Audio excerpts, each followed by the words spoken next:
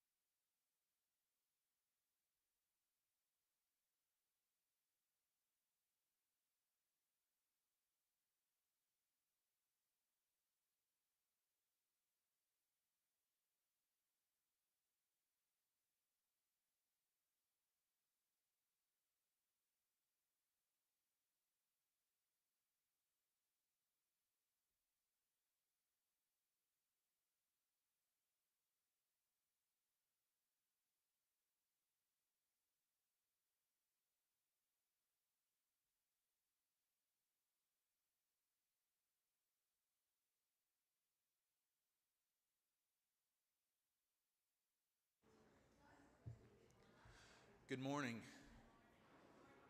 How's everybody doing today?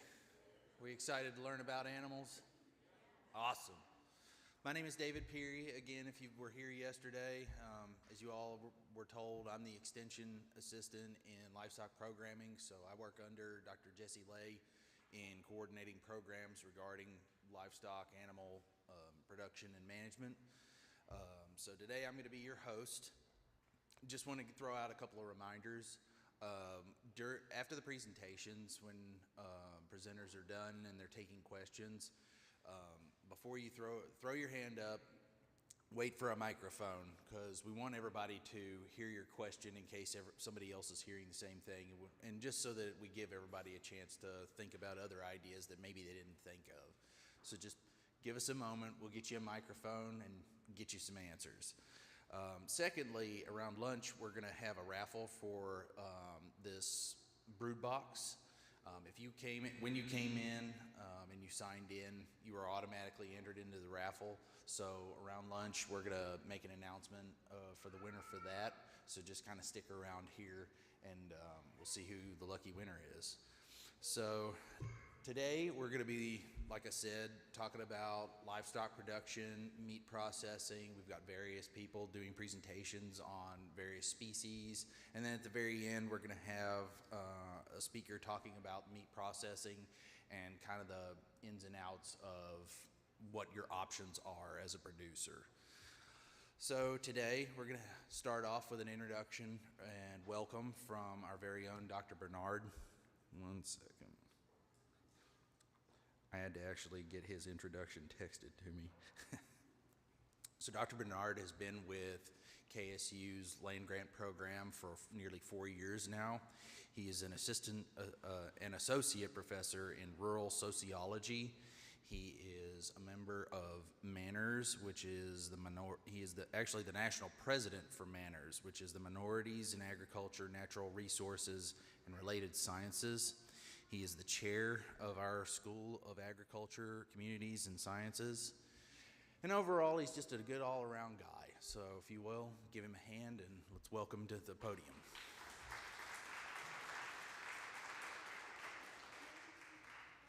Good morning, everyone. So good to be here.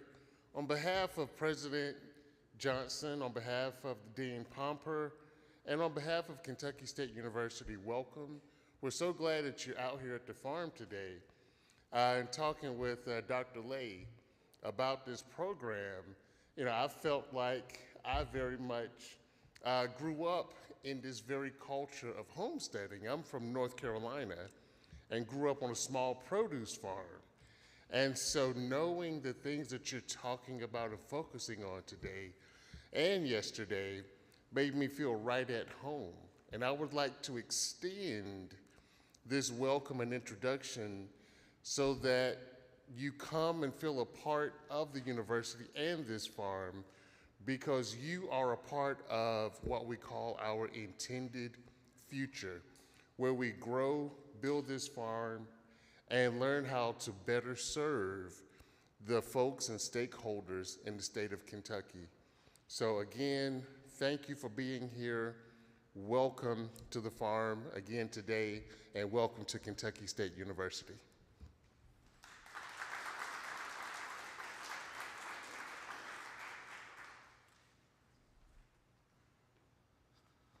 All right, so our first guest speaker today is Dr. Jackie Jacob. She is the Poultry Extension Project Manager at University of Kentucky. She is responsible for poultry extension throughout the state of Kentucky and has poultry extension activities nationwide as well as internationally. Although Dr. Jacob works some with commercial poultry producers, she primarily focuses on small commercial operations and backyard flocks, as well as youth poultry programs. She works with all types of poultry and management practices. She spent 4.5 years working in poultry extension with the University of Florida and 7.5 years with the University of Minnesota. She has been at the University of Kentucky for 15 years now. And so today we're having her here to talk to you about backyard laying hens. So if you will, let's welcome her to the podium.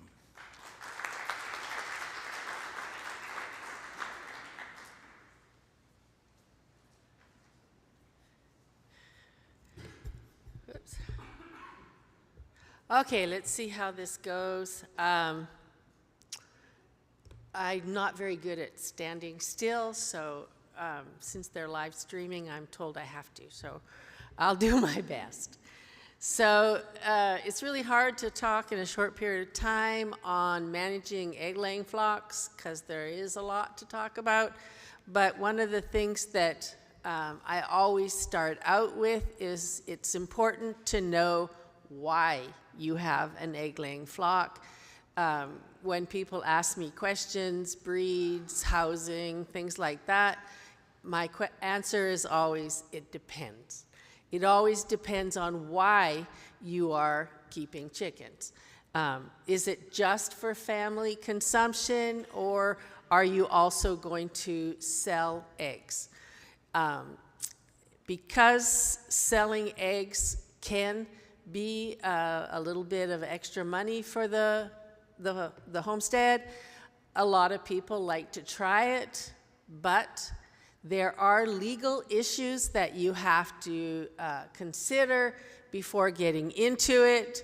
You have to know who you can sell to, who can actually buy from you, because there are different rules on that aspect.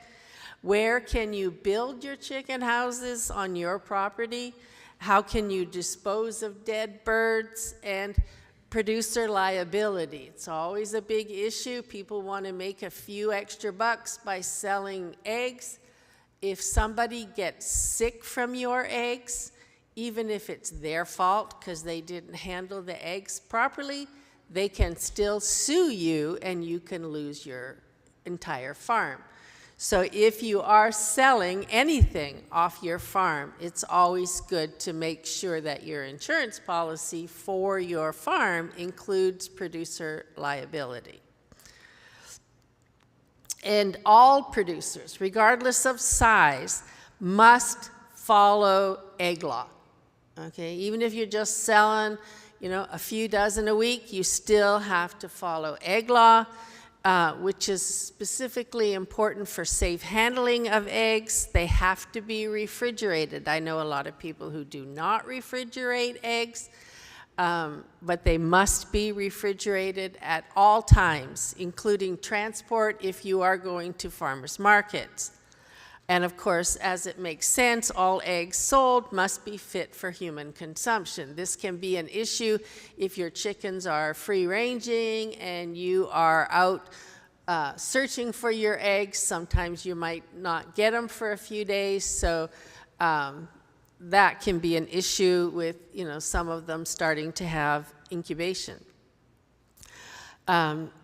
If you sell more than 60 dozen eggs in any 1 week, you need a license. If you have less than that, you do not. So if you do the calculations on recommended or reasonably expected production, that's about 100 hens. So if you have more than 100 hens, you need to have a license.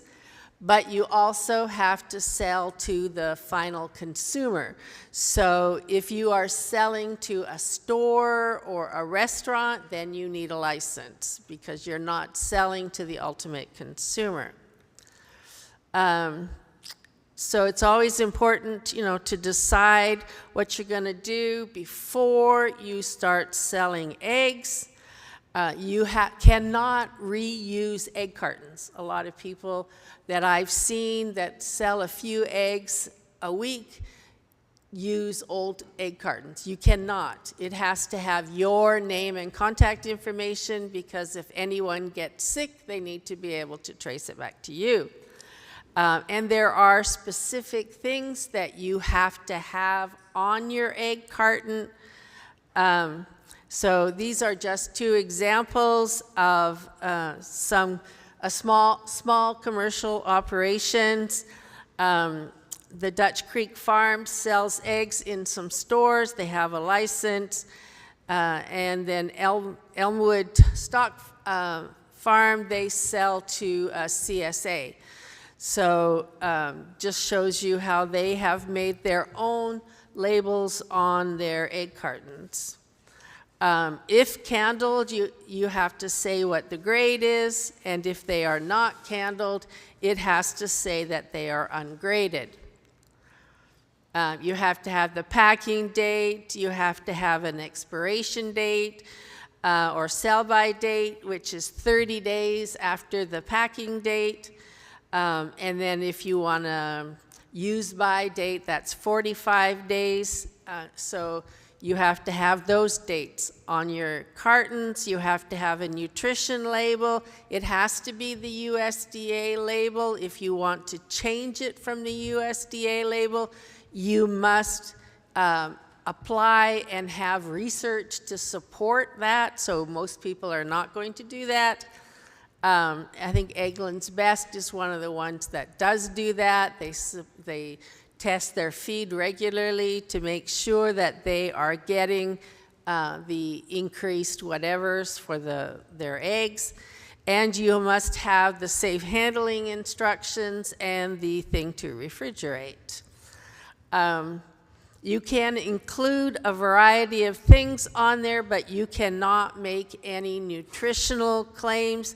So if you're feeding something that can increase the omega-3s, you cannot say omega-3 enriched unless you have the paperwork to prove it, but you can say that they're fed diets high in omega-3s, but you must have feed ingredients, feed analysis to prove it. So if you put on the raised without hormones, you have to have the disclaimer that federal law prohibits the use of hormones in poultry production. Nobody uses hormones in poultry, so by putting that on there, you have to clarify it.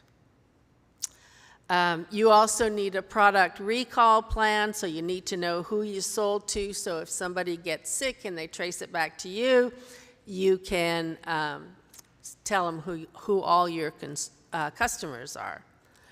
The big question you get a lot of times is, should you wash eggs, whether this is for home consumption or for sale. For sale, I would strongly recommend washing, but only if you do it right. And the main issue is typically salmonella, and there are different species or varieties, strains, whatever you want to call them, of salmonella.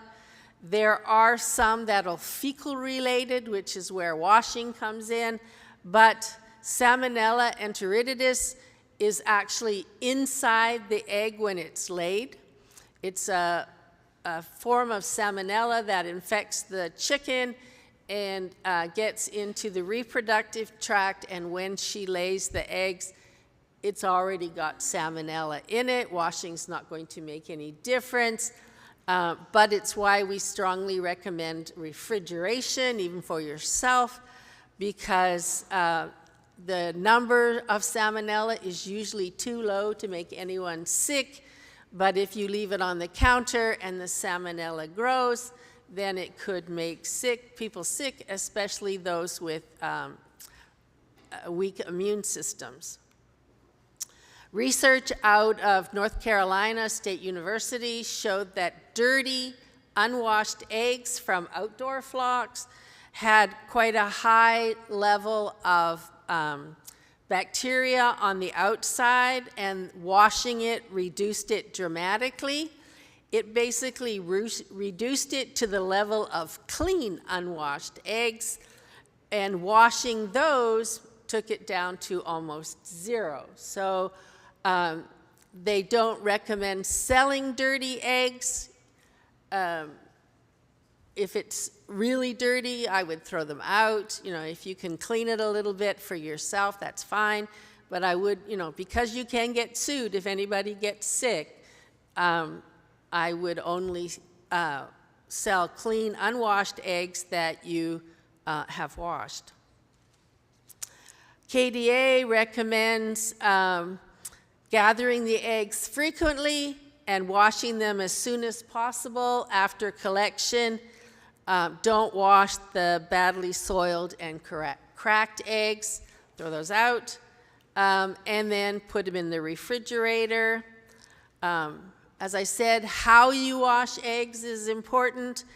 Do not ever soak eggs. If they're so dirty you have to soak them, then all that bacteria is going to go inside the egg when you soak them. Use running water only, water that's warmer than the egg. That makes the contents expand, and so nothing gets inside. If the water is colder, the contents contract and suck in all the water with the bacteria. As I said, never soak eggs and never consume or sell the eggs that have been soaking in water. You can buy small egg washing machines if you're having a relatively large flock, but not large enough to have the great big commercial ones. There are also people who like to make egg washers for themselves, so if you're the creative kind with some mechanical skills, that's not me, then you can make your own washer. Unfortunately, the smaller ones are almost as expensive as the larger ones, so be careful. You may have to wash by hand for a while. Candling involves shining a light through the egg so you can see the interior contents. It helps you to remove blood and meat spots and then determine the grade based on air cell size, which is that little pocket, right in the top there. You're not allowed to sell any eggs with blood or meat spots. The problem is that most small flocks use brown egg layers, and brown eggs are harder to detect blood and meat spots because of the darker shell. And those breeds that lay brown eggs are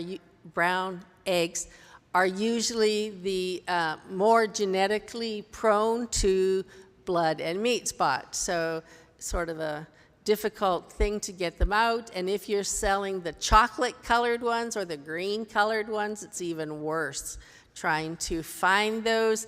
But if you get a customer that gets a blood or meat spot in their eggs, you may lose that customer. So taking a little extra care to make sure they're not there is always a good idea. They are not a health risk. They just don't look nice. Put off customers that don't know what they are. Blood spots, just because when it ovulated the yolk, a blood vessel broke and it got a little blood in it. A meat spot is just a piece of the lining of the oviduct that has sloughed off. Also, when you place eggs in the carton, and even if you buy them from the store, I would check and make sure they are all small end down. They stay fresher longer. With the small end up, the yolk will float to the top, get stuck in the small end, and when you break the egg, the yolk will bust. So don't put them small end up. Make sure you put them small end down. We have a lot of resources at the University of Kentucky to help you. We have marketing regulations affecting small-scale egg producers, and it's specific for Kentucky. And then we do have, if you're selling to the farmer's market, then we have a fact sheet on the proper handling and transportation of eggs for sale at farmers markets, and we have one on producer liability and the importance of having it. Marketing your eggs, you can label it with the production system that you're using, especially if it's something that might help in the sale. So cage-free, free roaming is just what it says, no cages. That does not mean they're outside, that just means they're not in cages. Free range does mean they have access to the outdoors, doesn't say they use it, just says they have access to it. Pasture raised, they actually do have to be on pasture. Free range could be on anything, even rocks. Local, if you're selling it to your neighbors or at the local farmer's market. If it's a family farm, you can always add that. Having pictures of kids always helps with the sale, especially if you're asking above the price that's being sold in the stores. And then if it's organic, you can get it certified to say that it's certified organic. Take lots of photographs when you are raising chickens to sell eggs, especially if they are truly free-range, pasture-raised, or family management, especially if it's got kids in it. And use those photos in your marketing plan. More people are willing to pay more for a family farm, especially if it's got kids. And selling yourself as much as you are selling your eggs, so have a little story that goes along with your eggs. That always helps with the marketing. Make sure that you set a fair price for yourself. So know what it costs to get started. You have to build the chicken house. You have to buy the equipment. You may need fencing if they are outside. And you may need something to store the eggs in for transport or in the house. Your operating costs are buying the pullets ready to lay if you can, or the baby chicks if you have to brood them. Your feed. Right now, feed is extremely expensive. If you think that you can produce eggs cheaper than the store, despite the high prices in the store, sorry, you're wrong. Part of their problem, aside from the shortage of hens due to avian influenza, they also are paying high prices for feed, but because they buy in bulk, they can buy feed cheaper than you. So if you're buying in 50-pound bags, then it's going to cost you more. You have to buy egg cartons because you cannot reuse egg cartons. If your consumer comes and brings their own egg carton, that's fine, but you cannot sell it in somebody else's egg cartons. If you need veterinary supplies, bedding, water, utilities, labor, so make sure you include your time in, for the care of the flock in setting your price. And there are different management types. This is a free range with pasture in the Lexington area. He has this large house that's totally open. He uses it most of the year, although in really bad weather he moves them inside just because it's too cold, but they are totally free run, no walls. The feed is along the side. He has a water a little distance to make sure that they move in and out, and then of course they have the nest boxes inside. So you can see the water is a little distance from the house. So with the free range system, it's cheaper than building a big chicken house, but you need to maintain the pastures if you want to say it's pasture raised. You need a tractor to move this kind of house because it's so big. You need to think about getting the water out there. Predator control, they use the dogs, and whether or not you're adding lights to maintain year-round egg production. Cage-free, as I said, is just without cages, so this is a flock that's on the floor. They have perches, they have the feeders, the waters, the nest boxes, and of course bedding material, all the things you need for a good laying flock. So the main costs are the bedding material, water and egg collection is pretty easy. Lighting is easier to control. Predator control is easier, but you can also get additional revenue from composting the bedding material. It's really good for fertilizer on gardens. So if your purpose is to make money and you're looking at what breed do you want, you need to think about the things that you want. You want a good egg producer with good livability in the conditions that you're raising them in, good feed conversion, easy to manage birds, whatever egg color you're particularly looking for. Green is very popular. One of those commercial operations I showed you, she sells by the dozen, and every dozen has at least one green egg in it. So it has 11 brown and 1 green. Age at maturity, which is when they start laying. Can you resale the bird at the end of production? And is it a good forager if you are free-ranging? So some of the ones that I see a lot of are the red sex links. If you go to the hatchery, they're called by a variety of names, with red star, golden comet, road bar, cinnamon queen. All of those are a sex link cross. You can see the crosses there for each of the different kinds.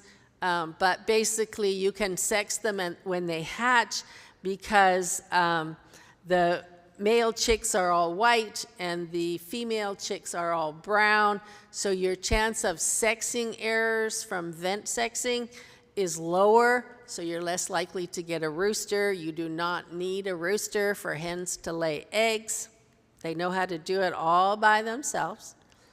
The commercial Isa Brown is based on a red sex-link cross, and some of the hatcheries will sell an Isa Brown equivalent. They start laying early at 16 to 17 weeks of age. And I lost my slide. So they can lay a fair number of eggs, light brown color, large eggs from the start. They typically don't go broody. When a chicken is broody, they don't lay eggs. They're cold, sturdy, good foragers, and they're not that big, so resale value could go down.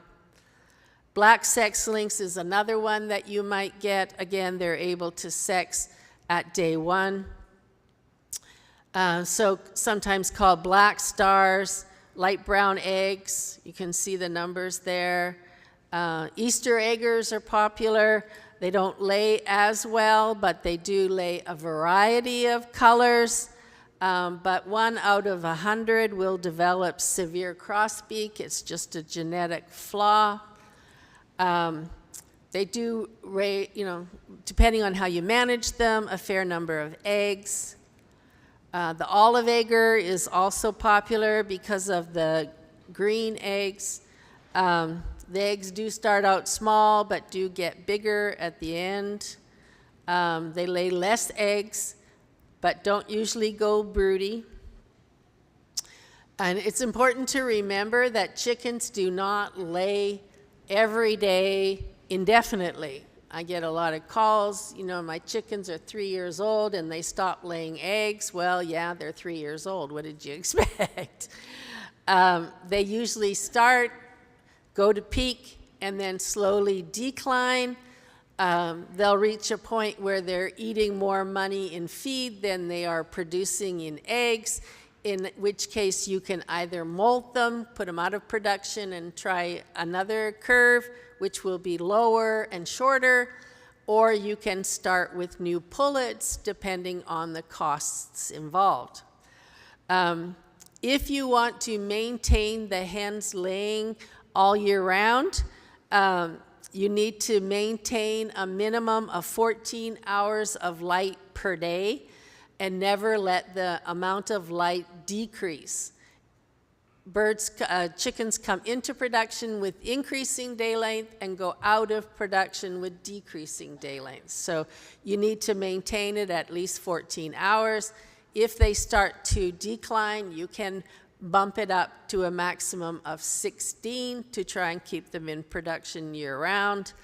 You can get light bulbs that only come on when it's dark out, but then you can put a timer in for your 14 or 16 hours, and so you will never get a shorter day. When you place ready-to-lay pullets, not bullets, their nutritional needs are the highest. They are still growing. They need to maintain their body weights, and then, of course, they're starting egg production. And nutrition is always the problem I see with backyard flocks. I get a lot of calls, with health problems, and that's because they'll feed a complete feed, but then they'll dilute the nutrients with scratch grains or cracked corn and result in nutritional deficiencies. So if you think of the chicken feed similar to our My Plate, the grains provide the energy, which comes from corn, wheat, or barley. The protein source provides the amino acids, which are the building blocks in order to produce the proteins that the birds need. And there are a variety of feed sources that they can use for that. The fruits and vegetables primarily provide the vitamins and trace minerals, and there are usually a premix to make sure that happens. And what we would drink as milk provides the calcium and phosphorus, and they use limestone or dical. So the feeds are designed to meet the energy requirement of the birds. And when they eat that amount of feed to meet that energy requirement, they will get all the nutrients they need to be healthy birds and lay eggs. But if you dilute that feed with scratch grains, cracked corn, or some other source of energy, you are overloading that plate with energy. As I said, the chickens will eat to meet their energy requirement. So if you have mixed it with an energy source, they're going to eat less of the complete feed, and they will not get all the protein, vitamins, and minerals that they need, and you start to see problems. So some of the nutrition and reproductive problems that you see: peritonitis, egg-bound, or prolapse are the most common. Chickens can be very fatty, so with that high amount of energy, you're going to get very fatty chickens, and that's not all that fat is down where they lay the eggs, which is going to make egg laying harder. The reproductive system has the ovaries and the oviduct, which are separate. They have the infundibulum, which grabs the yolk after it is ovulated from the ovaries, but sometimes they miss. And so there's the infundibulum. So if they miss, it goes into the body cavity and becomes infected, because yolk is a really good source of growing material for bacteria. And so you start getting a penguin-like stance as their belly fills. You may start getting more laying deformed or soft-shelled eggs, and they may be eating or drinking less. The causes can be genetic, they can be stress, they can be a problem with the immune system, but typically the one I see is from overweight hens, infections and parasites, ovarian tumors, and oviduct impaction can also cause it, but as I said, nutrition and overweight birds is usually the problem. Egg-bound is when the egg gets stuck in the oviduct. Egg binding occurs when the hen has been straining for a few hours trying to lay a single egg. Again, you get that penguin-like stance. and it's usually a nutritional problem. Calcium is very important for muscle function. So if you have a calcium deficiency, that muscle that is the oviduct, it moves the egg along, does not function properly, so it gets stuck. They become hypocalcemic, so you start getting all sorts of problems, and obesity can be one of them. So prolapse is another thing. When the hen lays an egg, the egg drops out of, the oviduct comes out, and if it doesn't retract properly, that's a prolapse. And if they have a calcium deficiency, that will cause prolapse. So all of those types of problems are related to nutrition. The age of the hens, you may get more prolapse afterwards. And if the intensity of the light is too high, they can peck at the oviduct when it comes out, cause damage, and they can't go back in. So some of the causes, again, is the unbalanced feed rations is the main one I see, so that they have insufficient calcium. Always provide your hens with purchase starting early, keeps them off the ground, and they like to perch. So for daily care, look at your hens when you go into the house. Are they distributed properly? Are the hens breathing normally? Are they panting? Panting is a sign of heat stress. Are they all feeding, drinking, dust bathing, preening, all their normal behaviors? Look at the litter condition. Is it caking? Is there feed or water spills that need to be cleaned up? Are the feeders and waters at the right height? They should be at the height of the back of the chickens. Always look for any spoiled feed in the feeders and clean those out. Make sure your waters aren't leaking and causing problems. Listen to the hens. Are they snicking, sneezing, or making other respiratory sounds? What are the vocalizations like? How does it change from one visit to the next? Look at smell. How does the feed smell? Is it fresh or musty? How's the air? If you can smell ammonia already, then it's too high. Hold the birds periodically.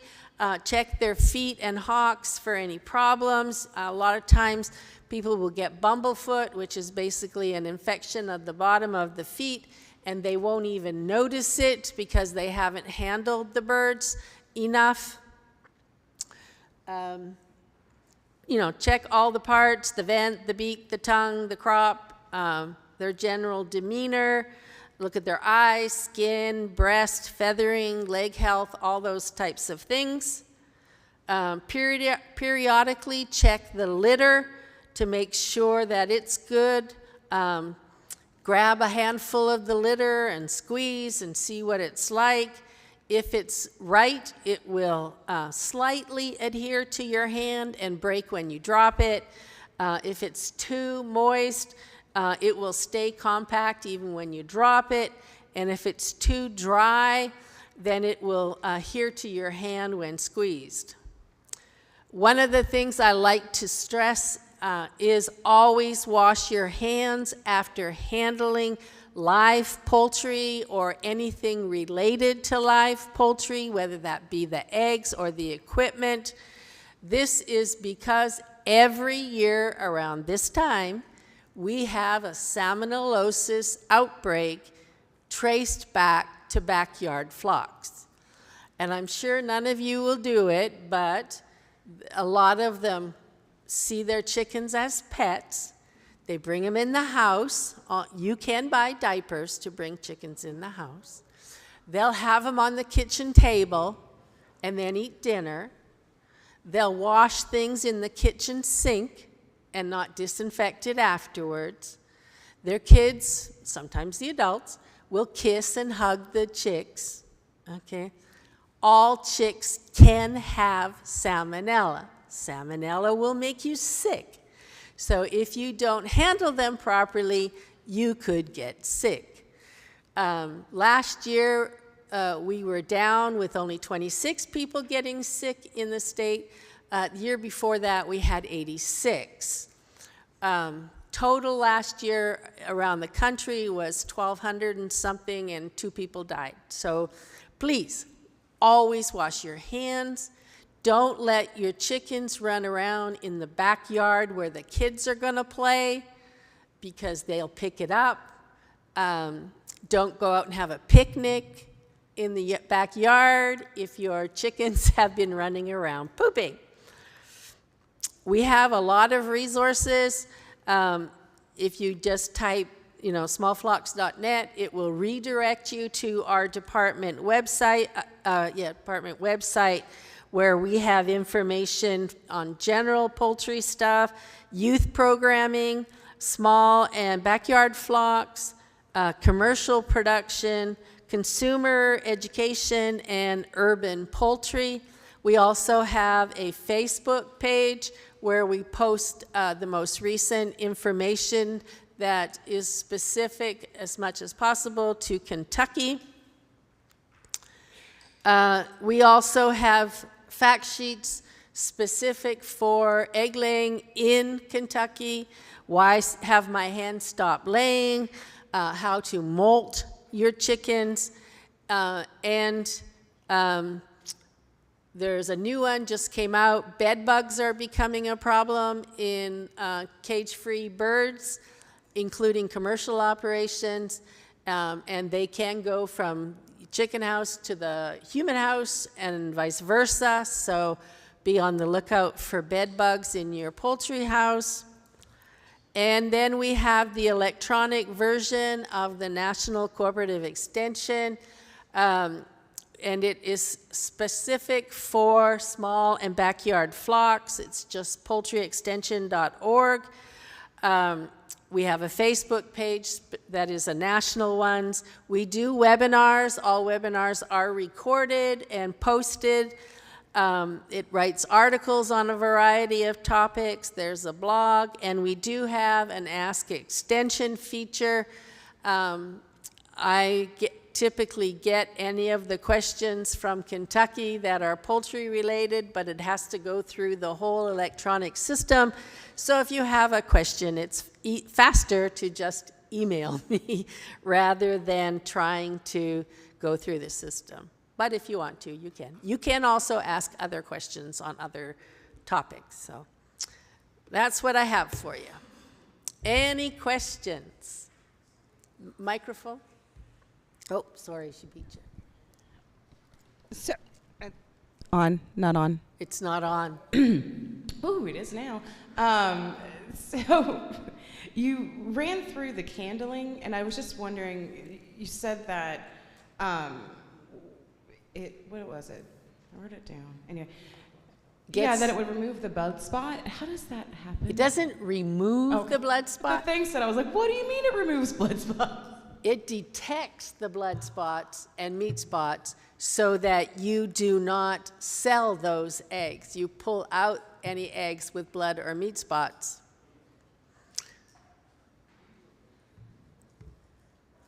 Is there any consensus on young chicks and cedar shavings versus pine shavings? The problem with cedar shavings is that they do have tannins in them, so if they get in the water and they drink the water, then they're having tannins. There was some concern with, odors, but unless it's a really confined area, which is more the case with like hamsters and gerbils and stuff, that's not usually the problem. It's usually the tannins. So we don't recommend cedar, we recommend the pine shavings. If you have cedar shavings and they're cheaper, you can, mix them to try and reduce the price of the pine shavings. And she's had her question for a while. Yes, I bought some production laying hens this year, which I typically don't, but I find that their shells are so much weaker, and I added extra oyster shell. They did the non-GMO like all the rest of the chickens, but their eggs tend to break so much easier when I wash them. Is there any other solution, or is it just the kind of chicken? What are you feeding? a non-GMO layer feed from Baghdad. It's a pellet. No scratch grains? No, Crack no. corn. I mean, I give them extra table scraps every night, but they get that throughout the day. All the feeders are full. I mean, Are they eating it? Oh yeah. Oh yeah. Okay. They eat the. And the oyster shell doesn't work? Are they eating the oyster shell? It works a little bit, but still not as good as like my other layers. Like the Easter eggers, their shells are so much better. My sexlings, those are so much better. But these production hens, I think they're a split off of the Isa Browns. Their feathering isn't always as good either, and their egg just doesn't seem as bright yellow either. It sounds like a nutritional problem rather than a disease problem. There are some diseases that will result in weaker shells, but it sounds more like a nutritional problem. And if you're feeding a layer feed, I don't understand why. I know, I'm boggled also. I've called Baghdad and questioned about their feed. And Because it's the same feed for the Easter eggers, right? yeah, it's the same, they all get the same feed. Yeah. If they're laying eggs more often, they're going to be using Yeah, more they're gonna. So a chicken laying 3 eggs every other day versus one laying eggs every day, so where they're higher. So it's just gonna happen that way? Well, the nutritional needs going to be higher. So Yeah, she's just talking that if you have an Easter egger that's laying once every other day versus a production hen that's laying every day, their nutritional requirements are higher than they are for the Easter egger. The fact that you have feathering problems is a protein deficiency. The shell is a calcium phosphorus problem. So you may have to switch to a more nutritious meal for the production hens than for the Easter eggers, because they're probably laying more eggs, correct? Yeah, that's what I think, because they're meant for production, so they're laying every day. Yeah, so I would look at a different feed that is more nutrient dense than the one you're feeding for the Easter egger. It'll cost you more though. So am I looking for a higher protein then for the 4 amino acid, or what's the compound that I'm looking for? You're looking for calcium and protein and vitamins. So, but they should be all right because they usually use a premix.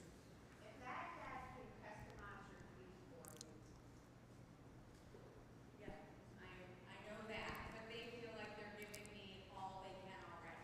Like they feel like it's the perfect blend already. Obviously, it's not. We don't have chickens yet, so these might seem silly questions to people that do, but I've got a couple of questions. One, what do you do with the chickens once they are past laying? And the other is, you mentioned overweight chickens several times. How do you manage that once you notice they are becoming overweight? If they're becoming overweight, you're going to want to reduce the level of feed, the energy in the feed, without reducing the other nutrients. So you may have to talk to your feed source. But as for after production, that depends on whether they're pets or livestock. There are markets for those, for people who would like to eat an older bird because they have more flavor in it. It's a tougher bird, so you need like a pressure cooker or something to be able to do it so that you don't have to boil it half to death. Well, no, completely to death, but hopefully to make it more flavorful.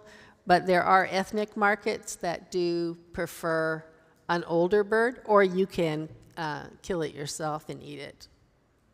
Very little places will actually process it for you, though. Okay, I have a question about someone who is not selling their eggs, but you're curious about the nutritional content. So is there a way that, just so you know, you could still get your eggs tested for the quality? You have to go to a commercial lab to get it tested. It will cost you money to do that. But as long as you're feeding the normal feed, it will be normal. Right here. Oh, She doesn't know where that is. I have two questions. I'm to your right. About your right, 2 okay. o'clock. gotcha. You have two questions. They're basically regarding feed. What are your thoughts on fermenting feed? Does fermenting feed help with the nutrition? And then the other thing would be biochar. I've heard that maybe a little bit of biochar will help with nutrition in the feed. I haven't seen biochar being overly worth the price. If you're feeding a complete feed, there is no reason to ferment it. A lot of people do, and you're basically just producing lactobacillus, which is a probiotic. If you think that you need a probiotic, you can buy products that have the right bacteria specific for poultry. My only concern with the fermenting is all the things that can go wrong if you don't do it right. And I've dealt with some of those, so I don't recommend it unless you really know what you're doing. And I don't think that all it's doing is taking your energy to grow bacteria. So they're going to eat more of it because the energy's been reduced. But you can get mold, mycotoxins, all sorts of problems if you don't do it correctly. So I don't recommend it. It's not necessarily worth the extra effort.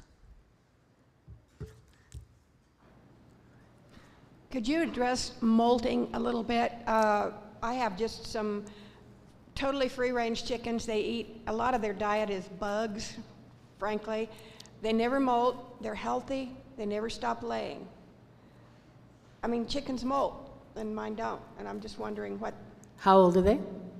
All ages. And even a 3-year-old's never molted? It's unusual. They're probably not laying very well either. Yeah, they're laying extremely well.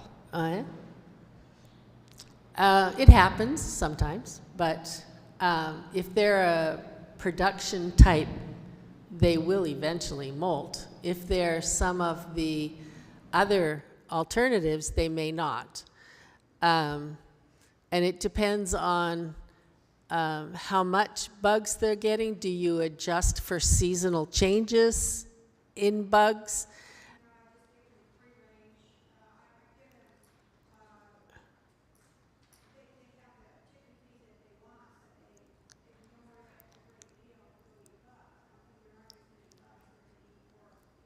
Right.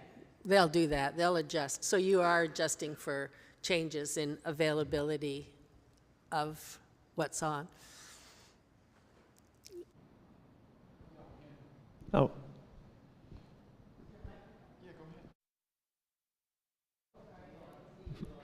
Oh, hello. I had a question specific to urban homesteading in the Louisville, Lexington area. We've had a few clients that have done complete soil remediations on their property, and they want to have chickens now as in addition to crops. And I was wondering the impact on lead in the soil, level of lead for chickens, or if we need to do a complete soil remediation for any property in the city limits that need that want chickens. There is no acceptable level for lead, especially for children. It can cause major problems. If there is lead in their soil, they should not have chickens on it. Okay, so I have two questions that go together. I've never had chickens, and I live in town, so I'm limited to how many I can have. What is the minimum amount of chickens that you should start with? I mean, and when you get chickens, I can't have more than 4. Well, should that they tells you all right be the same breed, or could you get, so like I'm kind of, and I'm not sure I'm saying this right, Orpington? Orpingtons, yes. Yeah, so I'm kind of interested in those, but there's others also.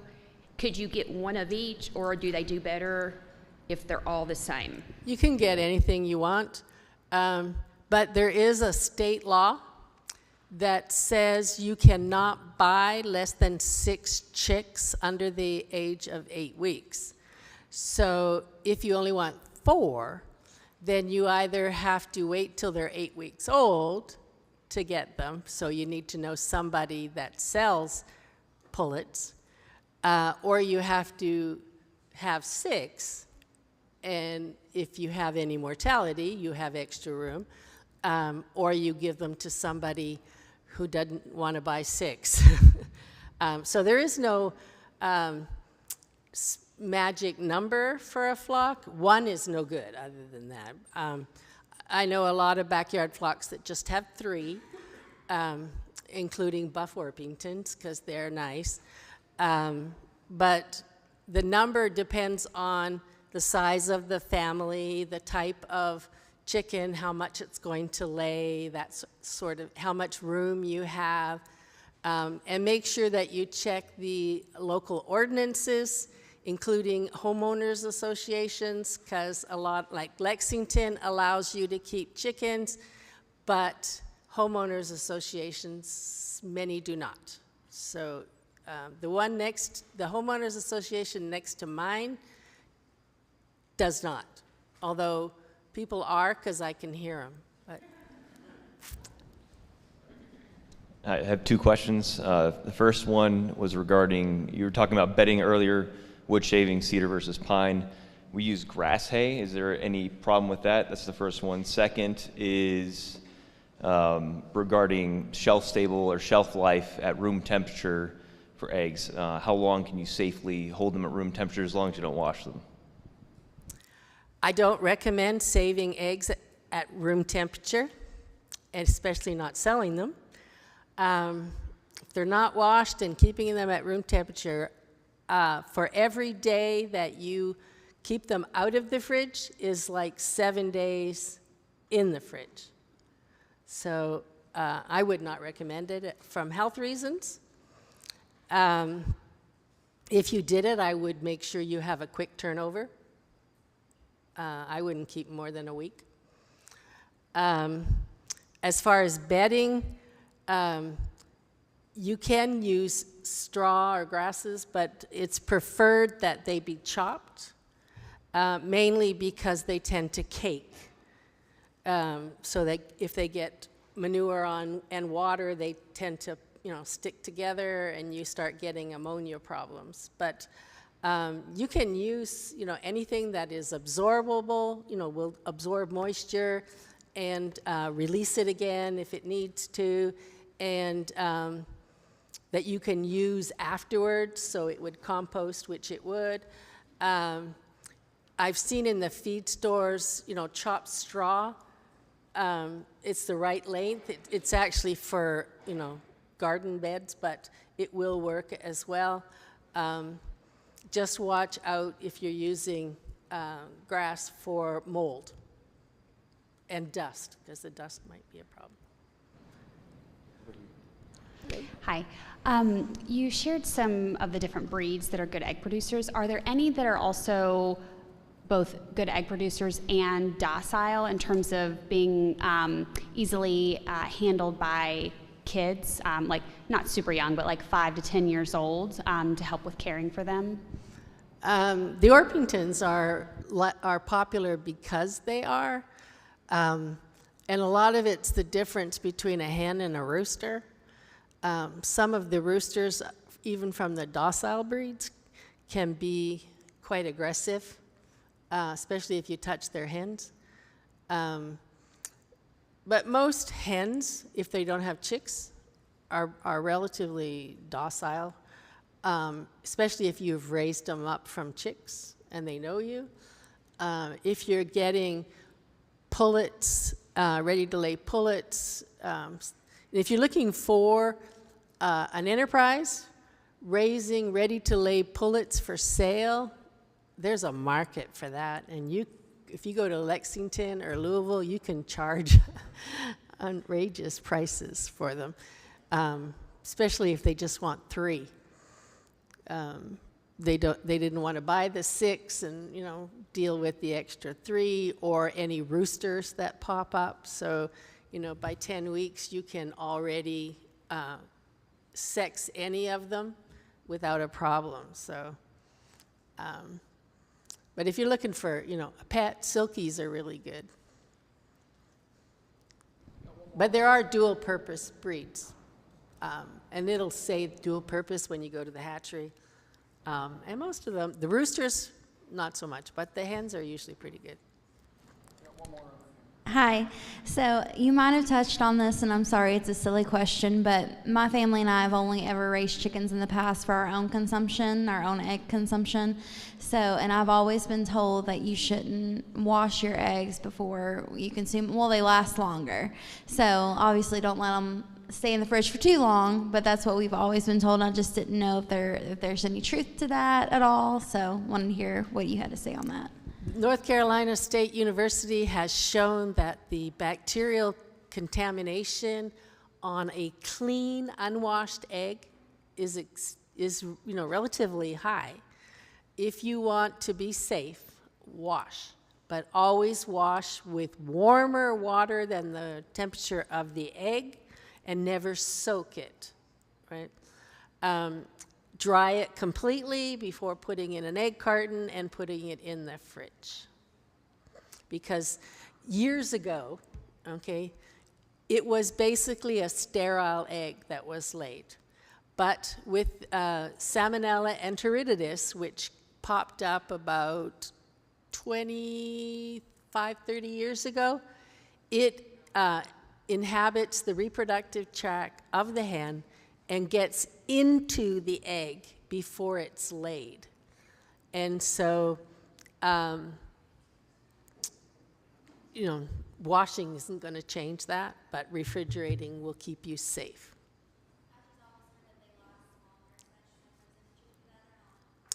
No. There's one. Time up. I'll be around.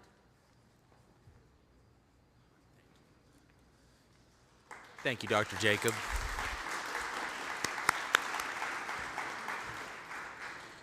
All right, folks, so we got to keep moving here. Up next, we have our own Steve Skelton going to be talking to us about broiler chickens. So Steve was raised on a dairy farm where his family produced hay, corn, tobacco, hogs, sheep, all types of fowl, and had a large garden.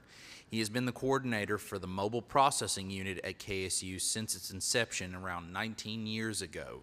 He works with small, limited resource farmers to assist with gardening, poultry, rabbits, and other livestock. So let's give him a hand.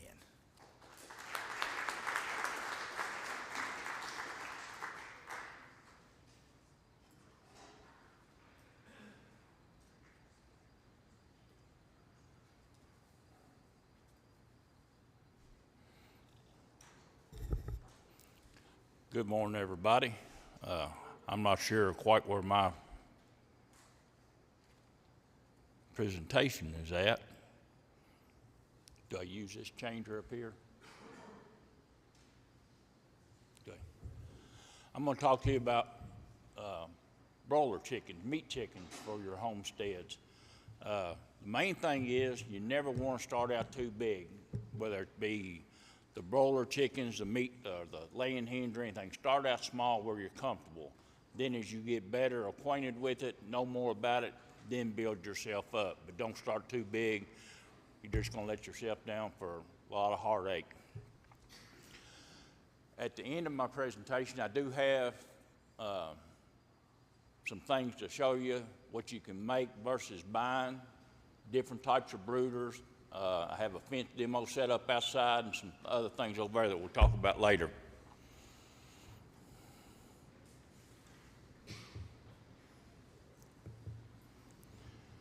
One of the main things you got to remember when you buy any type of poultry, whether it be the broiler or the egg layers, always buy them from a certified hatchery that has an NPIP number. The NPIP stands for Natural Poultry Improvement Program. When you have the outbreak of the avian influenza, you can, if you've already got your birds and they come to inspect your flock, which KDA will do, and other veterinarians. You can show them where you bought the birds. If you've got birds that you hatch and they come from an NPI approved flock, they're NPIP also. But if you've got just a bunch of birds you've randomly bought, contact Kentucky Department of Agriculture. They will come and inspect your farm. They will bleed your birds and turkeys, and they will give you an NPIP number associated with your farm. And that is a very strong selling point if you sell at farmers market or anybody, because they know your birds come from a healthy environment. So that is a very important thing. Before you get any type of chicks in, always have your brooder already set up. Use pine or poplar shavings. Do not use any type of sawdust. Have your light on. Already have your water, your feed in the brooder. Always make sure you've got a rough surface for the chicks to stand on. If you don't, you'll get spraddle leg. I always use just cloth towels. When they're done, wash them, then wash them in the washing machine. I have no washing machine in my garage that I use. Don't think you're going to put them in your wife's washing machine, because it's bad, fellas. Let me know. But it just has to be for a couple, 3 days till they get used to the feed, or you can take a cardboard egg carton, put feed in it. I also have feeding trays over there that you can put paper towels down in and feed them. It keeps all their feed in one place. And feed right now is pretty expensive. You want a pretty well draft-free place that you're going to brood your chickens.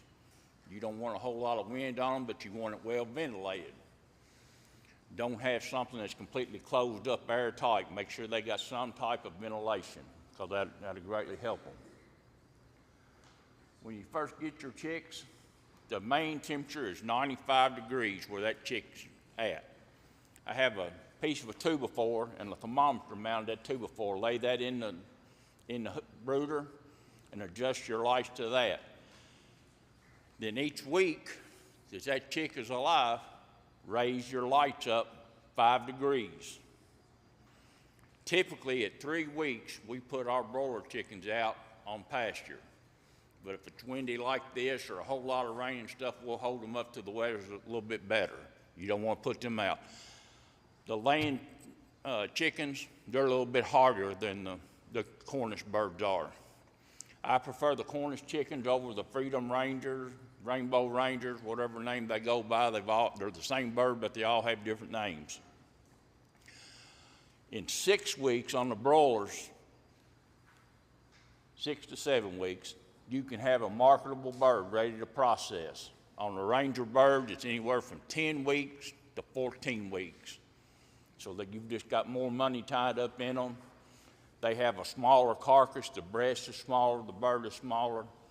And the dual type chickens, like the layered chickens, they say dual purpose. I've got a carcass back here I'll show you in a minute, and there's just not a whole lot to them. All they're good for is chicken and dumplings or chicken and rice or whatever, but they're not much good for selling. They look really bad.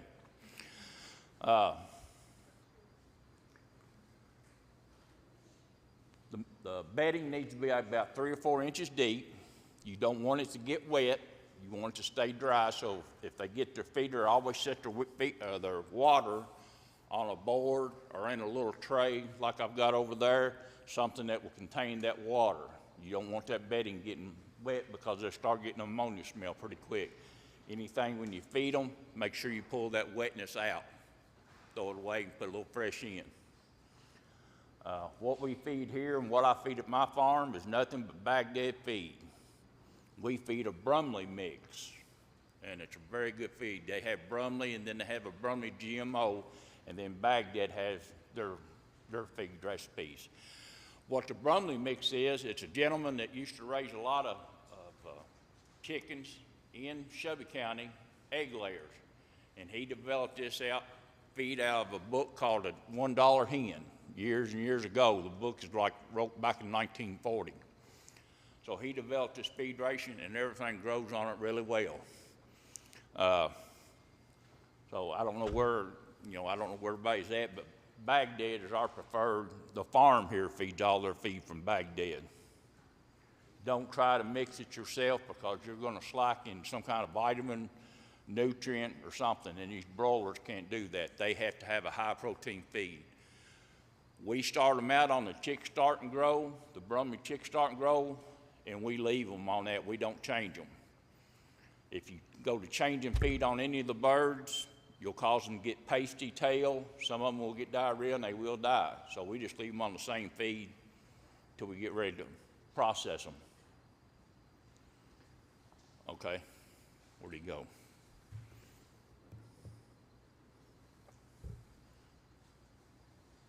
I just seen a thing yesterday on Facebook, I think it was. A gentleman had a brooder made, and he had a bunch of chicks in it, and he had a light. He didn't have the light secure. It fell down into the straw, caught on fire, killed all these baby chicks, almost caught his barn on fire. So always make sure your brooder light is secure. I've got clips on mine, and then I also put a zip tie on there to make sure it doesn't go anywhere. I use the red bulbs. They got the clear bulb and they got a red bulb. I use the red bulb because it doesn't promote pecking. The clear bulb will promote pecking in the chicks, whether, whatever type of chick it is.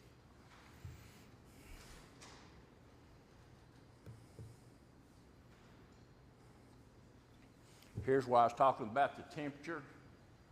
That 95 degrees is very important. Now, if you're going to raise turkeys, it's a whole different game. The turkeys, the commercial breed turkey or the heritage breed turkeys, they need to stay at that 95 degrees for about 2 weeks.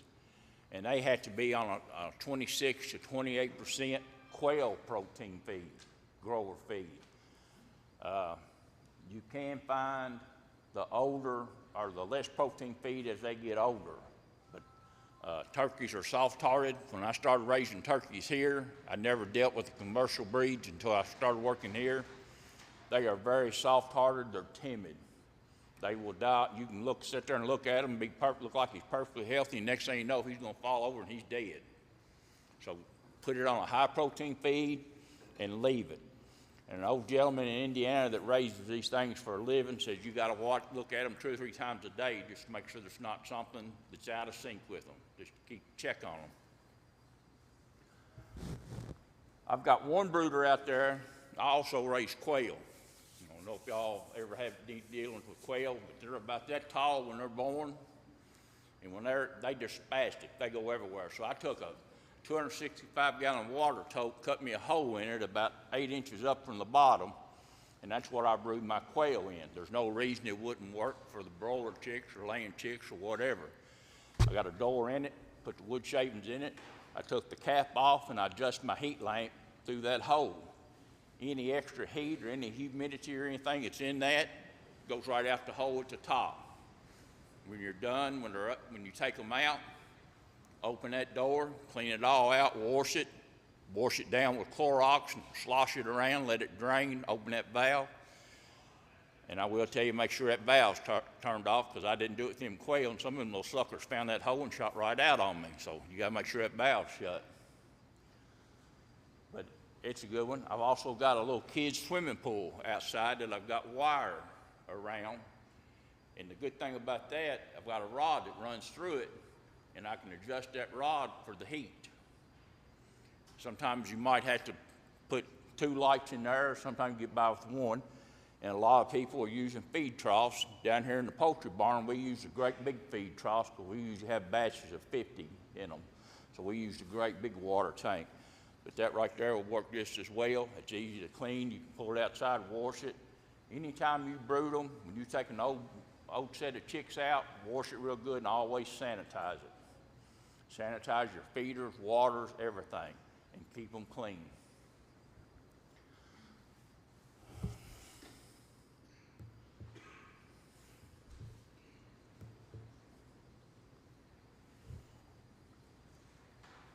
Again, it goes to the 95-degree temperature for the chicks. Like I said, I got the little 2x4 with thermometer on it, and also I bought a little digital thermometer off of Amazon. I think it was like $5 that I put on top of it that I can see, and it just hangs down in there. So that really helps.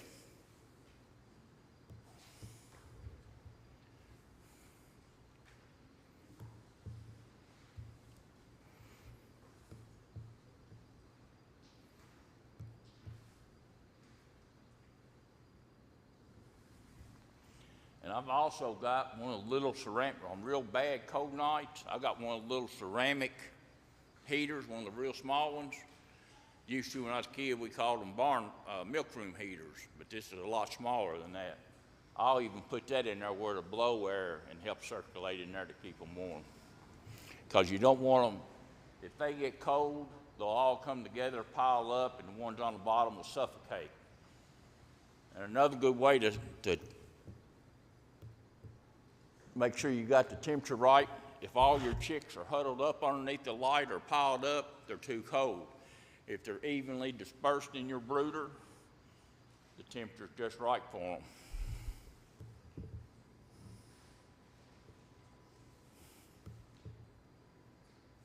Oh, too far.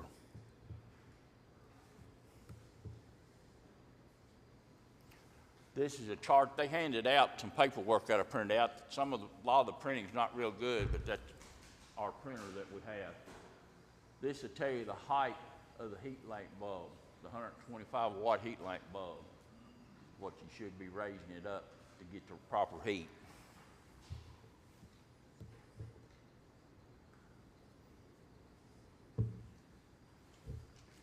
And what I do in my chick water is I always take a gallon of water and put about 3/4 cup of sugar in it, shake it up, and it's room temperature. That just kind of, and when the hatchery mails you the birds, they will put like a little green gel pack in there. If you've got birds in the mail, you'll see that green in there. That's just a gel type feed that they put in there to help sustain the bird while they're shipping. They ship them out when they're 1 day old, and they can live 3 days on their yolk sac. So that's why they try to get them to you as quick as they can, and most of them always guaranteed delivery within 3 days. But go ahead and have your brooder completely set up for them.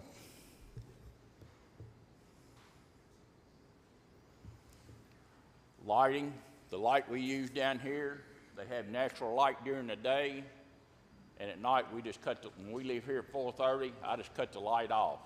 They don't really need it because they're going to have that light bulb in there. But laying poults or chicks, sometimes you need to leave a light on for them just to help promote the growth, but you need to have a timer on it to go off, and that's another thing when they're laying. You can set that light. They need 14 hours of light a day in order to keep laying eggs.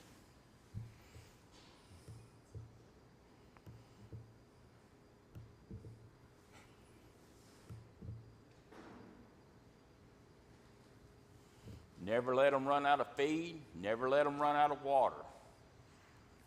Because when you if you let them run out of water or feed, when you do put feed in it, they'll pile up on each other and they'll start cutting and scratching their backs up and everything, and they get sores on them. And that chick will find just that little speck of blood, and he'll start pecking at them. And they'll just keep on, and they'll finally kill him.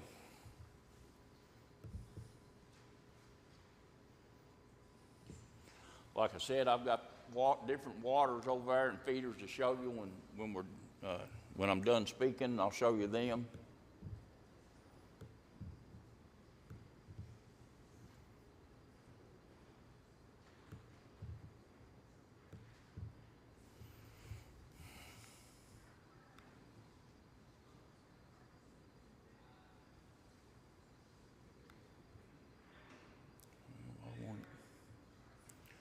Jonathan, won't change. Here's the pens we typically use. Doggone it.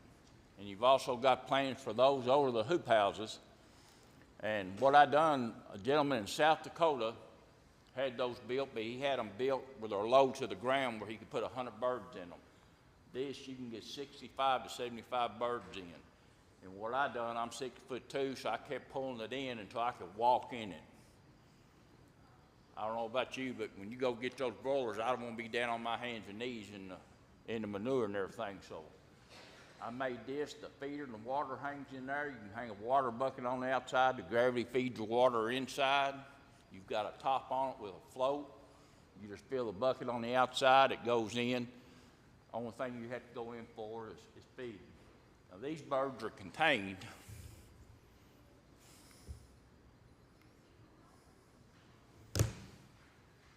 They can't go anywhere, they're contained. But if you use the poultry netting, these birds are dumb.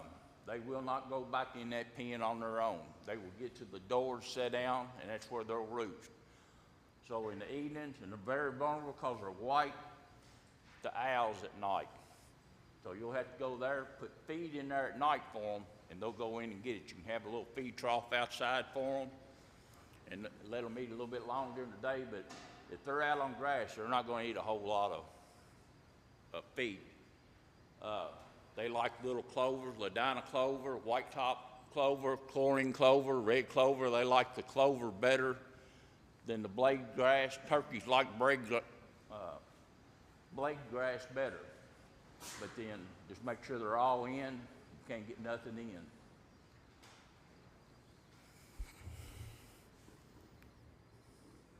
This pen is very easy moved by one person. You've got a rope that runs to it. You just get a hold of it and back up with it. Sometimes you have to have a person in the back to kind of hit the back of the wire to shoo the birds up so that you won't run over and break their legs. But they will move forward. What's on the bottom of that door is an old roll baler belt, and that just helps keep the door completely shut. And what I've done is I put it all the way across the front and raised them up about 2 inches, my front board and back board, and I put that on there. That way, if I do run over one, the legs aren't underneath the board. The black belt has got them pinned, but you can go get them out and you're not going to break their legs.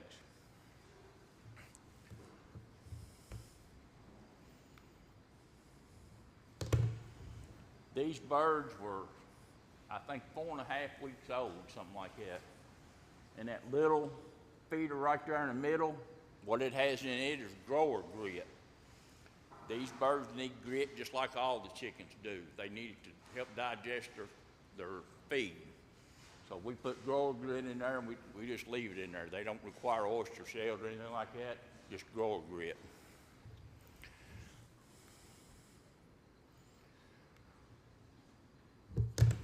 This is where we moved them through a session. This farm here used to be a cattle farm. It was a tobacco and corn farm. And now where we have gardens is where I've had chickens over the years, and they grow really good gardens. But what I'll do is I'll take a chain wire and run over that ground and break all that matting up where rainwater can get in, wash the nutrients in the ground. And I won't run nothing back over that ground for 3 months. I'll let that ground sit there. I'll just move over. And that's a good thing about using the netting with the laying hens or the broilers or anything. You can set up a pen, you can run your perimeter of that fence, and then when you get ready to move your birds over, after you've moved that pen all over the whole thing, just make one move of the wire and you got a whole other pen, and just keep moving like that going on down. You don't have to move everything.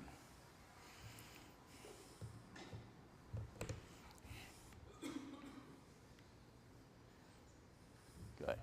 Now, when you handle these meat birds, their bone structure they will grow so fast that their bone structure cannot keep up with their body. So if they go to flopping their wings, they're going to break their wing bones. It makes for a very ugly carcass. So when you go to get those birds, make sure, we always box ours up when they're at roost. Pick them up, have a top door crate. Don't try putting them in a dog toad or a rabbit cage or anything like that. Make you some cages. There's a couple of good places on Atra that gives you the plans to make your own chicken crates. Atra is a very great website, a very good source to use if you have chickens, goats, hogs, or anything. They have publications. You can print them off there, or you can send them a message and they will print them off to you and send them to you. But they have everything regarding every kind of livestock you got, buildings or anything. It's a very good website. What website was that? Attra. Yep. ATTRA.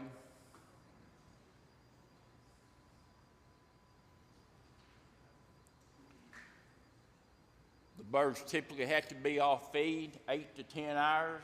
Now here's where I had the biggest problem running the mobile processing unit. Most people think that 8 to 10 hours is from the time it gets dark till the next morning. It's not, because that chicken is at roost and his body metabolism, he's slowed down, so he's not digesting his food. If they bring chickens into me to process and they have food in the crop, we can't process them. We have to stop, because if you bust that crop in that bird, it's considered a salvage bird. You can take it home and eat it, but you can't sell it because the bird's been contaminated. So we have a whole different washing process of that, a whole different chill tank to put it in, and that's taking your profit out. So make sure you take the feed withdrawal during the day, 8 to 10 hours. Turkeys are 12 to 14 hours. Don't get soft-hearted in the middle of the night, feel sorry for them, put them feed in there, because it's just going to mess you up. Now, keep them plenty of water. Never let them be without water. They need to keep water all the time. And another thing, these Cornish birds, when it gets real hot and humid, they will have a heart attack. And what they do, they squat down, and they just springboard back, and they turn purple. That bird's dying. You can set him up half a dozen times, he's going to flip over, he's going to die, so that's something you throw away. And what we do, what I found, is the northern birds seem like we have worse problem out of them with leg problems and the heart attacks. So we've been buying all our birds out of Ray City, Georgia, at a hatchery called Bob's Biddies. We haven't had any leg problems, we haven't had the heart attack problem, anything. They're a very small family-owned hatchery. They are registered through NPIP. They have egg-laying chicken called a Navajian. I have 6 of them down here, and they lay a real nice big brown egg. So they also have those. They have Nicholas white turkeys. They have in the past, and that's where we've got them. We had really good luck out of them. We bought 20 last year, and we processed 18. So that's pretty good odds on turkeys. I don't know, if you process them at home and you're close to us, I have a scalder and a plucker. I'll be more than glad to let you borrow. It's just a little small plucker and a scalder. Call me, email me is the best way to get in touch with me. And we'll set up a date. You can come borrow the items, take them home, use them, bring them back. Bring them back in the same shape you got them. I do have a paper that you have to sign, and I'll get a copy of your driver's license, and all that paper says that you do have possession of our property, and that if anything breaks on it or anything, you will be responsible for the repairs. But I have no problem letting you borrow them. That's one reason I bought the smaller stuff, to let the smaller people have them. I have a lady, every year she has a laying flock just for her family, and she sells a few eggs to help pay for feed. And every fall, she brings her old laying hens in. We process them. We get them back down to 40 degrees, and then we just put them in coolers and ice them down. She takes them home, puts them in a great big lard kettle, cooks them all down. She cans the meat, she cans the broth, and then she puts all the bones and everything back out on her garden and tillers it in. When you take your old spent laying hens, you're only going to get $2 or $3 for them more than likely, because they look really rough. So that's an alternative, and she raises meat birds too. Jesse, will you go there in that big refrigerator and get that chicken I got laying right in the middle of in the kitchen?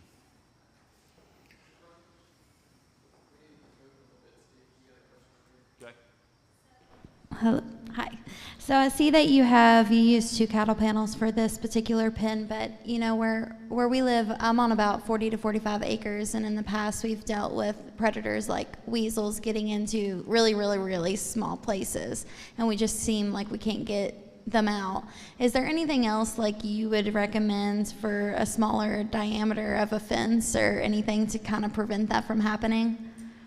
I don't recommend the 1-inch chicken wire because a cat can get through it, a coon can get through it, and a coon is going to be your worst enemy for any of your rabbits, chickens, or anything. I was losing baby rabbits last year just constantly, and that coon was getting in there and he was hanging over the back of my cages and fishing them little babies through that 1 inch by 2 inch wire. So I had to put me a board all the way across my whole cages. My cages are 9 cages long. But on the weasel, use a good stout wire.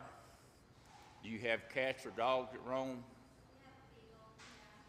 Okay, well take you a box. If you have weasels, take you a box and drill you a 2-inch hole in it. In that hole, make the topper. You can take it on and off and put you a 1.5 steel trap in there, preferably a long spring.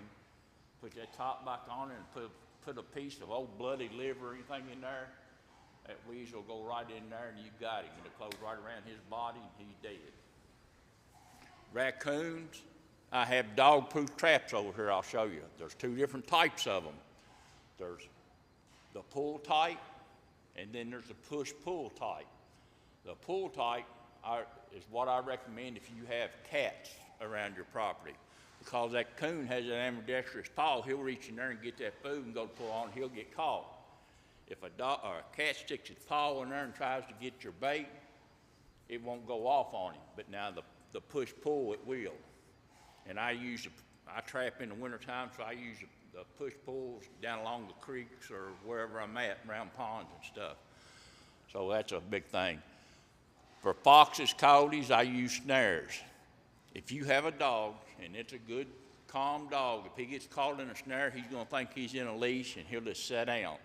The ones I use do not have locks on them.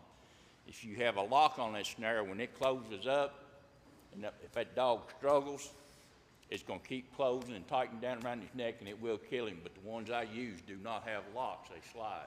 So that's a good thing. But use the heavier wire, the 1x2 galvanized wire. They make it in 14 gauge and 12 gauge. They make it 1x1. But the chicken wire is just, and your worst enemy is going to be the raccoon for the wild animal, and for your worst enemy for you is going to be your dog or your neighbor's dog. If you have a neighbor's dog get in your chickens, regardless of what kind they are, take pictures of it, call your Humane Society. That's what they pay license fees for. That's what everybody pays license fees for. If your dog gets into something and kills somebody's livestock, that's what that fee goes for, is to pay you back. If that person, said, well, my dog didn't do it, you got pictures, after that you call the sheriff. And then they have to make it good. You might have to take them to small claims court. I had a man had his dog get after 5 heifers I pulled out to keep. They flipped it over the fence. He refused to pay me for it, so we had to take him to court. He wound up paying attorney fees and everything. He'd been better off just paying for the heifer. But that's the way some people are. If my dog, I have a red heeler, if she goes to some of my neighbor's house and she does something wrong, I'm going to make it right. If she does it twice, shame on her. I don't care what you do. First time, let me know. The broiler chickens, we're going to have a training here on April 28th. If anybody's interested, we're going to start another list because right now I'm at capacity of how many I can train in a day. We may have another training in the fall. Anything you process in the NPU can be sold anywhere to anybody in the state of Kentucky. Most of the people are getting anywhere from $4 to $4.25 a pound for their chickens. Now, if you take your chickens to a USDA plant, they're going to charge you so much per bird for a whole bird. If you want to keep the liver and the heart and the neck, they're going to charge you a little bit more for that. If you do cut-ups, they're going to charge you more for that. I don't care what you do. You pay the same price, 75 cents a bird. The first 50 birds is $75. Every bird over the 50 is 75 cents. We have a vacuum machine You can buy the bags from us, or you can furnish your own bags. It's no guarantee that our vacuum sealer will work with your bags, or you can buy the bags from us at our cost, which is 22 cents.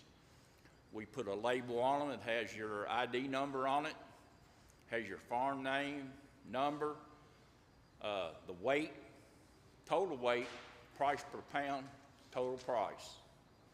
Has the safe handling regulations and everything on it. On our labels, you cannot make a statement that says all natural, organic, no hormones or anything like that. We can only put on there free range or pasture poultry. If you want to make a specific statement on our label, you have to contact the Department of Health Services, give them all your information, show them what you want your label to read. They'll look at your information, they'll tell you yes or no. So. We're going to take, can you unmute me for a second? We're going to take about 15 minutes, and so if anybody wants to look at the stuff that Steve's got sitting outside or over on the tables, you're more than welcome to do that. He's going to be around to talk to, as is Dr. Jacob. And then lunch is ready, so if folks want to go ahead and grab their boxed lunches, it'll be in the kitchen again, and today we'll go through that way on my right. And then if you would, just bring, after about 15, 20 minutes, we'll all gather back in here, eat lunch together, but it'll be a working lunch. We're a little bit behind, so we'll do sheep and goats while we eat, if that's all right with y'all.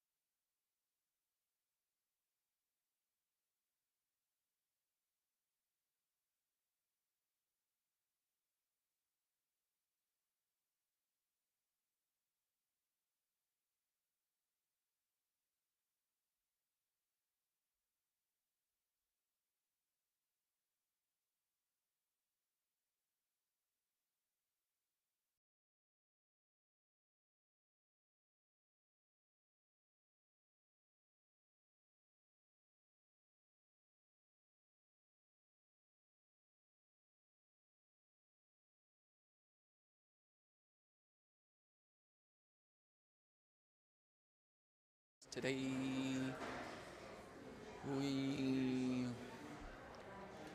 everybody wants to talk about chickens. Everybody loves chickens.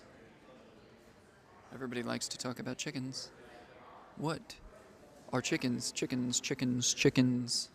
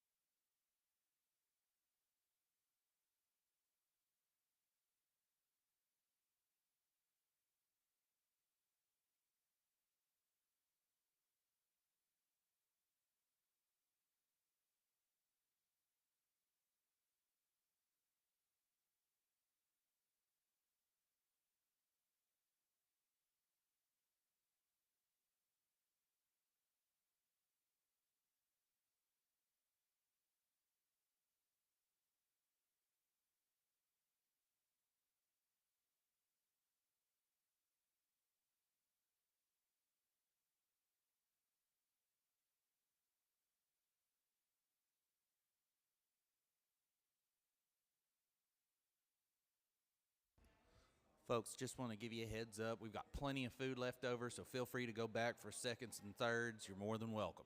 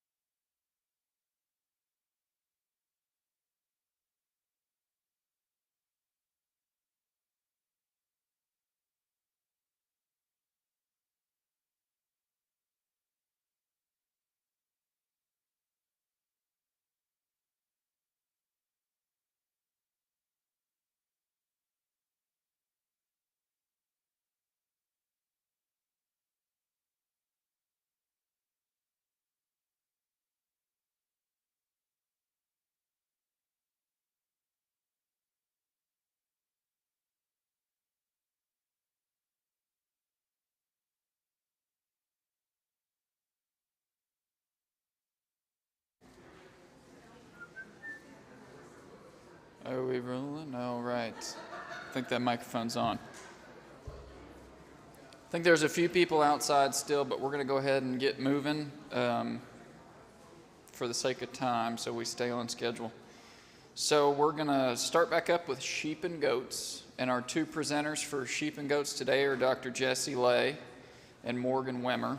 Hailing from Boyle County, Dr. Jerusha Lay has over 25 years of experience as a large animal veterinarian, as well as small animals. She left private practice to join the land grant program at Kentucky State University at the KSU Land Grant Program State Extension as our state extension veterinarian. For 6 years, she's been giving presentations and teaching classes at KSU related to animal health and welfare. Every day, she works diligently to collect information on the latest health issues in animal agriculture and finds ways to present them to the public in an informative yet user-friendly way. And for those that don't know, Dr. Lay is responsible for this program the past couple days, so we really appreciate her putting this stuff together. Morgan Wimmer is an extension assistant for livestock programming at KSU and a recent graduate of Eastern Kentucky University's livestock management program.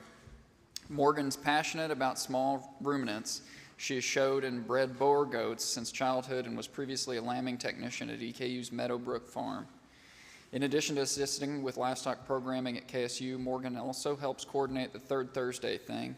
And if you don't know what Third Thursday is, it's a monthly educational program that takes place here at the Research and Demonstration Farm on the third Thursday of every month, except for I think maybe November and December?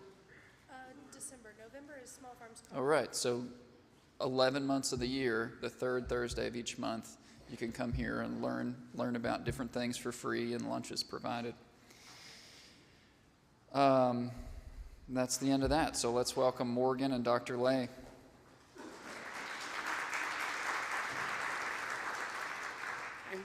Hey, thank you guys for coming. So we were already kind of behind schedule, and I like to talk. So if I go over an hour, somebody throw something at me. That's y'all's job up front. All right? So like they said, I never thought I'd be standing up here. I'm a veterinarian.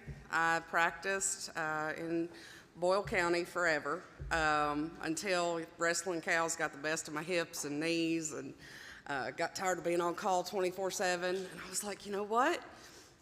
Wouldn't it be great if I could go teach farmers how to prevent these train wrecks before they get there? So that was the plan. All right. So how many people have chickens? Thinking about getting chickens? Okay. How many people got sheep and goats? Okay, still several. All right. How many people got little girls with you wrapped around their finger? All right, it's coming. It's coming. I remember when I was a kid, I was the daughter of a high school ag teacher, and I was his princess, right? We had a rule, right? And the rule was, if I wanted an animal, when I got home from school, it had to eat before I could eat, right? That went along fine, and he finally put his foot down when we weren't having supper till 9 o'clock. So that brings us here. The reason I created this program, or this event this weekend, is I do a lot of producer meetings, right? But the thing is when you're producing 100 sheep or 100 goats, you're going to do things a certain way. Producing things on a small scale, right? If you just start Googling, you know, what's the best way to do this? What's the best way to do that? It's not always practical, right? Being able to do things on a small scale is a whole different ballgame. So as we go through today, right, I'm going to focus on how to do things if you've got 10 acres or less, right? So if you have lots and lots of sheep and goats, right, then we can step up and start doing some of the more production efficient things. So first, let's think about, why would you get sheep and goats, right? So meat, obviously, lamb. Lamb chili is amazing, right? Wool, right? Fiber. They've got a new thing with some milking sheep. I haven't worked with that a whole lot. I'm still doing my homework on the milking sheep thing, all right? Now goats, lots of dairy goats, soaps, lotions, right? Goat's milk is one of the most digestible. So a lot of people that have problems with cow's milk actually can tolerate goat's milk better. Meat from goats, right? Weed control, that's a new up and coming thing. Browsing projects, using goats to clear some of those like really overgrown forest areas. And then of course the enjoyment of it, right? The reason we're all here trying to be homesteaders is we've all got a little bit of cowboy in us, right? Now, to what degree, we'll see. The animals are going to get bigger all day. Right. So, facility requirements. Right. You got 10 acres. What can you have?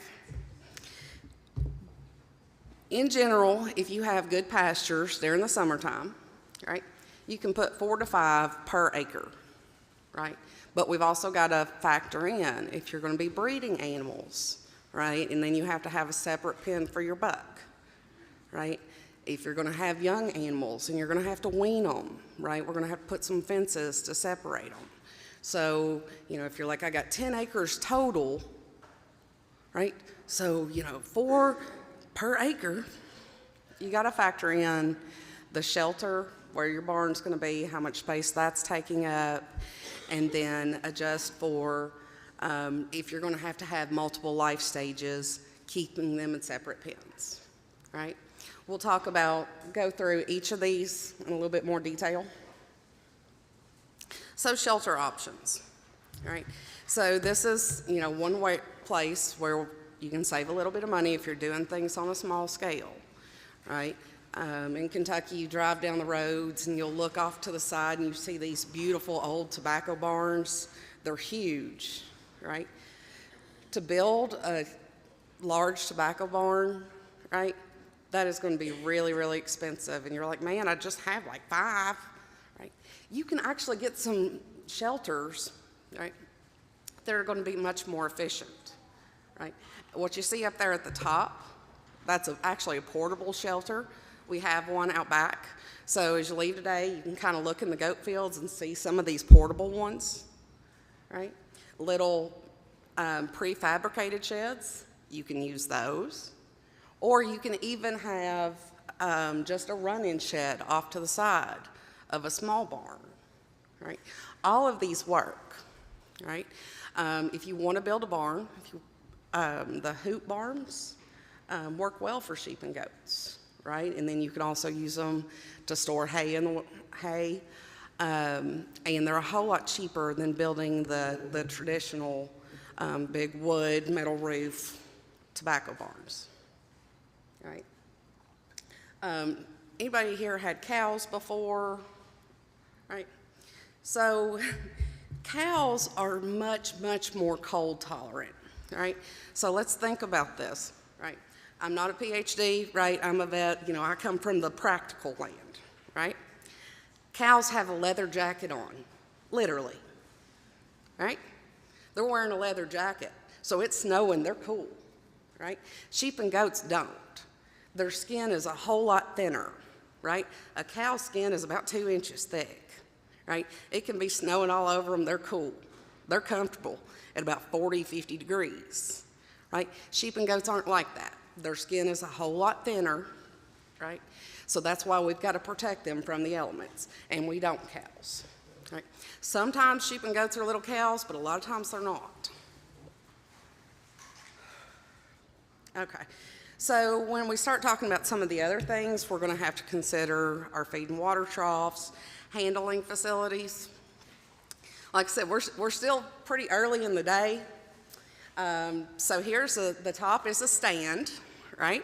So the top photo, that's a sheep or goat stand where you can put them in there and you latch their head, right? The one on the bottom for dairy goats, if you're milking, right? If you're just raising meat animals, right, on a small scale, like I said, we've got less than 10 acres here. We're still early enough in the day. These things are small enough we can manhandle them if we have to, right? So you don't have to have a chute and a whole running tub, anything like that. So if you can get somewhere where you can get them pinned up, where you can grab them. They're still manageable by hand. All right, so feeders and waterers, right? So waterers, we've got to keep them clean, right? Where were my goat people? If you put a bucket of water in a stall with a goat, it will intentionally poop in it and then refuse to drink it. That's what they do.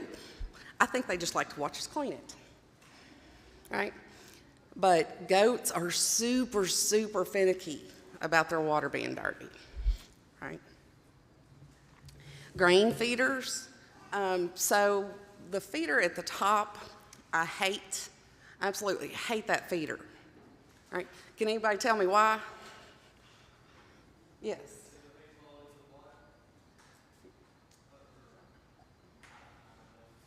Actually, no. What happens in that top feeder, if you look at the end of the hay, the edge of it, right? What happens when you have lambs or kids, right? If you've ever seen them jumping and playing, right? That's what they do. But whenever you have one of those, if you get that feeder and it's got an open end on that hay rack, always put something in there, because those little kids, those little lambs are going to jump up where the hay is, and they will break their legs in those slots. So always, if you're going to have a feeder like that, it's great because you can put your hay and your grain right there, right? It's convenient.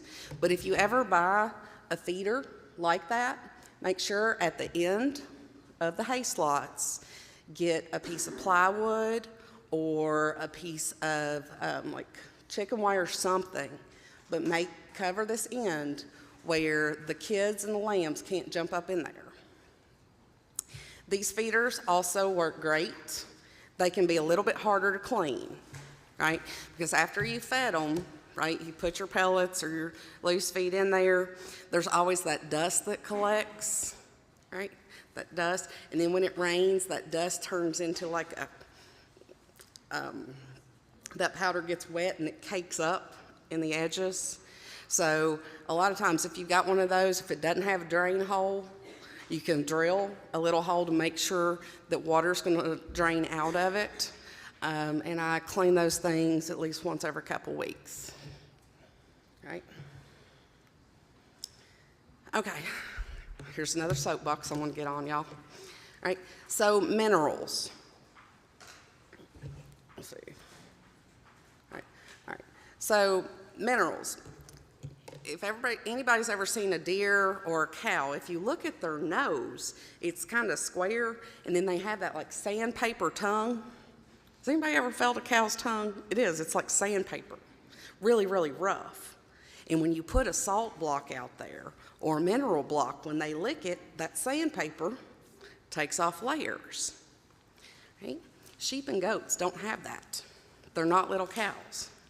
Right? If you look at the nose of a sheep or goat, it's like a rabbit. It's got that little cleft, and they can wiggle it back and forth. Right? Their tongue isn't rough. Right? They can't eat off of blocks. But if you go to the feed store or you go to Tractor Supply, they're going to say, here's some sheep and goat blocks. Right? Don't ever do that. Right? All right, so my other soapbox, right? So goats have to have copper. It's an essential mineral for them, okay? Sheep, if sheep get too much copper, it'll kill them. So once again, when we start talking about buying mineral for these guys, if you walk in to a feed store and they have one bag that says sheep and goat mineral, what are y'all thinking? Right?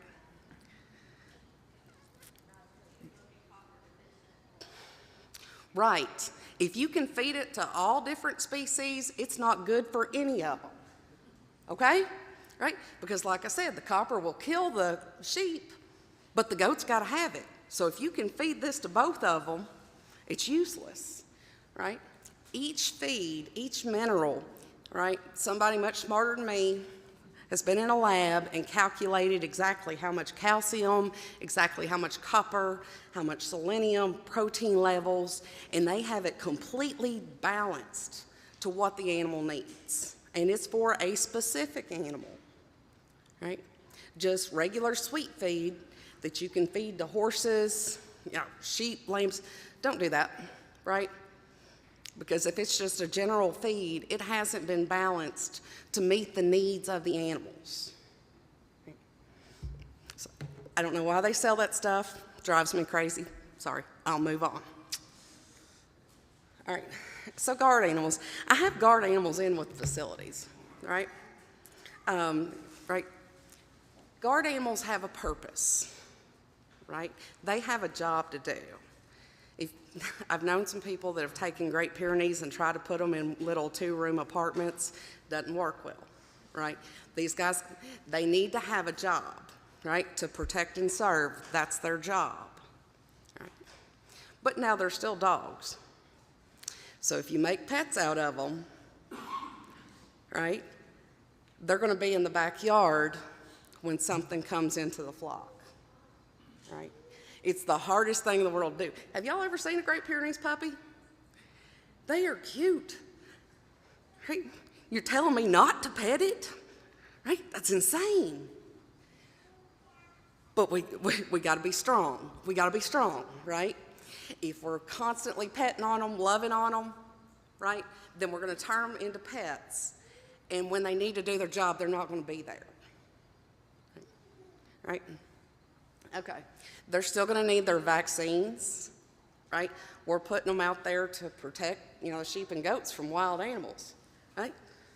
What disease does wild animals, right? Rabies, right? You're going to have to make sure you stay on top of their vaccines, especially things like Lyme disease and rabies vaccines, right? Appropriate flea and tick control, right? Because they can't do their job. They can't work if they're not being taken care of, right? And they need to be raised with the animals, right? This goes all the way back, right? You can't just get a 5-year-old dog that's never seen a goat and throw it in and think they're just going to live in the barn, right? Doesn't work, right? So whenever you get a puppy, right, make sure you do your vaccines. We're going to deworm it and do all of the vet care.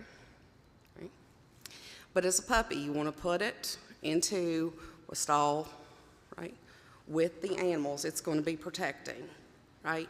You want that animal to think it is one of the herd, right? You leave it in the barn, you leave it with them, right? You let it bond with the animals, right? If it's up at the house because it's cold outside, right, it doesn't make that connection with the animals. Right? Same thing for donkeys, right? You don't want to buy just a donkey that's never seen any sheep before and throw it out in the field with them, right? And maybe it's used to the adults, right? You throw it in, and you're like, okay, all right, this is going well, looks good, right? And then they lay them, and it's never seen that little screaming thing before. It thinks it's a toy, right? So you want to make sure whatever guard animal you get has been raised around the species that it's getting ready to protect, right? The biggest health problem with donkeys is donkeys metabolically can live on almost nothing, right? So if they get too many calories, if the pasture's too lush, right, they get really fat, and it can cause certain diseases with their feet. Right? So if you get a donkey, you don't want to overfeed it, right? Alpacas, a lot of people use alpacas, but they are very sensitive to heat stress and meningeal worms. So alpacas can be used, right? But a lot of times you're going to have to shear them in the spring. I mean, because they can have heat stress even at 80 degrees if the humidity's high enough. And, let's face it, Kentucky weather, right? It gets really hot and humid in the summer very often. All right, so fencing, right? So perimeter fences around the outside of the farm, those need to be your strongest fences. I'm telling you a lot of ways to cut corners when you're getting started. This isn't the place to cut corners. The perimeter fence needs to be strong, right? It's going to keep the animals in. It can keep some of the predators out, not all of them, right? And goats are notorious for being able to get out. Sheep are a whole lot easier. Sheep, they're like, oh, there's a fence, okay, fine. Goats, no, goats like to jump, right? If you go back to where they are originally from, you know, they climb mountains, they like to jump on top of things. So goats are much, much harder to keep in, right? Strong fences make good neighbors, right? You can use electric fences, even around the bottom of the fence. You can have like a standoff strand. That will be a deterrent as well. When you're using woven wire fences, all right? Everybody know what woven wire fences are? All right.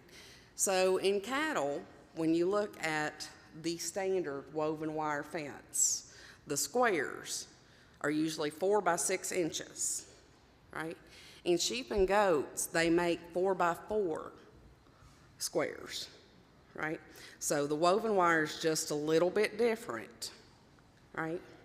But the problem I find with the 4 by 6s is it's just big enough for goats to stick their head through, right? And then they stick their head through it, well, when they go to pull their head back, their horns are stuck, right? And they get stuck, and they'll be there till somebody comes and gets them out, right? They're not real smart. And they won't just do it once and learn their lesson. They'll do it every day, right? Yes, right? So go ahead and save yourself some problems. If you haven't got the fence up yet, when you go to put it up, it's not that much of a cost difference, but do it right the first time, right? And it saves a whole lot of headaches. Okay. Right. Purchasing your stock, right? A reliable source, right? If you can find someone, right, that's been raising sheep or goats, look at, when you go there, look at all their animals, right? Look, do their animals look healthy, right? It's perfectly fine, right? When you get something off Craigslist, I mean, sometimes y'all know you get a real deal, right? Right? But you get what you pay for, right? When you buy an animal and you don't know what its history is, right? You could be bringing all kinds of diseases back onto your farm, right? You know, it's kind of funny when I talk about biosecurity and contagious respiratory diseases, right? These are herd animals we're talking about, right? I've never had any luck getting one to wear a mask or stay 6 feet away from each other, right? But the good news is they're not going to Walmart either, right? So once it's in a herd, they're not going to social distance, right? But we have more control on what's coming in and out, right? So that's why it's so important when you go to buy these animals, right? Getting them from somewhere, right, that's been vaccinating, right? And it's completely okay to ask history, right? When you go buy an animal, right, that's the first thing you ask them. What vaccines do you usually do? Has this one been dewormed?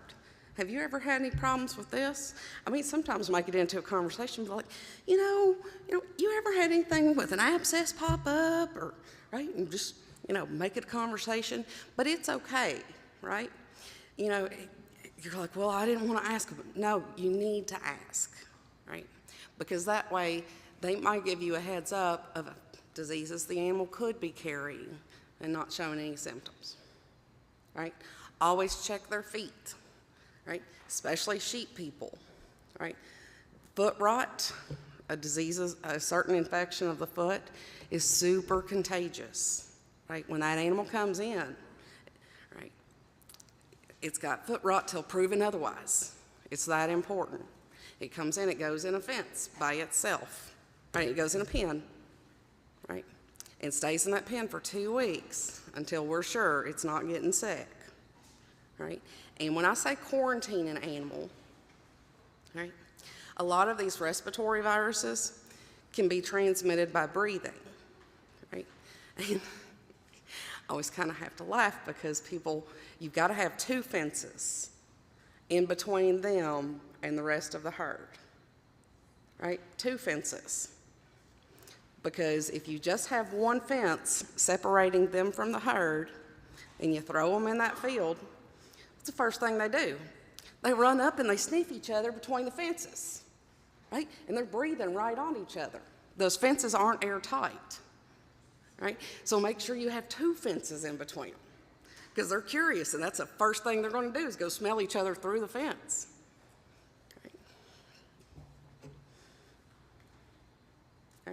All right, I'm going to take a break and let Morgan, my program assistant, she's going to cover nutrition and breeding, and then I'll be back up to talk about diseases. Hello, my name is Morgan, like she said. With nutrition, it is extremely important to feed a species-specific feed. So a feed that is made for sheep or a feed that is made for goats. Because of that copper, goats need it, it'll kill the sheep. And they have different protein requirements, they have different nutrient requirements with minerals and things like that. It's also important to feed based on their production stage. So if you have a doe or a ewe that is lactating and she's feeding triplets versus a wether that is just chilling in the field, they're going to need very different feed because of that. The lactating ewe or doe is going to need more protein and more calcium than that wether. That wether's going to need very minimal nutrient requirements because it's not producing anything. It's extra. It's just maintaining itself. Super young animals are also going to need more protein. They're growing. Also, browsers versus grazers. Your goats are going to be browsers, so they're going to like those leafy and woody plants. So trees, shrubs, things like that. Sheep are going to be your grazers, so they're going to like that grass, and they're going to graze through the pasture that way. So they eat different things. It affects, Dr. Lay will get into that as well. It'll affect their parasites and things like that as well. Breeding. Sheep and goats are seasonal breeders.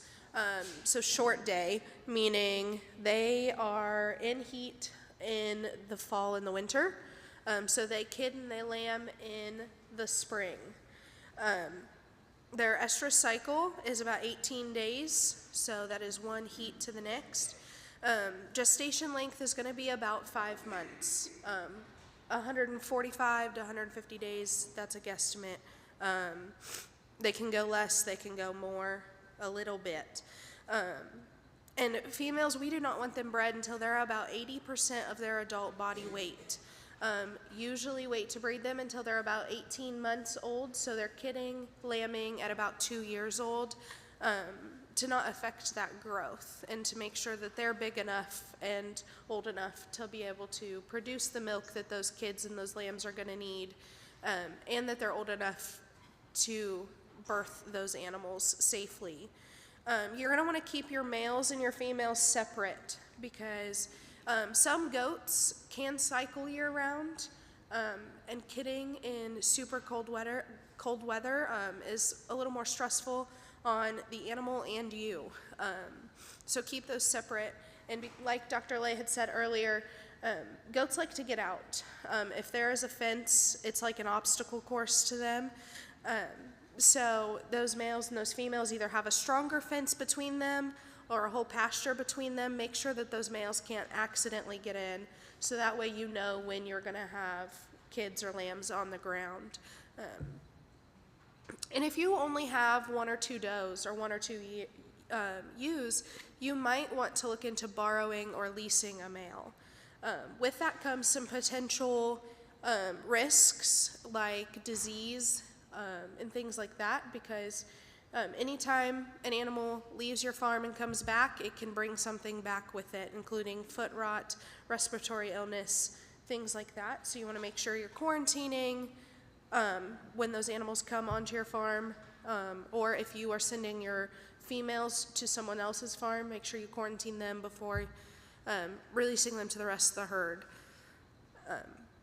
Just economic sake, if you have 2 does and 1 buck, you've got to feed that buck all year when you might only use him for 2 months in the fall or the winter. So that's just something to keep in mind there. During lambing and kidding, you're going to expect multiples. Singles are rare. Twins are very common. Triplets are common. 4 and 5 is not unheard of. So always expect another one. There are 3 stages of labor. In the first stage, you're going to notice them talking to you. They're kind of bleeding kind of quietly, almost like they're trying to have a conversation with you. They might be up and moving a lot, up and down, like they can't get comfortable. Stage 2, they're going to be actively pushing. And that's when you should start to see those 2 front hooves and the nose. If they have been pushing for 30 minutes and you're not seeing any kind of progress or anything, there may be an issue. So either there's a traffic jam when you've got 2 kids and she's got 2 kids, 3 kids, whatever, they're all trying to come out at once sometimes, and they can't do that. They've got to come out one at a time.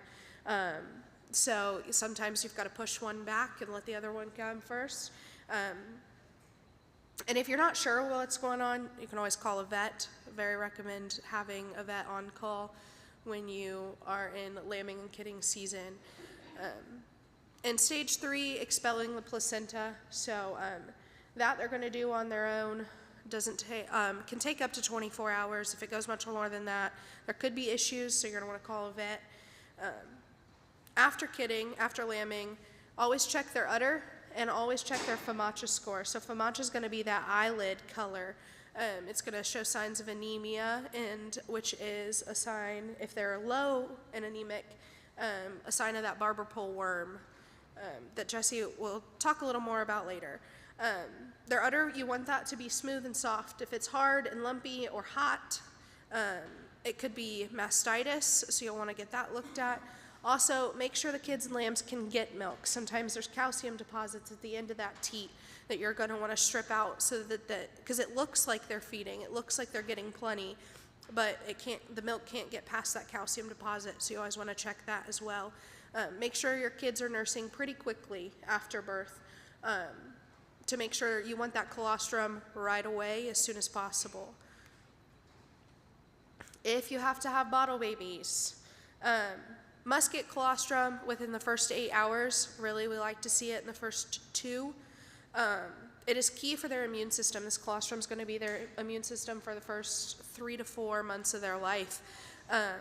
Milk or milk replacers is specific to species, so make sure you're doing that. Specific, you're getting a sheep. If you raise sheep, sheep milk replacer. If you're raising goats, goat milk replacer. If you can and you have a doe that you can milk and use that, that's great. Or a ewe that you can milk and use that, that is also great. When they're first born, you want to feed them every 4 hours on the clock. As the kid gets older, you can increase the amount of milk you're giving them at a time and feed them less frequently. But at the first couple weeks, you're going to want to, on the dot every 4 hours. You can also add in a Clostridium antitoxin to that milk replacer. The vaccination process. CD&T, it's extremely important to vaccinate against. There's multiple brands you can get, and it commonly leaves the reaction at the injection site.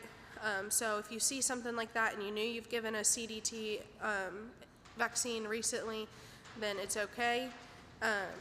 Younger unvaccinated animals, you're going to give the initial vaccine and then a booster again. Adult animals, you're going to give a yearly booster about 1 month before kidding. And then Dr. Lay is going to talk about castration. So thank you. Okay, I'm back. I know. I'll try, we'll get through this as fast as we can. Okay, so I've been being really basic so far. As we start talking about different processes, especially when I get into parasites, I could talk for days and days on end, right? But We will have more advanced classes for homesteaders, but you know, we don't want to leave anybody behind. So we're starting out like really, really basic, but if you have any more questions, I'll be around all day and we'll do some more advanced programs as well. All right, so disbudding. Disbudding is on goats is usually only done dairy animals and then show wethers, right? Most of the time we're gonna leave the horns on them, right? It's a painful procedure, right, that we don't wanna do if we don't have to, right? Banding needs to be done early, right? You guys have seen the banders that you squeeze. I don't think I have a picture, right? And the little green rubber bands, right? Those need to be done before they're usually 3 to 4 months old. Once those testicles get too big to fit through that bander, if you're going to castrate them when they're 6 months old, it's going to have to be done by a vet. They're going to have to be put under anesthesia, right? So I usually band them somewhere around 2 months, right? All right. There we go. Right. So now we're going to get into parasites, right? So, oh boy, this is the biggest issue. Sheep and goats in Kentucky, probably the #1 killer of sheep and goats, right? Okay. So there are multiple types of worms, right? There's tapeworms. There's coccidia. Coccidia technically aren't worms. I'll get to it in a minute. But there's what we call the hot complex. On a fecal, we really can't tell these apart. But Ostratagia is the worm most common in cattle. But in sheep and goats, the most common parasite that we're dealing with in this area is Homunculus contortus, right? Big, long Latin word, but we call it the barber pole worm. So here's why it's so dangerous, right? So I don't know that I've ever really seen a barber pole, but the candy cane, right? That red stripe. If you look at this picture, you see that worm that's really zoomed in, but that's one worm, right? That red spiral that you're seeing, right? That's actually because this worm, right? It gets into the lining of the stomach and it burrows into the wall of the stomach, right? And it sucks blood. So that red spiral is the worm digesting the blood that it's just drank. Right? Aren't y'all glad I got up to talk while y'all were eating? All righty. All right. So one worm isn't that big of a deal, right? And if in Kentucky, if you find a goat that doesn't have any worms at all, you better check it because it's probably a unicorn, right? They're all going to have some parasites, right? But the immune system, a healthy animal can deal with it if it's mild loads, right? Just a few of them, right? That's kind of normal, right? But you see this other picture? You can get tens and thousands of them, right? And what did I say they're doing? They're in there sucking blood, right? So when you have that many worms and they're all burrowed in at the same time, continuously sucking blood, it's the equivalent of the animal bleeding to death internally. That's what's happening, right? That's why this worm specifically is so dangerous and so bad, right? So worms are also fecal-oral transmission, right? So when we start thinking about parasite control, right, you're going to start reading all of this different stuff, but we're going to step back and we're going to have a little bit of common sense too, right? What happens, right? Eggs, right? Adults are in the stomach. They're drinking that blood. They lay eggs. Eggs come out through the feces, right? They don't have bathrooms. They just poop wherever they're walking. Those eggs hatch into little micro worms called larvae. The next animal walking by grazing eats the larva and it starts all over, right? If that's how it's going, the more animals in one spot, the more poop in one spot, right? And if that's their dinner plate, right, that's when you can get some problems. So when you start overcrowding them, right, we put more poop in one spot, right? Rotational grazing strategies, that's how they work. is they let the eggs hatch, right, on this ground, and then you move them, right? By continuously moving them, right, you're keeping the pastures clean that way, right? So decreasing exposure, got a little bit ahead of myself. So if we're going to decrease the exposure to parasites, okay, we're going to decrease the amount of poop they're eating. Makes sense? You guys see this pretty picture? Oh, wait. See this? Isn't that pretty? So what that is, y'all, that is one drop of dew, one drop of water on a blade of grass. And all those little squiggly things are the worm larvae, right? Those little micro worms. So when that worm egg hatched, it made that little larva. But that's one drop of water. So if you have an animal coming by grazing that swallows that one drop of water, look how many larvae it's exposed to. Also, the length of grass, right? So that drop of dew comes down. What does it do? It rolls down the blade of grass, right? Where is the poop? They poop, it hits the ground. It rolls off the grass. So most of your parasites are going to be on the bottom 3 inches of that blade of grass. So the shorter your grass gets, the closer to the ground. This just makes sense, right? Sometimes we got to stop back and think about it, because we start reading stuff and it gets all technical, right? But if we just think about it, right, it's not that difficult. Appropriate stocking rates, rotational grazing, cull carrier animals, right, that have a tendency to be more susceptible, right? So in parasites, we talk about something called the 80-20 rule, right? The 80-20 rule of parasites. 20% of your animals are going to hold about 80% of your parasites. It's not even, right? Some of them are going to have stronger immune systems, right? Genetically just be strong, more resistant to them, okay? So what this means is if we can figure out what 20% of our animals are holding all the worms and get rid of them, we make our entire herd stronger. The number one, I'm going to tell you how to figure out what that 20% is. They've always got a name, right? It's going to be your pet. When you start testing them to see, like, okay, all right, which one of these? Which one of these is the one that's always keeping parasites on the ground? It's always going to be your daughter's favorite. Never fails.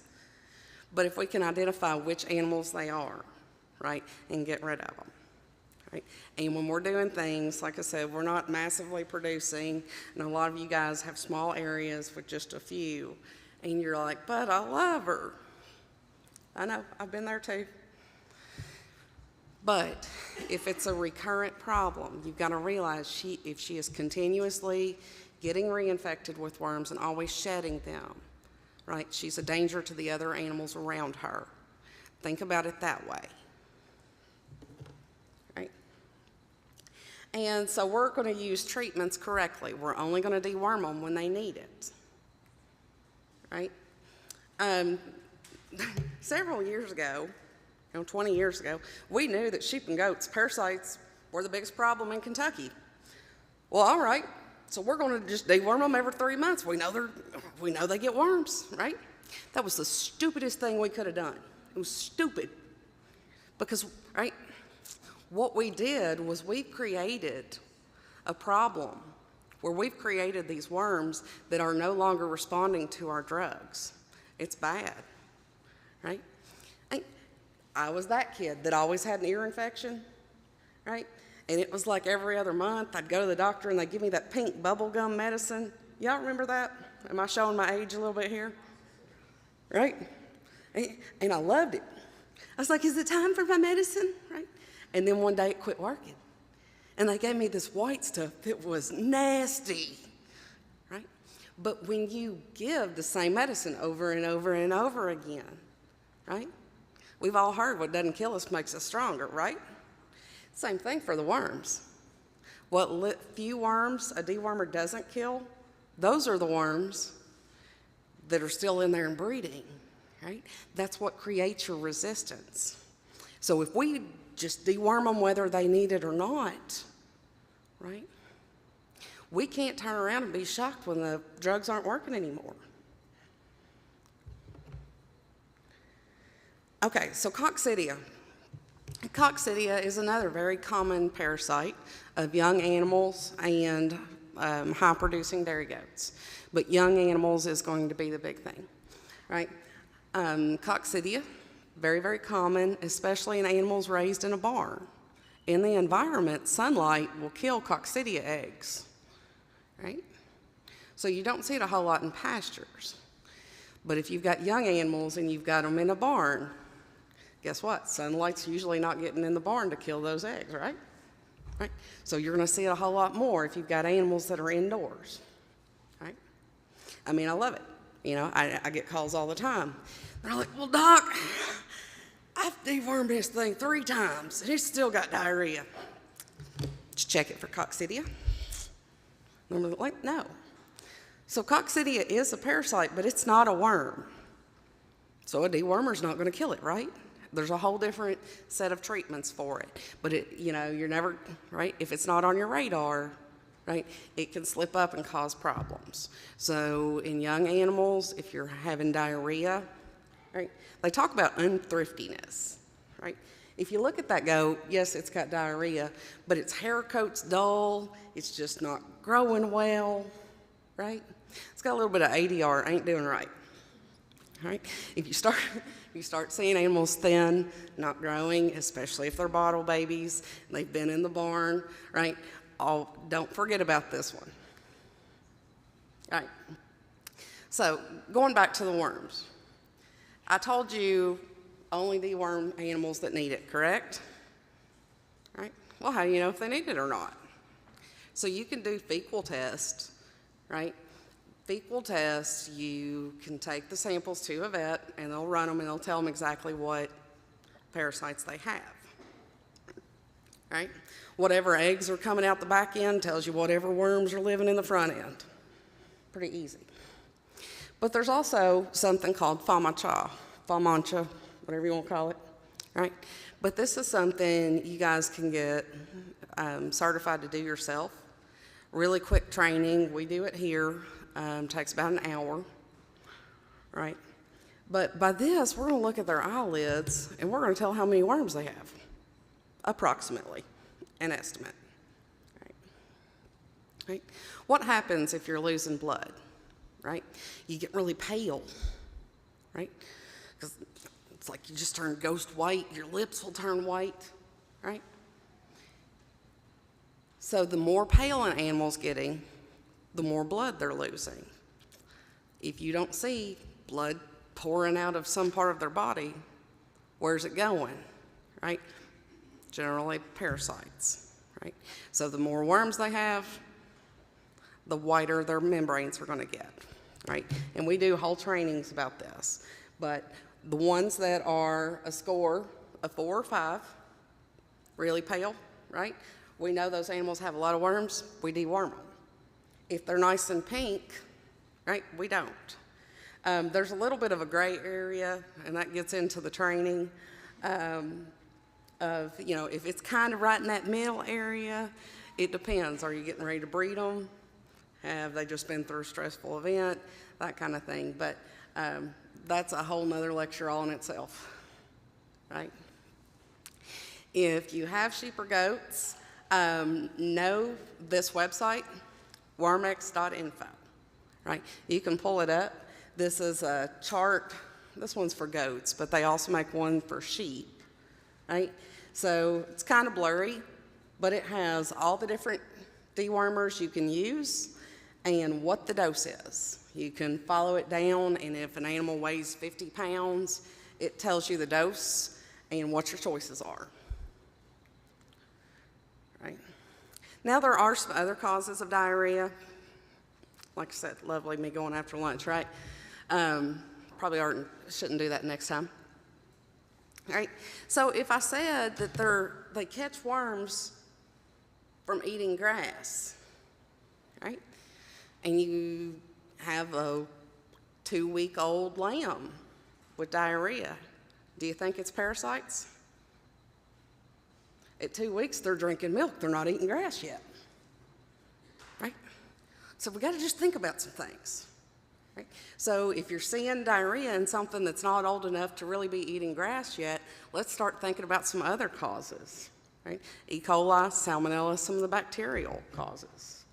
Clostridium perfringens, right? Often called overeating disease. That can be young animals or adults, right? Dietary indiscretion. There's some plants that sudden changes in diet. So there are some other things that can cause diarrhea. Like I said, especially young animals aren't going to have worms yet, right? But if it's something that's 6 months old and it has diarrhea, right? What do they say? If you hear hoofbeats, think horses, not zebras. So there are some other causes to be aware of, but you know, staying on top of parasites is probably the most important thing to do, right? So I could talk for an hour about just about any disease. I could probably talk an hour about shoelaces if I had to. But I just want to throw up a few that are contagious to people that I really want you to be aware of. All right, so this one is sore mouth.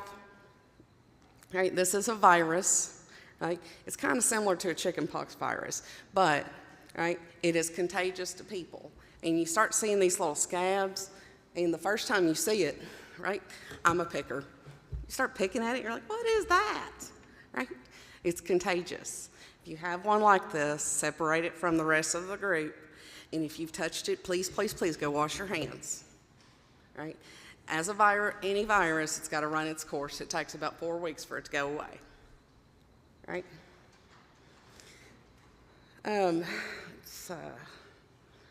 They're yelling at me that I'm talking too long. All right, so respiratory diseases, right? So there are several contagious viruses, right? When you bring an animal in, make sure that your biosecurity is good. Except they're not going to Walmart. So if you're bringing it onto your farm, it's either come in on your boots or with another animal, right? There is a vaccine for respiratory diseases. Consult with your vet of whether or not they recommend using it. All right, so lameness, I'm going to hit this really quick, and then I'll finish up. Sorry, guys. All right. So up here at the top, I always put this picture in here because it kind of, you know, helps make my point, right? See that flat tire on that lawnmower?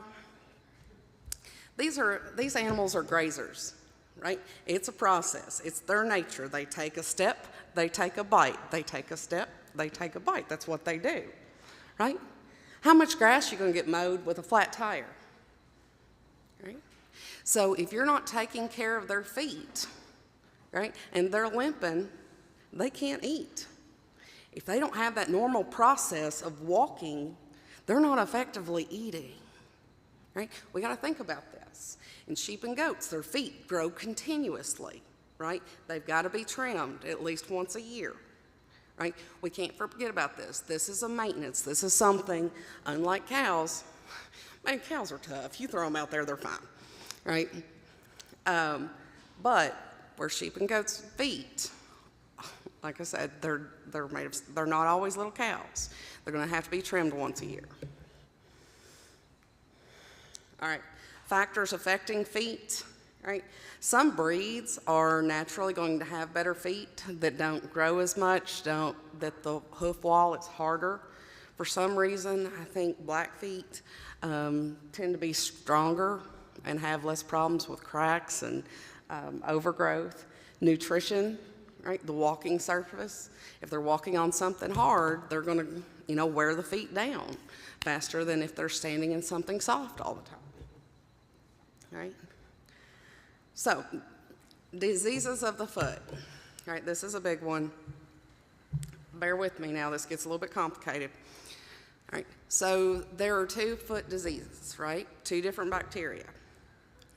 This is foot scald, right?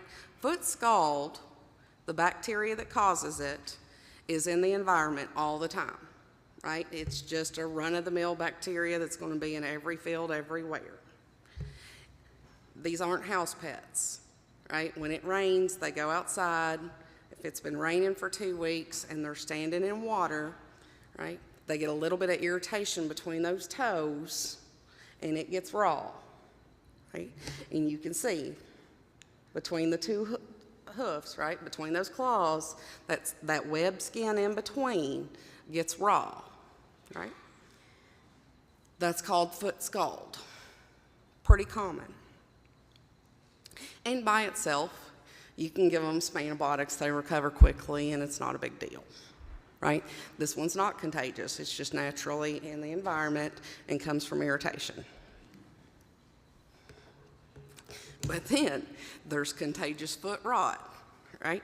This is a whole different ballgame, right? This one's highly contagious, right? This bacteria is not everywhere. This is a contagious bacteria that gets brought in, right? And it works with that other bacteria. So you get a little bit of irritation, and then this guy comes in. This is the bad guy, right? And it actually eats through that hard hoof wall.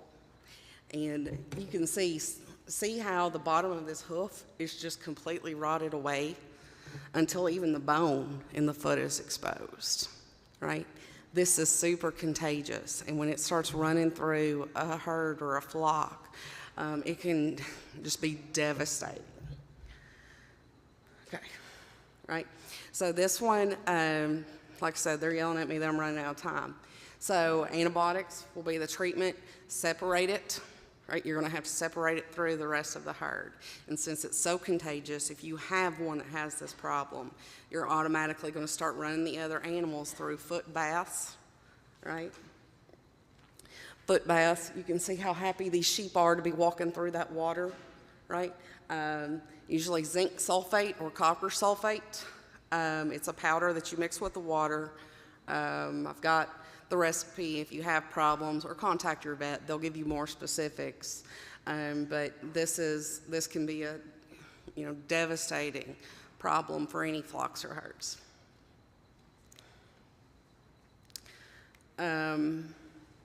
Okay, something else to mention, right? If you are pregnant, right, and you have a sheep or goat that's had a stillborn, do not touch it if there's any way to avoid it, right? There are 5 things that can all cause very, very similar symptoms, but they cause stillbirths, malformed fetuses, or abortions, right? And 3 of them can be contagious to people as well. Right? So pregnant women, if you see a stillborn, if there's any way, get your husband or your neighbor or someone else to deal with it. If you have to, wear gloves and a mask because it can even be airborne. Right? Meat processing, we actually got someone talking about that later this afternoon, so I'll skip through that. Fiber considerations. Has anybody ever seen anybody trip a sheep? Doesn't work with goats, but when we talked about handling facilities with sheep, it's awesome. Once you trip a sheep and you set it up like that, it can't move. Once you get them sitting up on their butt, you can do anything you want to them, right? Doesn't work for goats. It would take me an hour to shear one. If you've got 2 or 3, you can do that by yourself. If not, then I would recommend, getting one of the professionals to come in. And I know guys that can shear one in 5 minutes or less. It's amazing when you watch the people who are trained do it. Dairy goats, right? If you're thinking about dairy goats, right? Whenever you're thinking about milking an animal, right? This is going to be a commitment. Milking them twice a day, every day. There's no going on vacation, right? Cats are awesome pets, right? You throw feed out and come back in 3 days, they're good, right? When you have dairy animals, nope, you're committed. You're there twice a day. Or you have somebody else trained that can milk, right? So whenever you go, you're like, oh, I'd love to have some goat's milk. Think about it, right? Because that's a big commitment.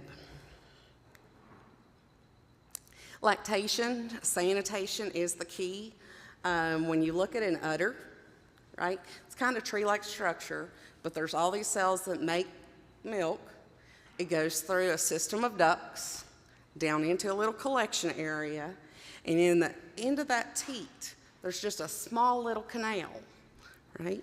So when you look at the end of that teat where it says street canal, right, all it takes is for a little bit of bacteria to get that short distance.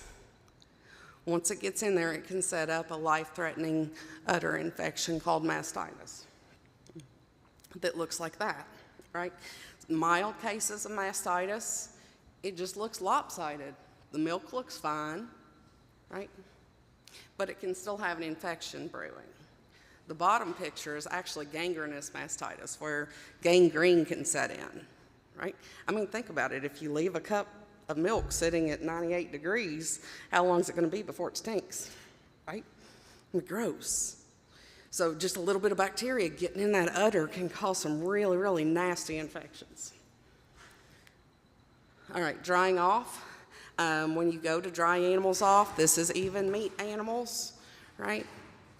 Even if you're just raising lambs or kids for meat, right? The day that you go to wean, right? I usually withhold feed for mama for 24 hours, right? By suddenly cutting off her feed, right? It shocks her metabolism to make her quit producing milk, right? Because when their, mammary glands, their udder, their metabolism has been revved up to just be pouring all these nutrients out. They're eating and making milk and eating and making milk, right? When you stop the feed suddenly, right, it'll make them pull back their production, right? Whenever we talk about breeding, lactating, anything like that, my favorite professor in vet school, he always said, sex is a luxury. The body will take care of what it needs before it takes care of what it wants, right? So nutrition is probably the single most important thing you can do when you're talking about taking care of animals. And we actually have a nutritionist who's going to be here later this afternoon, so we'll cover that more there. All right, guys. Any questions? Yes.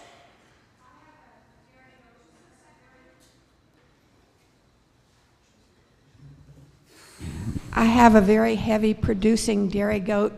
She was feeding 3-week-old triplets, and she got a leg injured with the storm. She went down really fast. She's coming back. Her leg's doing well now, but she lost a lot of weight, and I'm wondering if it messed up her rumen or something, because she's just not gaining back like I think she should be. What do you do about the rumen? Or is she out on pasture? Well, I've been putting her back out on pasture now. Right. She couldn't walk initially at all. Right. So like I was talking about with the lawnmower with the flat tire, when they can't eat very much, when they can't walk. But too, you've got to think like there's just so much fat. Lactose is sugar, right? Milk is full of tons and tons of calories. So if she's high producing and she was continuing to produce milk, she is just dumping calories out of her udder. Like literally the calories are just pouring out of that girl. And if she's not taking enough in, right, they will lose weight very, very quickly. So, when problems like that happen, what I would do is I'd probably put her back up in the stall and bring food to her. And like I said, make sure she's got some good quality hay, as well as, supplementing with grain if she's high producing, just to get those calories going, right? Because it may be hard. And of course, she's in pain too and may not want to eat, right? But I would probably confine her in a stall just to make sure she's getting the nutrients.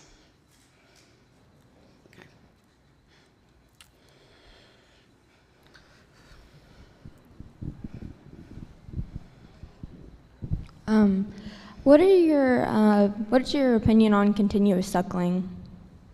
On what? Continuous suckling. Continuous suckling, as in just leaving them with the. So yeah, Mother Nature will always do things better than we can. right? So that's what they're designed to do. The less we interfere as humans, a lot of times, the better off they are. I think I told somebody that earlier, right?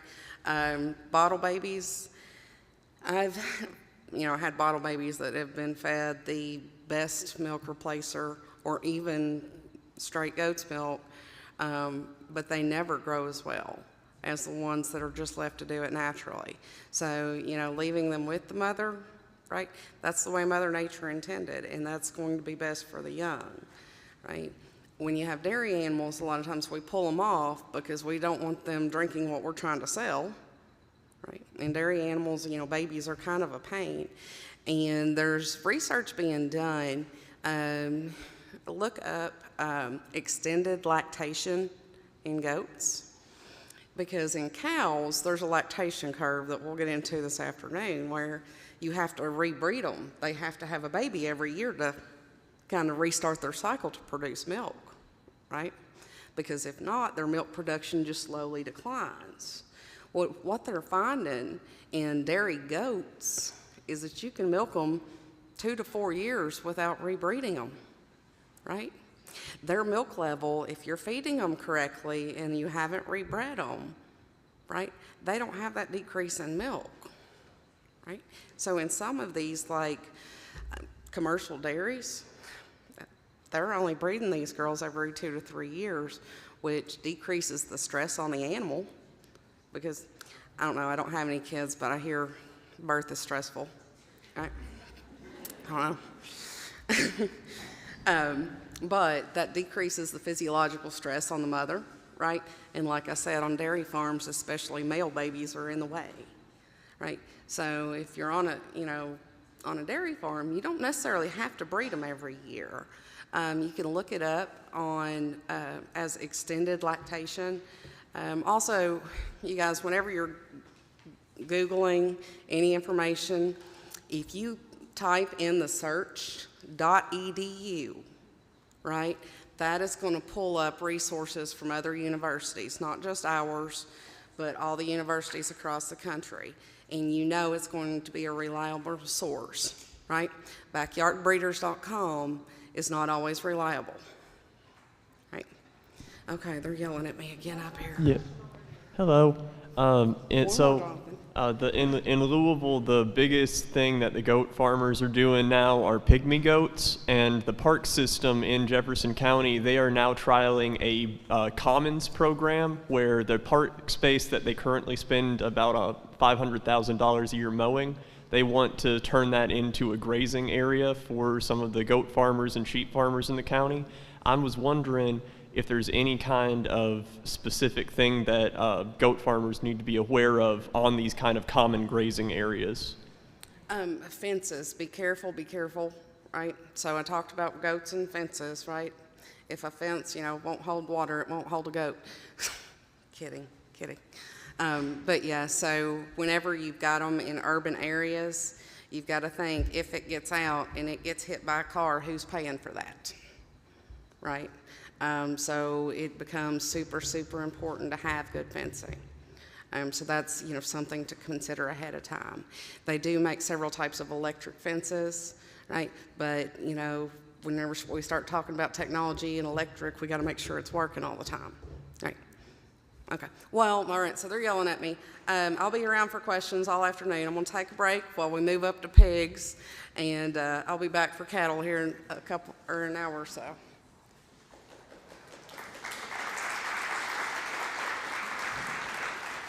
Thank you, Dr. Lay.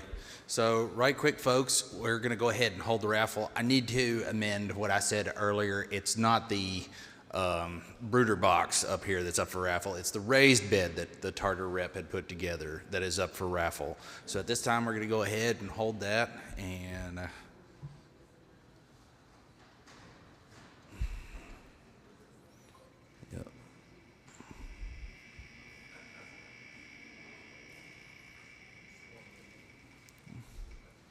A.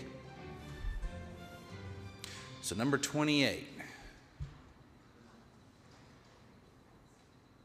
John Mitchell. John Mitchell. You won. Congratulations.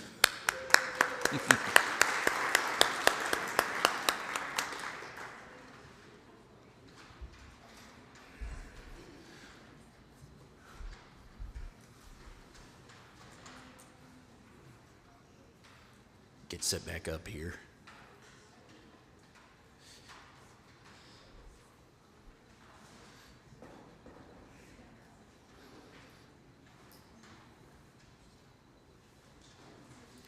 Is everybody doing okay? We need 5 minutes to take a quick break and stand up and stretch. Yeah, I'm seeing some heads nod. Okay, go ahead, 5 minutes, and then be back to learn about pigs.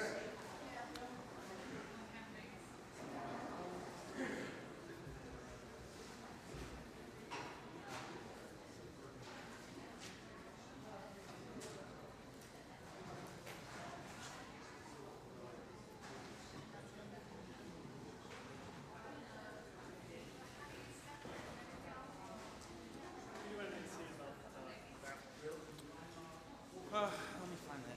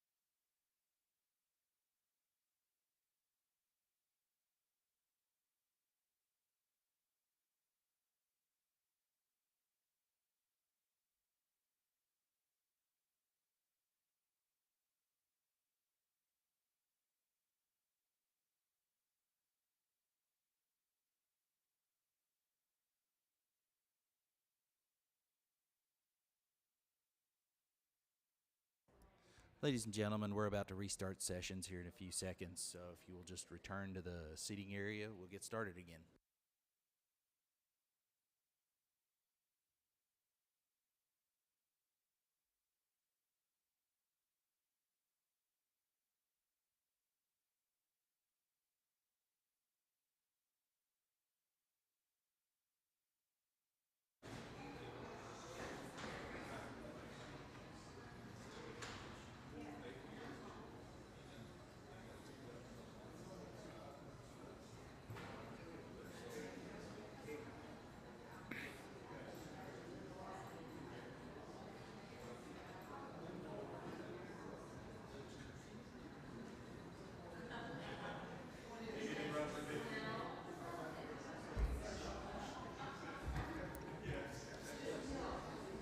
All right, folks, we're going to go ahead and get started again. Up next is Bob Harned from Berea College Farm, going to be talking to us about pigs. Like I said, Bob is the farm manager at Berea College Farm. Growing up, Bob's family operated a 100-plus sow farrow to finish farming operation. After graduating from University of Kentucky's College of Ag, Bob returned to his family's farm to work with his brother for nearly a decade before he was taking a job at Eastern Kentucky University Meadowbrook Farm. And after nearly another decade at EKU, Bob was hired as the farm manager for Berea College, where he continues to work at one of the oldest continuously operated educational farms in the U.S. So let's give him a round. David, where's the... How do we... Okay. And he'll move through... Okay. So, forward. Yeah. And backward. And, yeah, bottom's backward. Okay. Okay. Yeah, I got to make sure I've got this all down here so I can. I'm like these others. I want to walk and talk a little bit. I'll try to stay tied to this and not wander off too far. But if I get to flinging and waving, well, that's how I kind of roll. Here to talk about pasture pigs. I'm fascinated by this homesteading idea and the fact that one can have, oh, look at that. I'm free at last, free at last. Homesteading. How many of us drive by these small suburban areas or farmettes, and yet the neighbors all want to talk about, I got to get out of here. I got 2 acres to mow. I got 5 acres to mow. What kind of potential do we have? And with a conference like this, a symposium, and we can look and think and talk about all kinds of varieties of things that you can do. And how do they all interrelate? Maybe some grazers, some rooters, some scratchers, some cluckers, some horticulture, orchards, all kinds of wonderful potential here.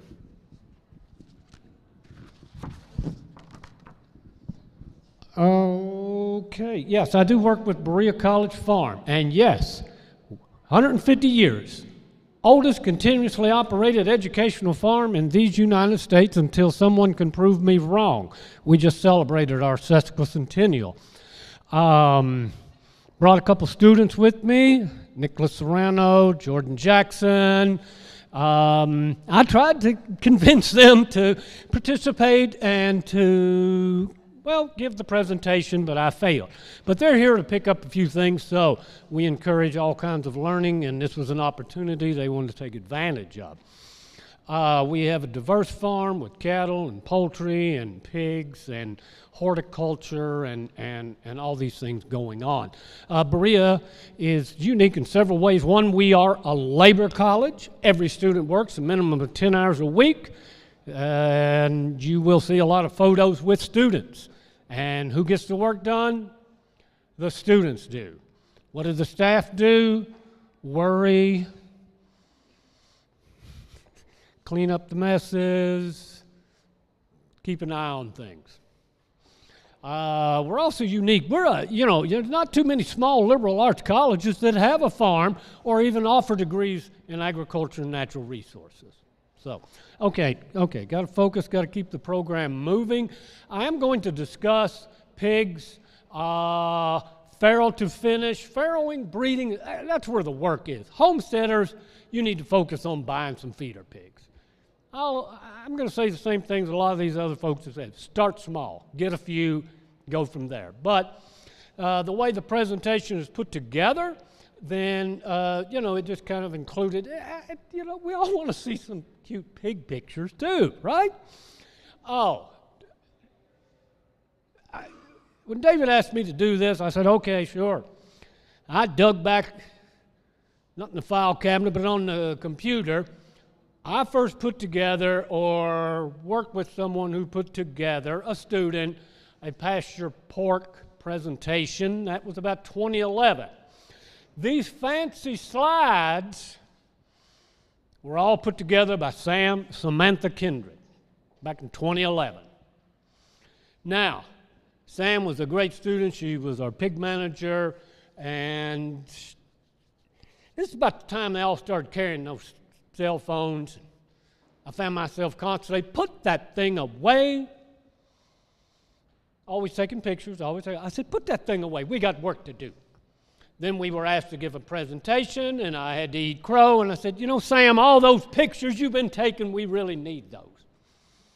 So, this is hers.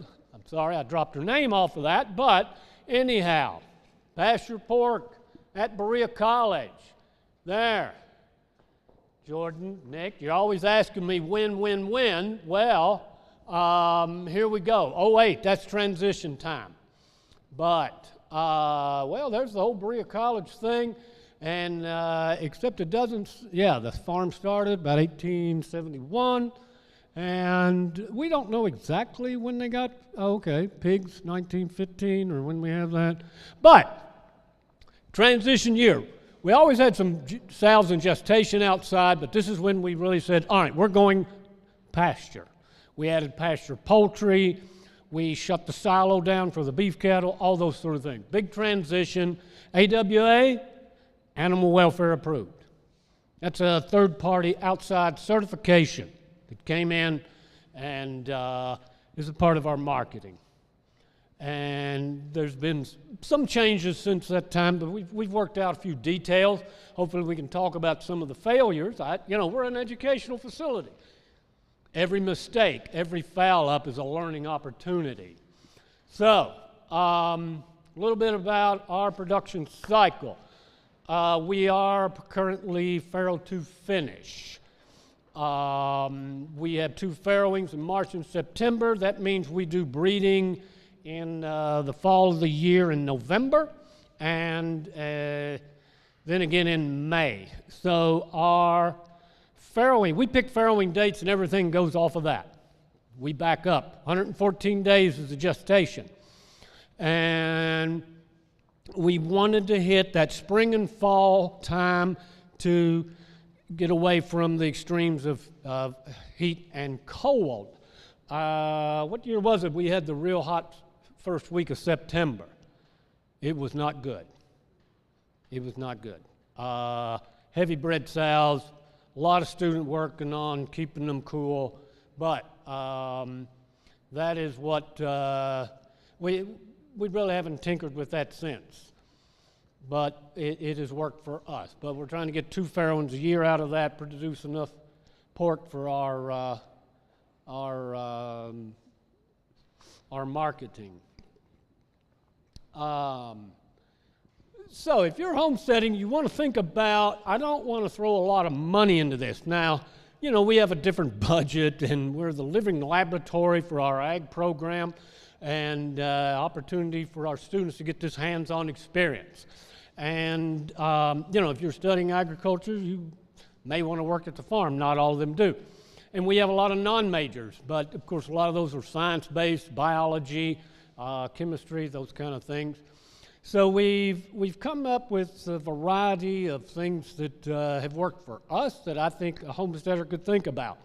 We spent several years building troughs for sows to eat on. We'd build them, they'd tear them up. We'd build them, they'd tear them up. Anything you can move, they can move. A hog is born to root. They practice it every day. We got frustrated. We took 2 pallets. Everybody's got a few pallets. We We screwed a piece of plywood on top of it. Yes, they can move it, but we can move it back. And I can't stand pouring feed out on the ground. You can use shell corn and pellets, don't get me wrong. They will find every grain. But we're grinding and mixing, and on muddy times out on the pasture, not good, not good. Feed is the single biggest cost for any livestock. Be mindful of that. So here they are, and they do tear them up, and our students build new ones, and so that has worked well. Also note, when we get into working piglets, this is in, maybe that's the next picture. Yes, just like that. So we've got some hog gates here and some hog panels and that sort of thing. Our breeding, let me back up a minute, I'm getting forward. Our breeding, we use a lot of artificial insemination. We can order semen from International Boar Semen or other suppliers. We do keep a boar hog, so we use some of some natural breeding. But in the end, we're still using a lot of artificial insemination. It's easy to train our students, and we can keep detailed records. You turn the boar out, you don't know who's bred or when. We can keep more detailed records, calculate due dates, that sort of thing, a little more control. You're going to need some facilities for that, typically, and to keep that in mind. But our breeds, we're using Yorkshire, Duroc, and Berkshire currently. In a lot of ways, we put the pigs outside, but we've tinkered with a variety of things. So you can find pasture operations that are heavily dependent on what the pasture is available. And those pigs, they're omnivores. They will eat most anything. We still grind and mix our own feed. They have opportunity pasture, but we are not as dependent on that. And so we really haven't changed a lot in our genetics. We have tried. We have utilized some heritage breeds, Tamworth, English Large Black, Gloucester Old Spot, but by and large, we'd seen a decrease in muscling and an increase in fat, and that did not work with our market. Back to what is your market? If you have a market for that at the farmer's market or a restaurant, then they will pay good money for certain heritage breeds. We're also looking at what breed? Hereford hogs. There's another not real common breed. So we try new things. We try a lot of new things. And so we're looking forward to seeing how and where that goes. But we kind of just keep this 3-breed rotation. You'll see some red sows with little white pigs and black and white and this and that. And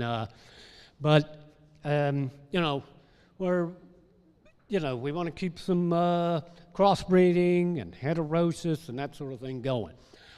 Here's a good look at farrowing time.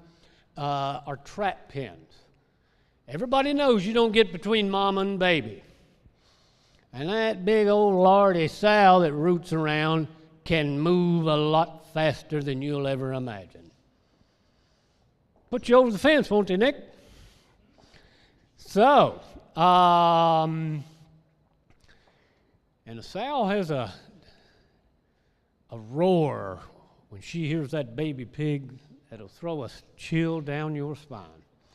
But they go into their farrowing lot, they come in to eat, then when they farrow, they come back to eat. We can chain this up and safely go in and catch little pigs to work with them. Somebody's catching, and somebody's always watching. We've had a couple of failures. And there's enough distance that we can drop it all and run away if we need to. I was referencing, and I think Nick got on the chased in because, okay, so here we are on facilities. I'll save that little tale for a moment later. So I've included, this is a great SAM. We have wooden huts. I'll reference a lot of brands. You know, we use Porta huts. And see, here's some of the old huts that aren't all bent up. This one down here we're pulling with the tractor, we call that the super hut. That's 12 feet wide and 21 feet long. These others are individualized huts that we have used for the growing pigs or for farrowing. And we'll put these huts out, and each sow gets her own hut.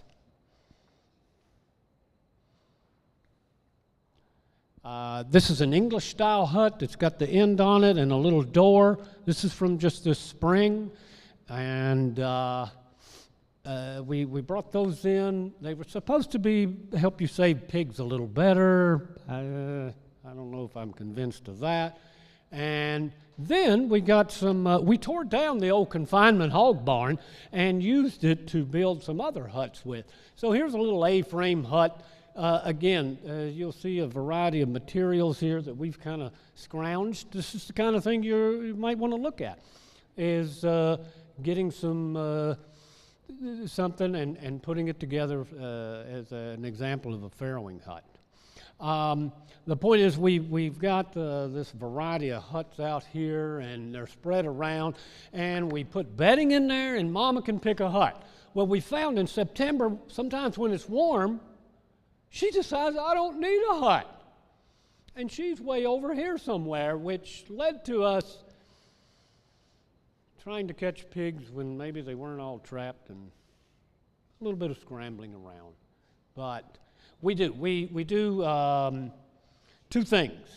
One, we ear notch. We don't use ear tags, we use ear notches.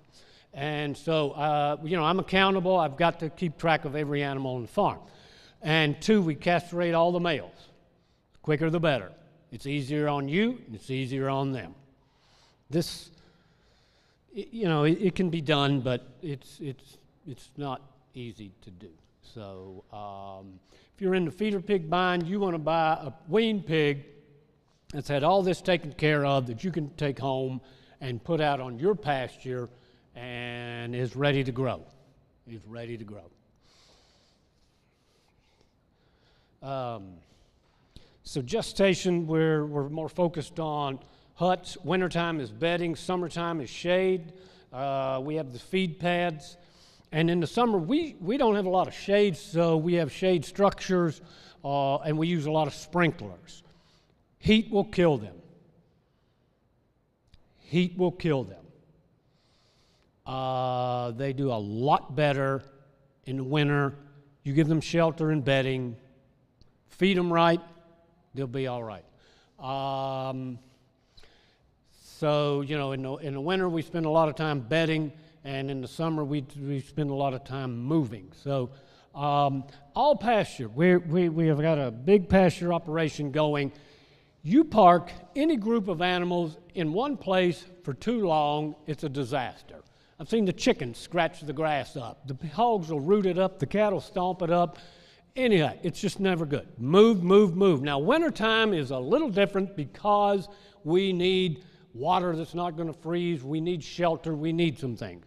But during the green season, move, move, move. But these broilers and pigs are doing more than growing. You've already heard it. We move the broilers away and we bring in and grow something else, maybe some vegetables, maybe forages, maybe something else. You're not just carrying feed out. You're carrying it to your little processors who are turning out nitrogen, phosphorus, potassium. And of course, if you don't move them, you're going to have way too much of that in one spot. Move them around, follow them with something else, because we'll grow some grass or some forages for cattle to eat behind ours, something of that nature. But move them, move them, move them. So we move into the farrowing and the huts there. Okay, veterinarian care. For our sows, we do still vaccinate erysipelas, leptospirosis, a few variety of things, some E. coli, I guess, before farrowing. The piglets, nothing. My goal for every piglet is to touch it twice. Once, to castrate ear notch. 2, loading it on the trailer to go to market. Doesn't always work out that way, but, you know, there's a goal. We got to all have a goal to deworm, deworm, deworm. Even as much as we move them, a group of pigs, we will deworm at least 3 times. Through the feed, it's not simple. And I might defer to the veterinarian, but the more you rotate and the more different animals, I know cows, pigs, sheep and goats maybe have similar parasites, but the other animals, it is a dead-end host. Thank you. See there, a little communication. So that pig might be rooting around over here, or the chicken scratching through those cow pats, or spreading that sheep and goat manure around. There's a synergy there that can be very, very beneficial to everything. I'm not a big preacher on holistic management, but boy, you can see a lot of great things as you rotate and go through and have different things at different times. That, you know, how much time do you have? How much management? How much do you have going on? You know, we're here to talk about opportunities, this, that, what's going on. All right, so we're moving through. We got some vet work. What have I got up here next? Oh, well, we're talking about handling sows, moving pigs. We use these red boards. We also were able to purchase this pig cart. That's a hydraulic operated. It can go up and down, and we find that to be very, very handy. It's also great. You can trap a pig on there if you need to look about it or treat it. That's an expensive item. So, here we are on working pigs. Who's this guy in the picture? Yeah, okay, so there's an ear notch going on with Nick and Lily, I believe. And, I threw this one in. Here's Zainab and Zdenyich, and they're stitching this pig up because he got his leg hung on one of the old huts that was falling apart. And what are we going to do? I said, well, we got a suture kit. Who wants to sew him up? This young lady, I knew it, her hand, Zainab, yeah, I'll do it. So I was building a pig hut. That's what I was doing. They stitched it up. A young pig like that is growing so fast, okay? And if you could just get it together and we smear some red gel on it, it goes back, boop, it's fine. It's out there running around right now. Huh? There's an opportunity right there. There they are. Well, we don't have any creep feed. What do we all grow up eating? What mama feeds us? Bam, same thing right there. After a while, maybe not enough milk. Let's go see what mama's snacking on. There it is. They're all eating. You can see somehow or another the arrow got right up here. We have a nice feed factory over here, grind and mix and grain storage and that sort of thing. A little bit expensive for the backyard kind of folks, but you can buy feed. You've already heard it before. Feed them right. Make sure it's a nutritionally balanced pig feed. Now, the other great advantage for the homesteader that's got a few pigs is that omnivore. Got some vegetables didn't sell, throw them over the fence. Our horticulture operation had a great year for winter squash. We fed it to the pigs because we sure couldn't sell all of it. Sweet potatoes, we went through that. Got them blood spot eggs. Throw them over the fence, pigs will. Now, we get questions a lot of times. What about food waste? We collect all the food waste from the dining hall. We do not feed it to pigs, we compost it. If you are interested, now what you do with your own home food scraps, that's up to you. But you start doing this, it's highly regulated. You better talk to the Kentucky Department of Agriculture. If a local school says, I'll give it to you, you better check. Because of trichinosis, it's very regulated. But can they eat it? Yes. Will they graze? Yes. We have them out there eating grass and plants all the time. We have seeded a variety of things. I will not sow turnips again. Our pigs don't want to eat them. We tried to starve them into it. Sorry, they wouldn't eat it. Clovers, fodder rape, there's a variety of things to eat. But I don't know. For our operation, turnips, nope. I think the students ate more turnips than the pigs did, maybe.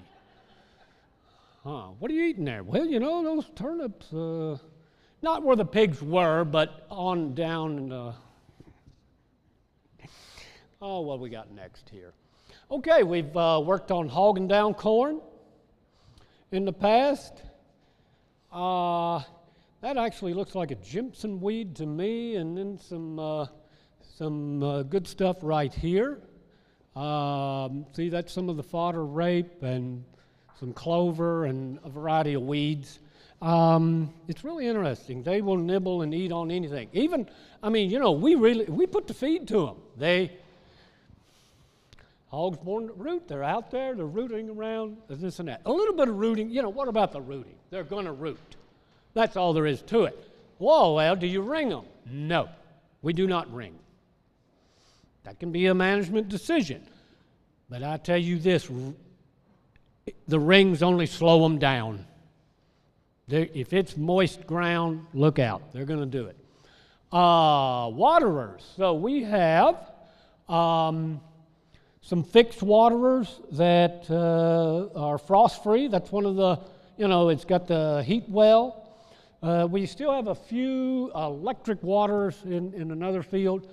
But on pasture, on mobility, you know, moving, we have these 80-gallon tanks, and we fill them with a garden hose. That one's actually mounted on a skid even. And it's a little blurry. I don't know. Might be ragweed for all I know. Anyhow.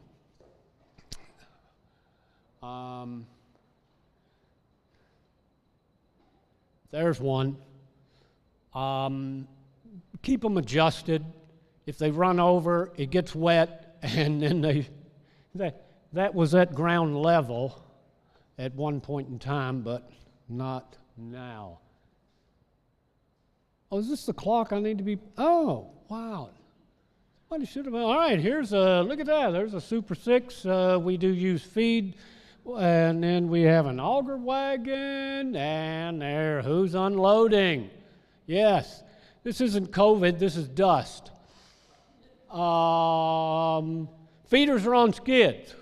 Initially, we didn't put them on skids. They sunk into the mud. The pigs rooted the mud up into there, and it froze. Whew. Not good, not good. Oh man, here's the super duper hut.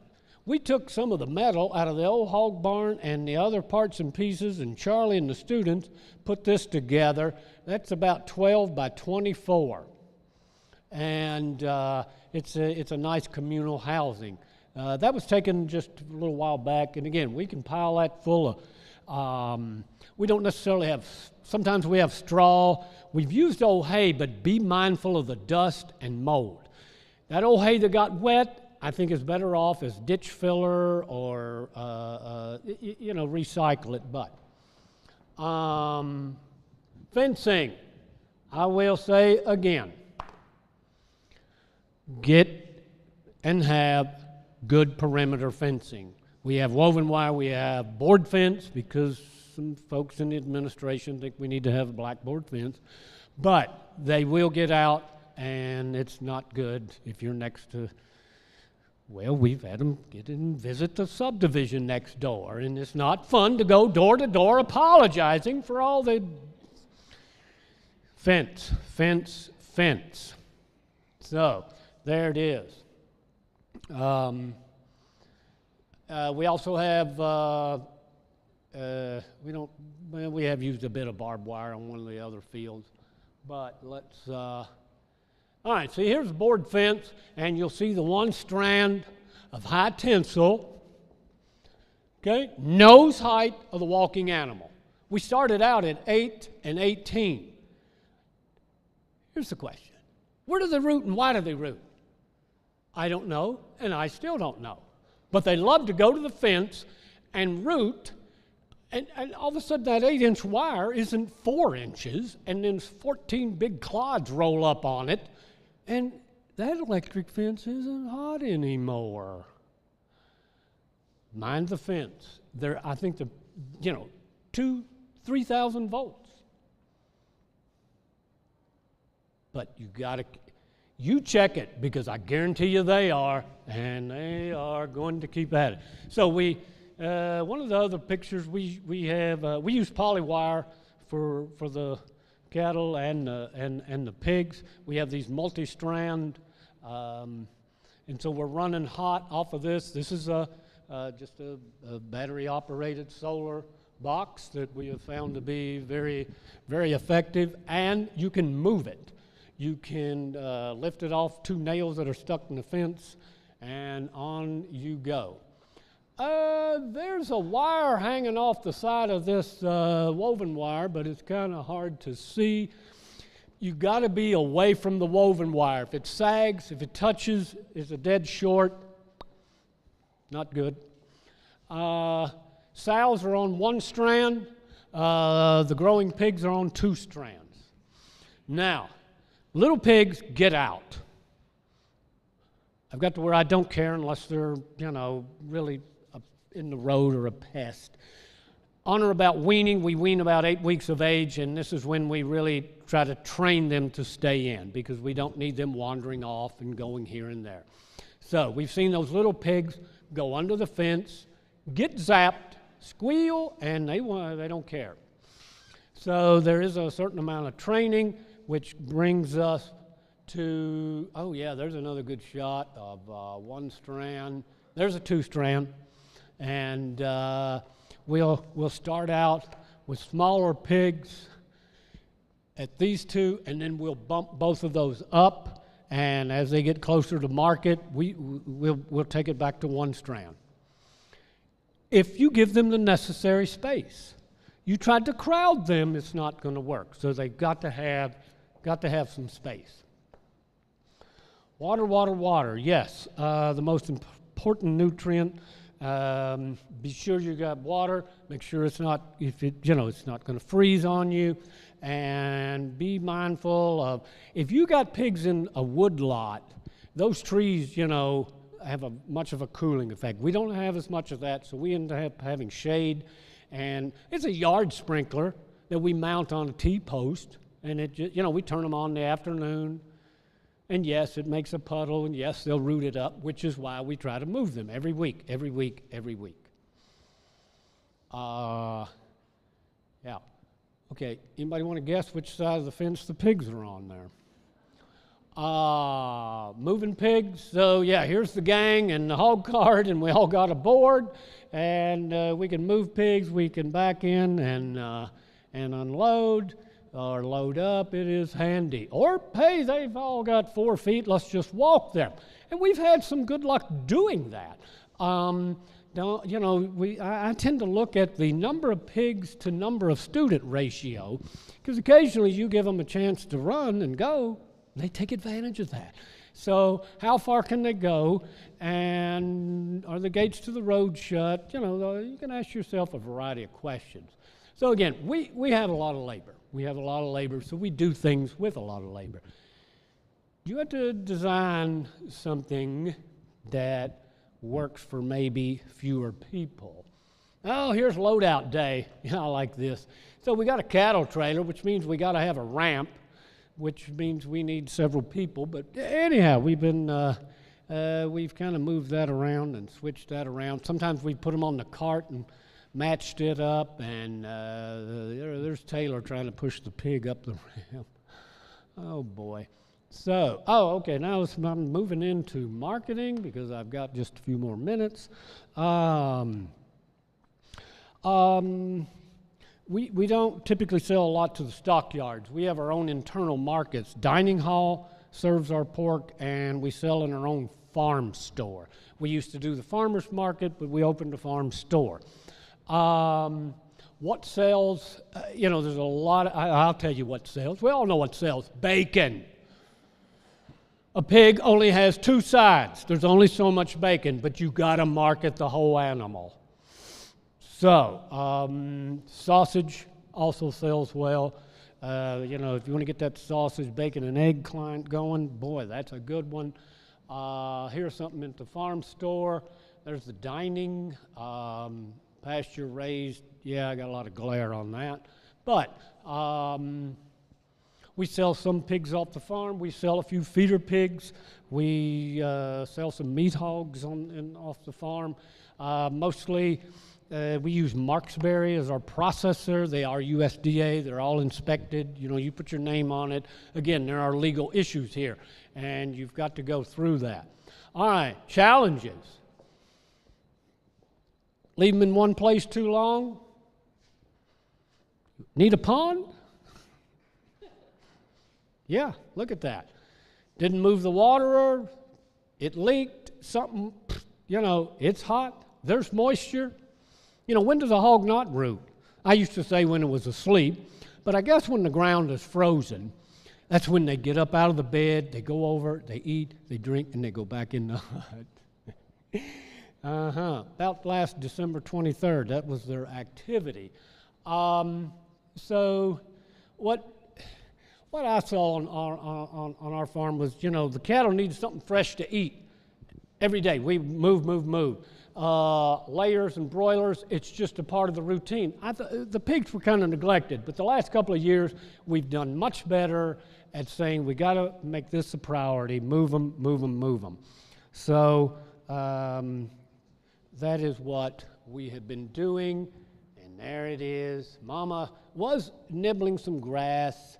That was just a few weeks ago. And there's some contact information. We are an educational farm. If you want to drive by in the spring and fall and jump out and take some pictures of the little pigs, that's fine. Don't get in with them. If you wish to maybe come out and look at things and get a little more of a tour, give me a contact and a call. Questions? We got a minute for that? We're going to hold the questions, so I'll be around. We're going to move it on. Thank you. Yes, sir.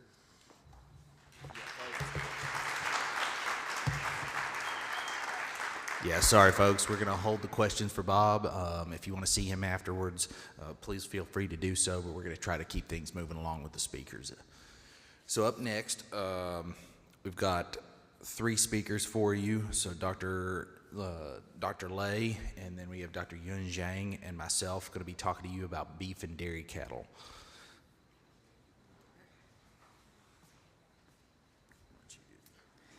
Yeah, it's me again. I'm sorry. Okay, so I'm going to roll through this one a little bit quicker. How many people got cattle? Want to get cattle? All right. All right, so like I said, there's going to be 3 of us covering this section. I'm going to focus mostly on getting started in beef cattle. We have a nutritionist here that can answer more specific questions on nutrition. And then David Peary, who you've been hearing from today, grew up on a dairy farm, and he's going to tell us a little bit more about milking cows. All right, so getting started, I'll go through just the basics here. So this is just giving you a taste of all these things. There will be more advanced classes for those of you that have been doing it for a while. All right, so the purpose of cattle, what are we doing with them here, right? Dairy cows and beef cows are two very different animals, right? How much do you need, right? So homesteading, this is for mostly the purpose of growing our own food for our families, right? So we're going to consider this. How many gallons of milk does your family drink a week, right? How much beef do you eat? right? How much storage space do you have available? All right, so I'm going to go through this, and actually there's someone here that's going to talk about meat processing, but live weight, right? So that's what an animal weighs when it's alive, standing in the field, right? Then there's something called hanging weight, right? Once you've taken out all the guts, the head, the skin, right? What does the actual carcass weigh, right? And then the yield is after it's all cut up, right? How much meat did that produce? Now, there's a whole lot of variables in this, but let's say, right, that you have a 1,200 pound cow slaughtered, right? It's still going to be like 500 pounds of meat, right?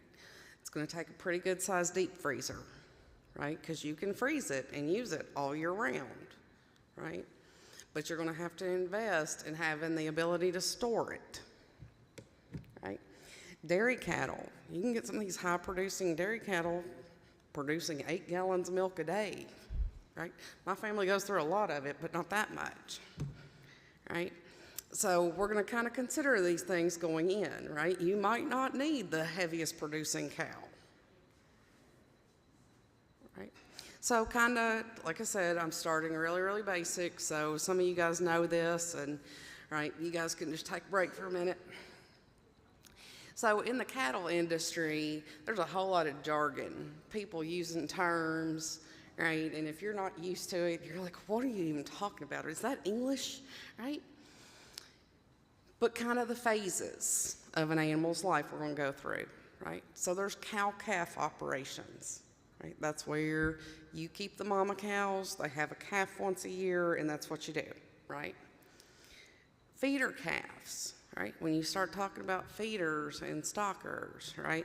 Buying in calves when they're weaned, right? Take the calves away from mama, and you just take them through that big growth phase, right? Buy them right after they're weaned and take them up till they're almost ready to slaughter, right? This will also be called a grower phase. This is when they're doing the most of their growing.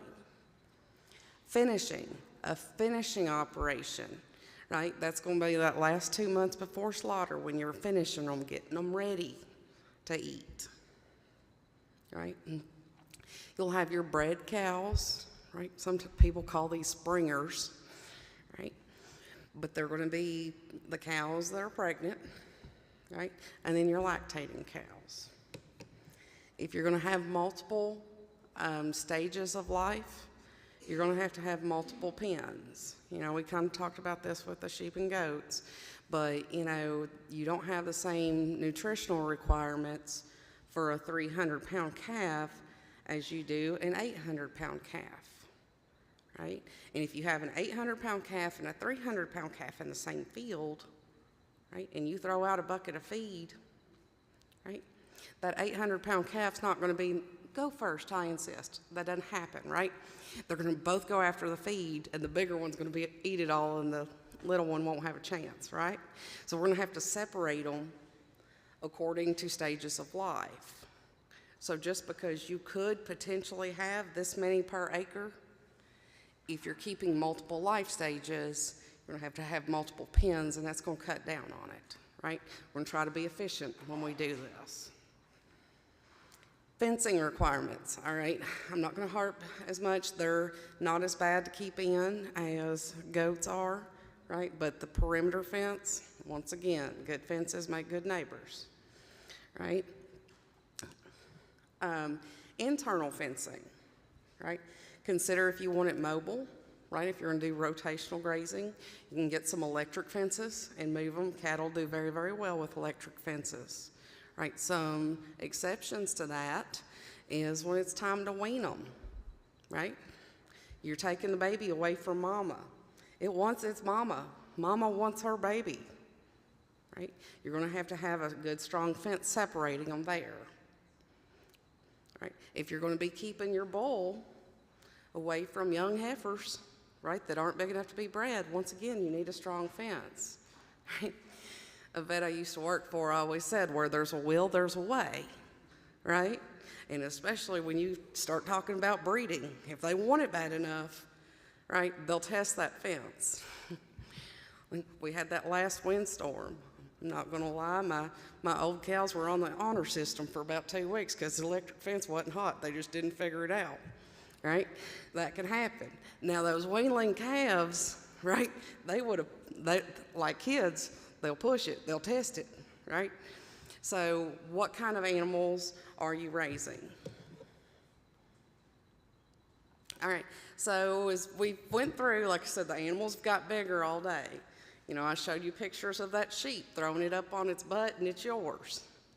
Cattle, that's not true anymore. We're gonna have to have handling facilities, right? I remember once back in practice, I showed up to a farm because a farmer had a cow that was limping. I'm like, out there, she's in the middle of this 40-acre field. And he's like, Doc, she's limping. And I said, she sure is, isn't she? You know, what am I gonna do? Go chase her with a rope, right? At some point, you're gonna have to get them up. So you're gonna have some kind of handling facilities here, right? Safety first. These things are gonna be big enough to hurt you, right? You're gonna want them gentle enough so they don't try it, but at some point, you're gonna have to get them up for something, right? But you don't have to have the Cadillac version for 2 cows, right? This is where we're gonna come back to the more practical applications. So up here in these pictures, so what you see on the bottom is a full chute.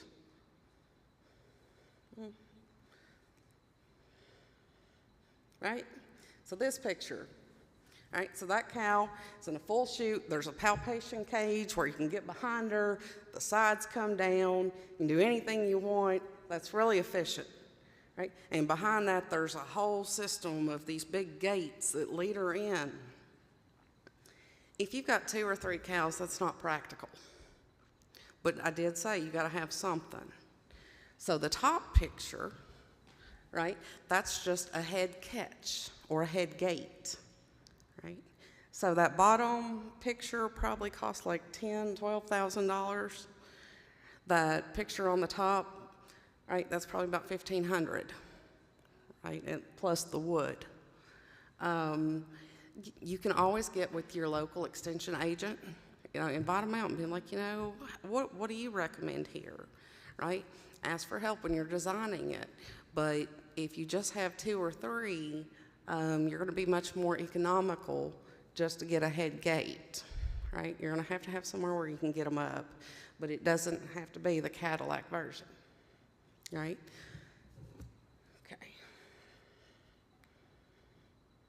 Okay.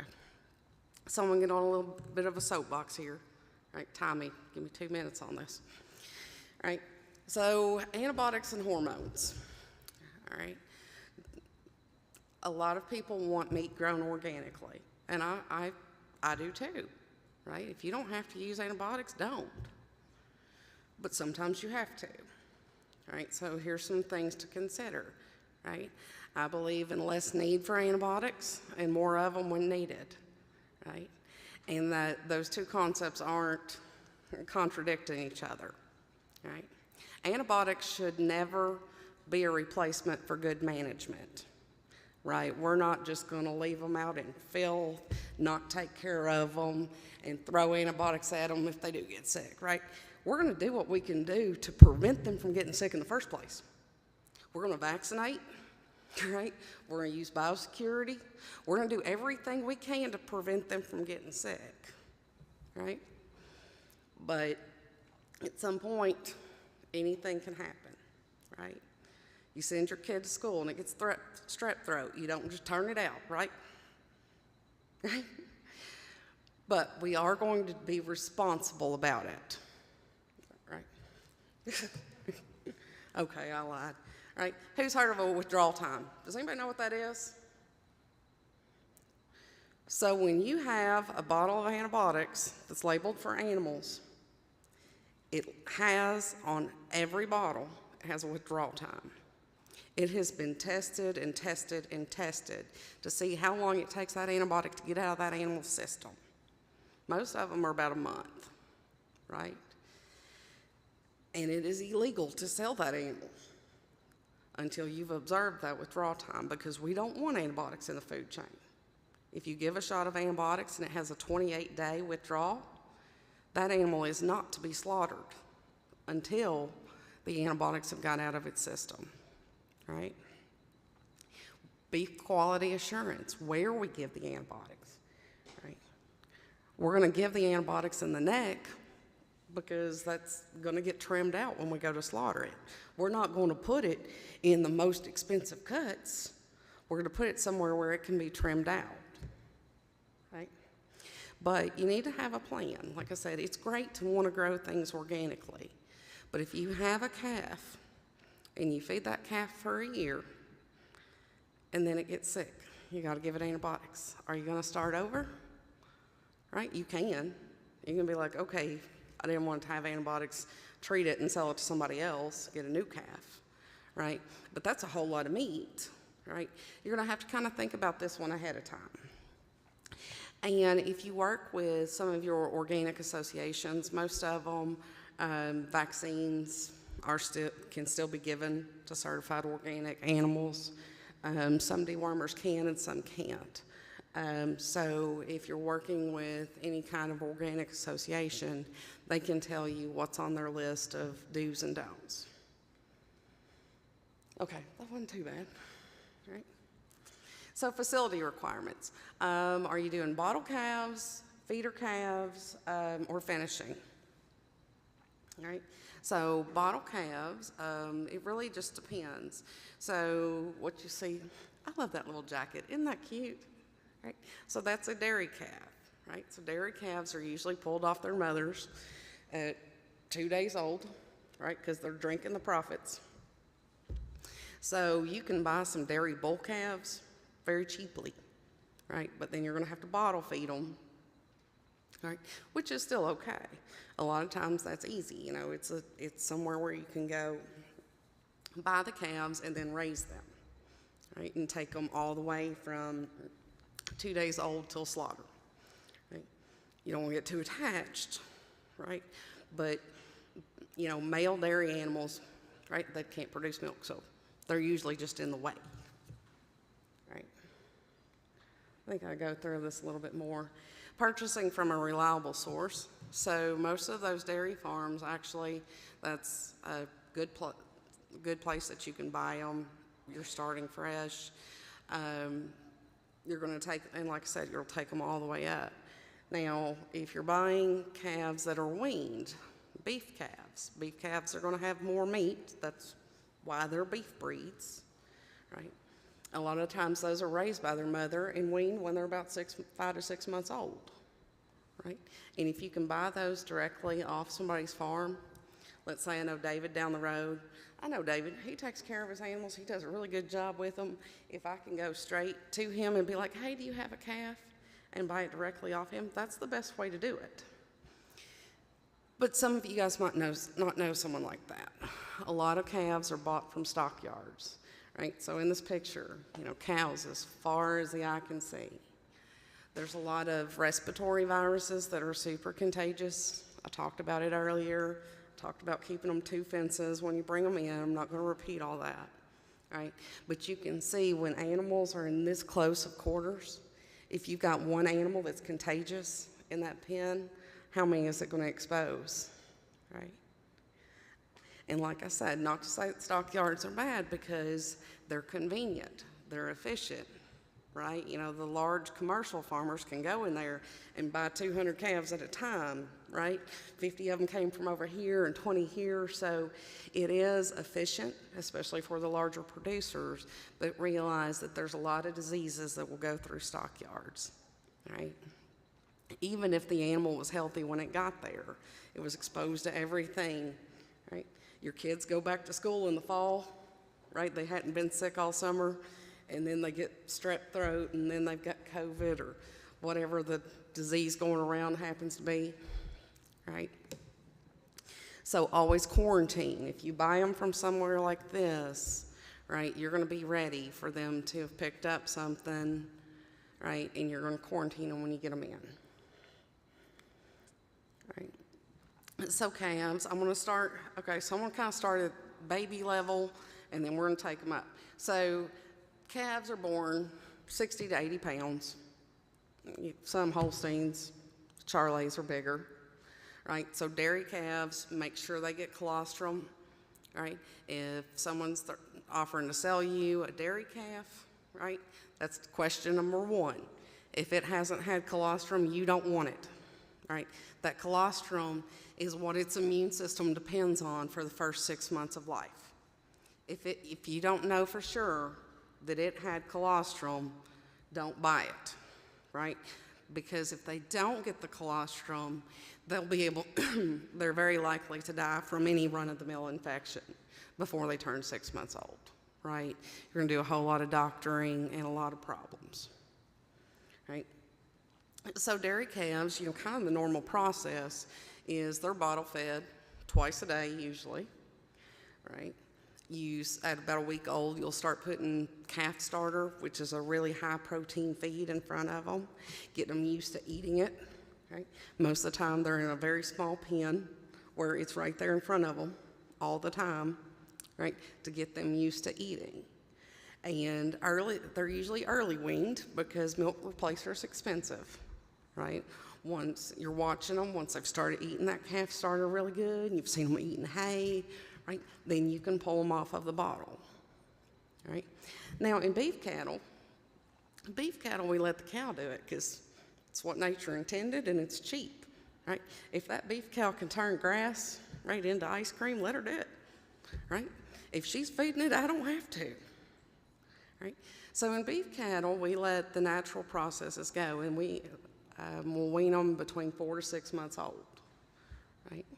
At that 4 to 6 months old phase, right, we're going to have had a creep feeder.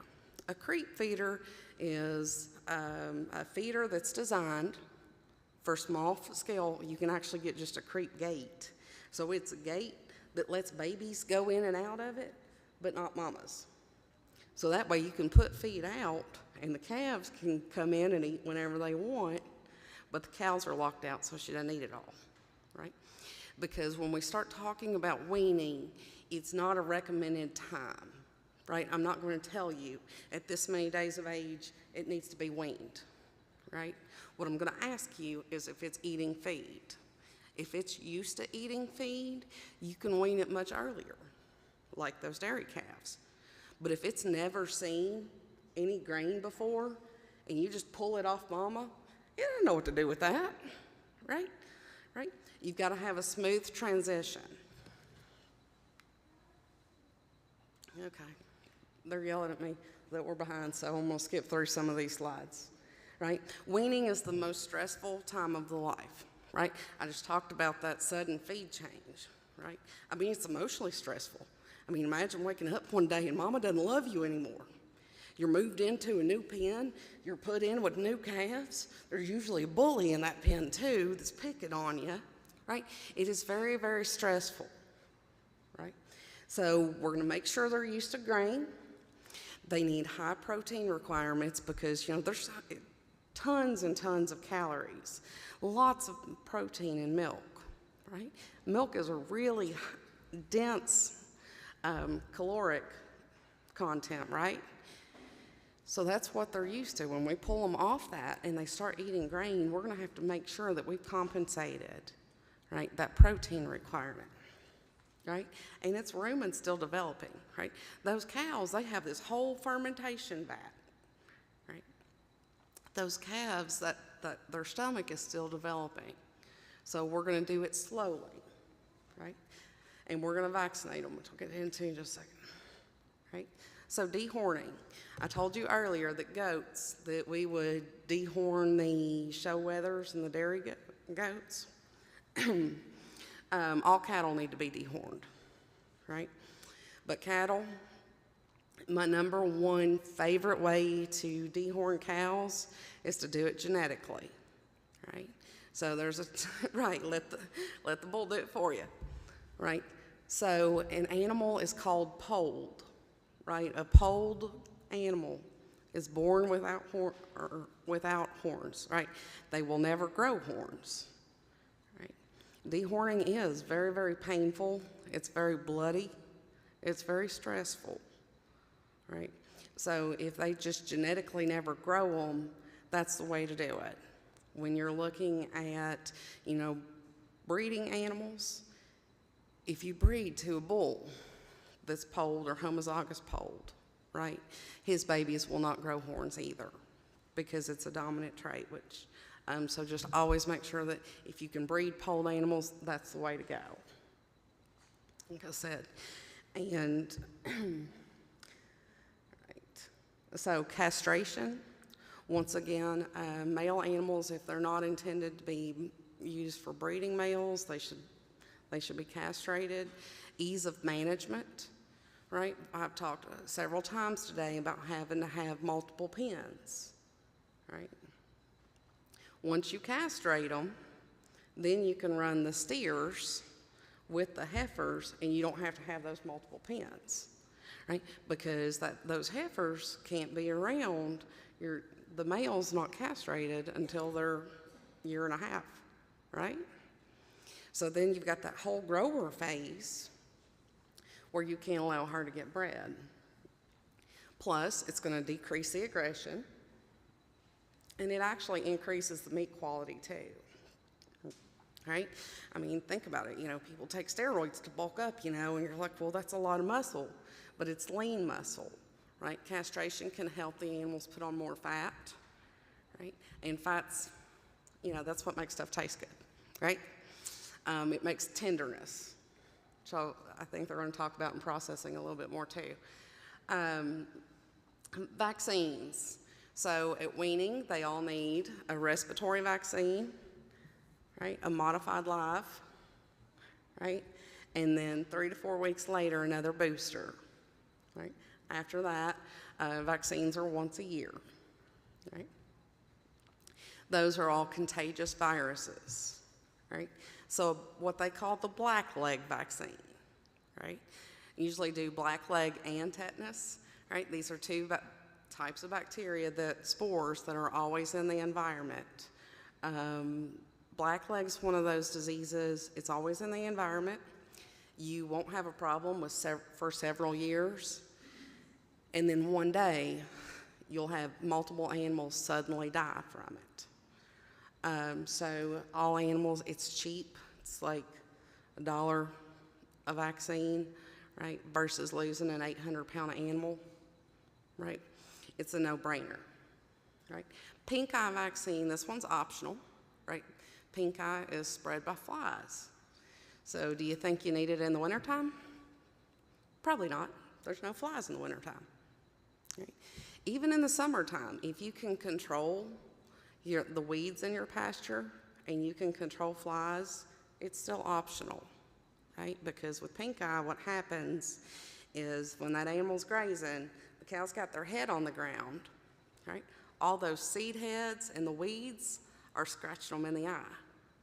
And when that fly comes with bacteria, that starts the infection. So if you know that you can do a good job keeping flies down and keeping your pastures clipped, you might not need that vaccine. Also, with the beef quality assurance, I was talking about giving the shots in the neck, right? You can find some information online or more videos for beef quality assurance, but it shows exactly where to give the vaccines, right in this little triangle, right? And when you give them in that spot, that can be trimmed out later. If the vaccine causes any scar tissue or something like that, it's not going to affect your expensive cuts of meat, right? So, right, we had the calf, right? Beef calf, weaned, 4 to 6 months old, right?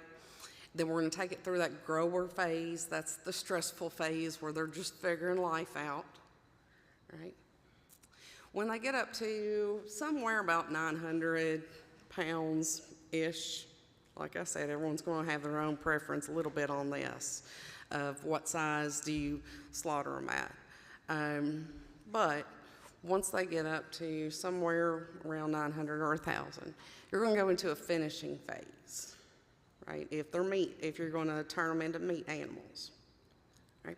So finishing is when you're going to increase the feed. Finishing is trying to get them fat, right?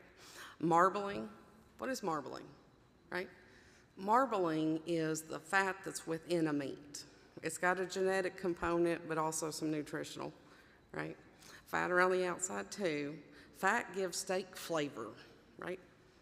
That's why anything that tastes good can't be good for you, right? But by suddenly increasing the feed that last 2 months before you slaughter it, that's what you're trying to do, is get the animal fat. And that fat is going to increase the tenderness and the flavor. Like I said, there's somebody processing talking right after us, right? But that's usually 2 to 3 months process. All right, processing, like I said, there's a whole nother talk coming, so I'm gonna go through this really quick, but I did have a couple pictures. People wanna do things themselves, and there's a lot of things you can do by yourself. And this is a client of mine that does do his own slaughter. It's not as easy as it looks. So when these things weigh 1,200 pounds, you can't just pick them up and hang them in a tree. It doesn't work, right? There's also beef to increase the tenderness, right? It hangs for 1 to 2 weeks, most of the time 2, right? But it's got to be in a refrigerator, hanging, right? To get a refrigerator that big is not that easy. You can do cool bots. So a cool bot's a little thing that you hook to an air conditioner and tricks it into overdrive, but it requires a lot more facilities and a ceiling hoist. So doing it yourself is not easy as you think. It's not just like cleaning a deer. All right, so if you have a cow-calf operation, artificial insemination versus natural breeding, right? So, I mean, that's a beautiful bull there, but he's gonna eat a lot, right? And you're gonna use him 2 minutes a year, right? So it gets kind of expensive having a freeloader that's gonna be that big, right? Artificial insemination, if you only have 2, is going to be the more practical way to go. Right now, you got 20 cows. Yes, that'll justify having a bull around, right? But for 1 or 2 head, it's just not practical. When you sit down and put pencil to paper, it's not gonna add up, right? Artificial insemination, you can take classes to become certified yourself and buy the equipment. You can, have the semen, some semen companies have technicians that will come out and breed for you. They usually have protocols of, you know, how to know that the cow's in heat. You're gonna set them up by giving them certain hormones, getting them to come in heat at a certain time. Those are gonna be more specific. Talk with your local vet, and they can usually tell you someone in the area that can help you if you don't wanna do it yourself. Right? So gestation's 9 months, right? Signs of calving, they usually go off by themselves, right? They'll be standing up, getting up, or laying down, getting up, laying down, getting up. And then when they lay down, start pushing, right? You should see progress within an hour, right? Calves must get colostrum, right? Beef cow's pretty self-sufficient, right? You know, as an animal of prey, you know, we think about predators versus prey animals, right? I mean, human babies, we can't walk for the first 2 years of life. Or you think about the lion and the zebra, right? The lion doesn't have to get up. Mama's gonna bring food back to the den, right? But cows are animals of prey, right? Most calves are able to get up and walk within an hour of birth, right? So you should see them up and nursing within a couple hours. If you don't, there might be a problem. Okay, like I said, I'm gonna skip through some of this because of time. All right, weaning time, have good fences, right? The cow wants her baby too.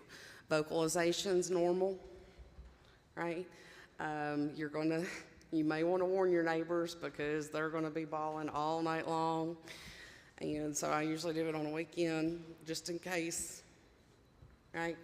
You're gonna decrease the cow's nutritional requirements, because at that point, you know, in some ways, babies are kind of parasites, right? They're sucking all her nutrients. So once you get the calf weaned, her nutritional requirements will decrease. Right. All right, so this is always a big question, to buy a tractor or not. And, you know, look, I'm not an expert on machinery by any means, and some of you guys out there might know more about this than I do. But consider the use. You know, do you also have a garden that you're tilling? Is there any other use for a tractor? Right? So square bales can be handled, right? They can be picked up, right? But cows will go through a lot of them, right? But buying a tractor may be expensive. You know, if you have 2 cows, does it justify buying a $50,000 tractor? Right? Maybe not. One thing I do want to warn people about that I've seen some people get hurt is trying to buy the little Kubota tractors, like the, you know, glorified lawnmowers, right? And then trying to pick up like a 1,000-pound bale of hay with it. Don't work, right? So the compact tractors aren't big enough to pick up a bale of hay, right? You can get some cheaper tractors that are used, but you realize you might be working on them frequently. So if you're somebody like me, that ain't gonna work either, right? So you'll have to sit down, and it depends on how many head you have. If you have less than, 4 cows, square bales may be the best way to go, just to save that expense. But then, like I said, are you also using the tractor for something else that can help justify that cost? I don't know. Anybody know more about machinery in here than me? All right, we'll go with it. I mentioned it. All right. So hay, like I said, this is, depending on if you have a tractor or not, how big are the bales, right? Square bales are convenient if you have, 2 dairy cows that you're bringing them in anyway. You can pick up the bales, feed it easily, right? But if you're going to have 10, 15 cows, you're probably going to want to go ahead and buy that tractor, right? Always put hay in a ring. I had a farmer call me the other day, and he actually had a goat, a buck, right, that got killed because he didn't put the hay in a ring.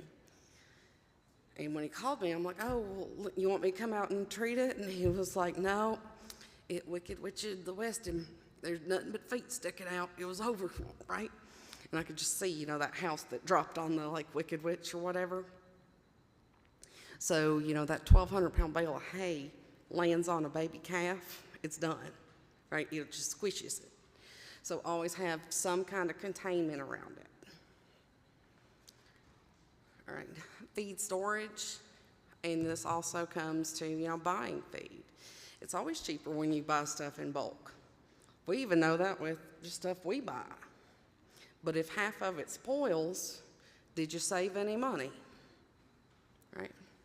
So depending on how fast they're going through it, how many you have, you're not always better off buying it by the ton, right? You can buy it in 100-pound bags. If you just have 1 or 2 animals, that's what I recommend, right? Depending on where you're storing it at, right? Or if it's humid, a lot of moisture in the environment. Once it begins to spoil, you get mold that can be toxic or kill the animals, right?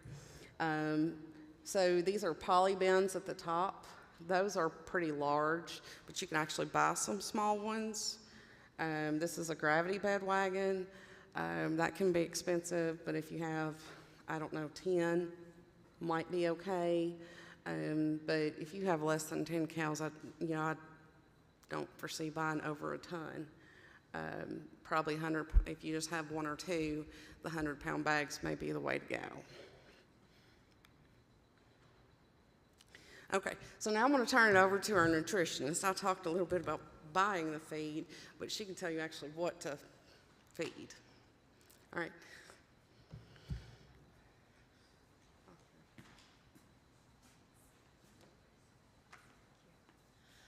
Good afternoon, everyone. So I want to introduce myself first. So my name is Yun Jiang, and I'm a livestock nutritionist. So I work as assistant professor of livestock nutrition at KSU. We have a nutrition lab at KSU. So what I do is beef cattle nutrition. That's my research major focus. And what I research on is the rumen microorganisms and how do we make the most efficient of the rumen microorganisms and how do we modify that and then improve the efficiency of animals. So my research also focuses on reducing methane emission. But for today's presentation, I will briefly talk about how do we design a nutrition program for your beef cattle. Okay. So first, we want to, maybe can I borrow the microphone? That may be easier for me.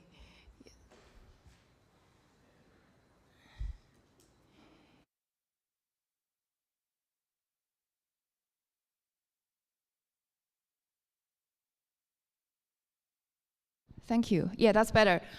So to design the nutrition program, first we want to find out the nutrient requirements, because if we do not know how much nutrients the animals actually require, then how do we know if we're supplementing enough, right? So how do we find out the nutrient requirements? There are several ways we can do that. First, we can refer to like the NRC nutrient requirements of beef cattle.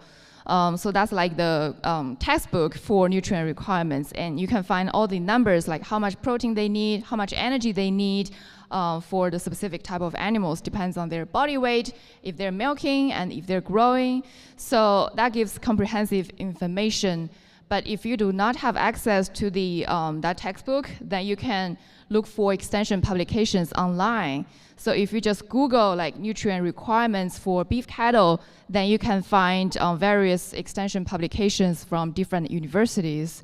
So I have accumulated some great extension publications throughout the year from different universities. So if you can just email me and I will share with you what I have. Then the second step is we need to take into consideration the different stress periods. For example, in the winter when it's really cold, then just like human, we need additional food, right? So a lot of people put on weight because it's cold. So for cattle, it's the same. If we are feeding them the same thing and they do not have very good forage, then they probably will be deficient in energy. So we need to take those things into consideration so that we are supplementing additional feeds and energy and protein when they need it the most. Then in Kentucky, our beef production are largely based on the pasture. So we want to make the most use of our pasture resource. And then how do we do that? We want to first test the forage to see if we have very good quality forage. Then if we absolutely have to supplement because our forage is not so good, sometime then we can go and buy additional feed. But if we maximize the use of the pasture we already have, then we can control the cost.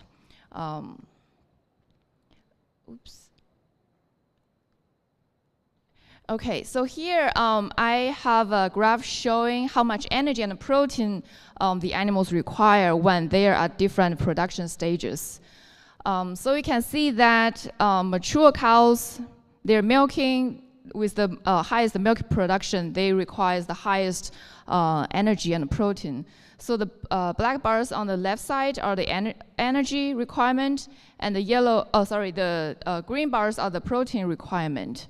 So the milking cows require more energy and protein, and that makes sense, right? If we think about it, if a cow is producing 20 pounds of milk per day with 5% of lactose in the milk, then the cow is literally dumping out 1 pound of sugar per day from the milk, from the mammary gland. So this is an example I borrowed from Dr. Lei. I think that's a very good demonstration, like that's a bag of sugar we get from the milk. And at the same time, the milk is also very abundant in protein and fat. That means the animals will need to get additional protein and energy from the milk, from the ration, in order to provide that energy and protein for the milk synthesis. That's why the milking producing cows will have higher energy and protein requirement compared to the dry cows. So for dry cows, they have relatively lower energy and protein requirement, But dry cows in their third trimester, when they're in the late pregnancy state, because they are actively growing in the fetus, so they will also need additional energy and protein requirement. So production stage largely affect the requirements of the animals. So if we take what I have mentioned in the previous slide in consideration, so when animals are producing milk, they need additional energy and protein. When they are actively growing, they need more requirements. And when they are in the last trimester of the pregnancy, that's also when they need additional energy and protein. So also when the weather is pretty cold, they also need additional energy. But when the animals are mature and dry and in their mid-gestation period, that's when they have the lowest requirements. So what we can do is, if you have a field of pasture, and then some of the pasture may be very good in quality, some of them may be not so good in quality, right? Then you can put your highest energy requirement animals in the superior pasture, while you can keep your dry, non-lactating animals in the pasture with moderate or lower quality. Okay, so in addition to the production stages, environmental stressors also affect their nutrient requirements. So in the summer, we want to avoid the heat stress. So we want to provide shade and cool water to help the animals stay cool. And in the summer, the animals, they do not eat much because they want to avoid the heat stress. So you may want to also supplement some additional feeds to help them with their energy status. And in the winter, cold stress will increase their energy requirements. So in the winter, we want to supplement additional energy supplements to help them stay warm. So let's say if next week the temperature is going to drop drastically, and because you are checking the weather forecast, then you probably want to start increasing how much you're giving to your cattle so that by the time the cold stress is here, they can stay relatively warm.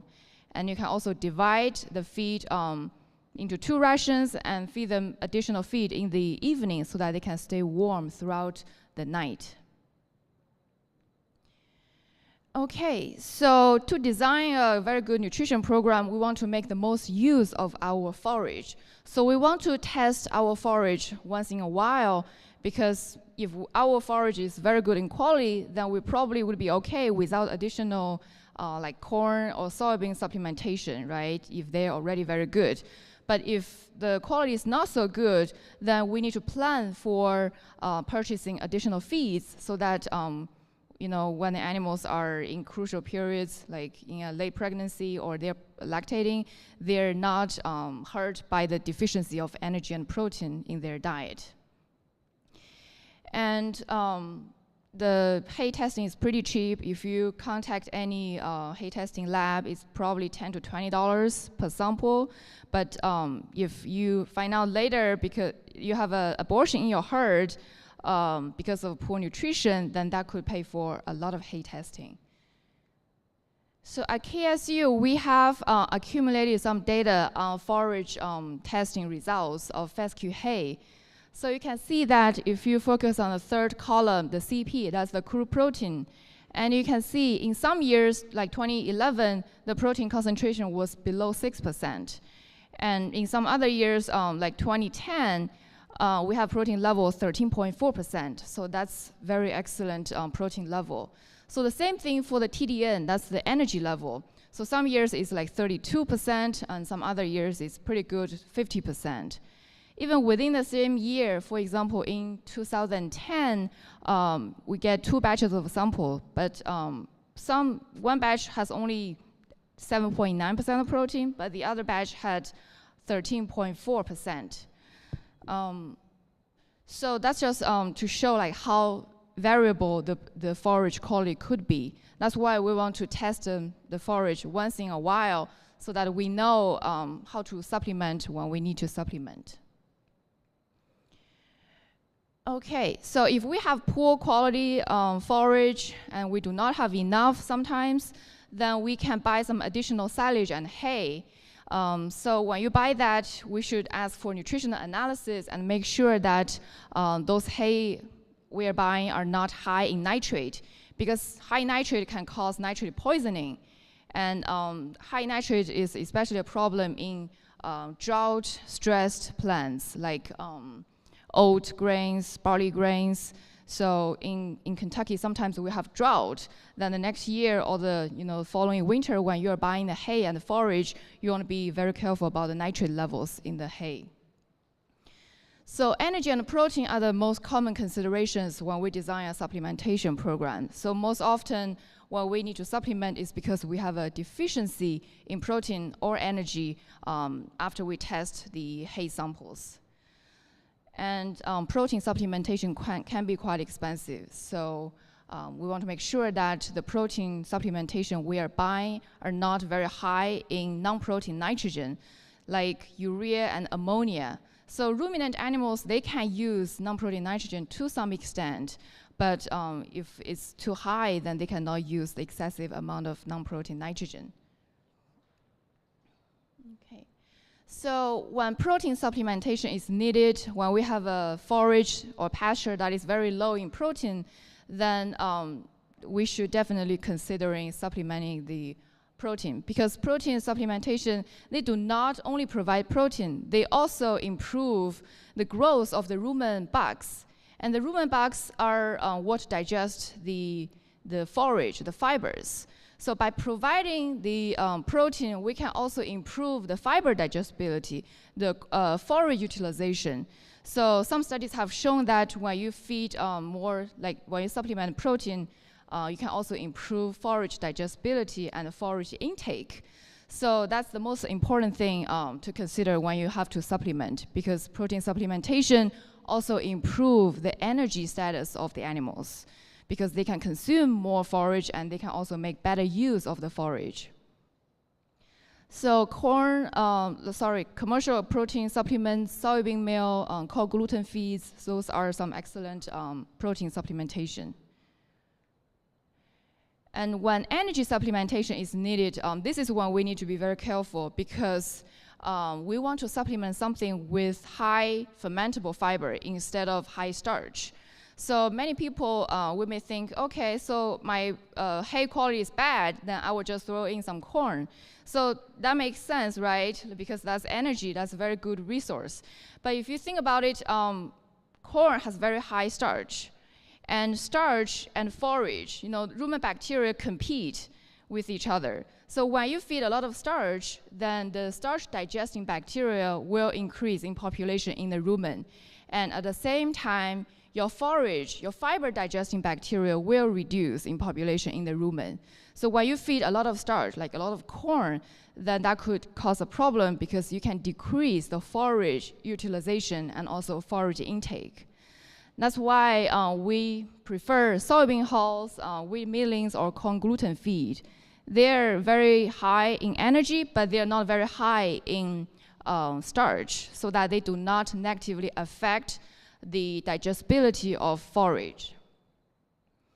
So when we buy those supplements, we also want to buy them based on the price per unit of protein and price per unit of energy, so that you can make the most use of your money, because you don't want to pay for additional fiber, because your forage is high in fiber. You do not need the additional fiber, like you don't want to spend money on that. Okay, so in terms of mineral and vitamin supplementation, so we recommend to always have a good mineral supplementation.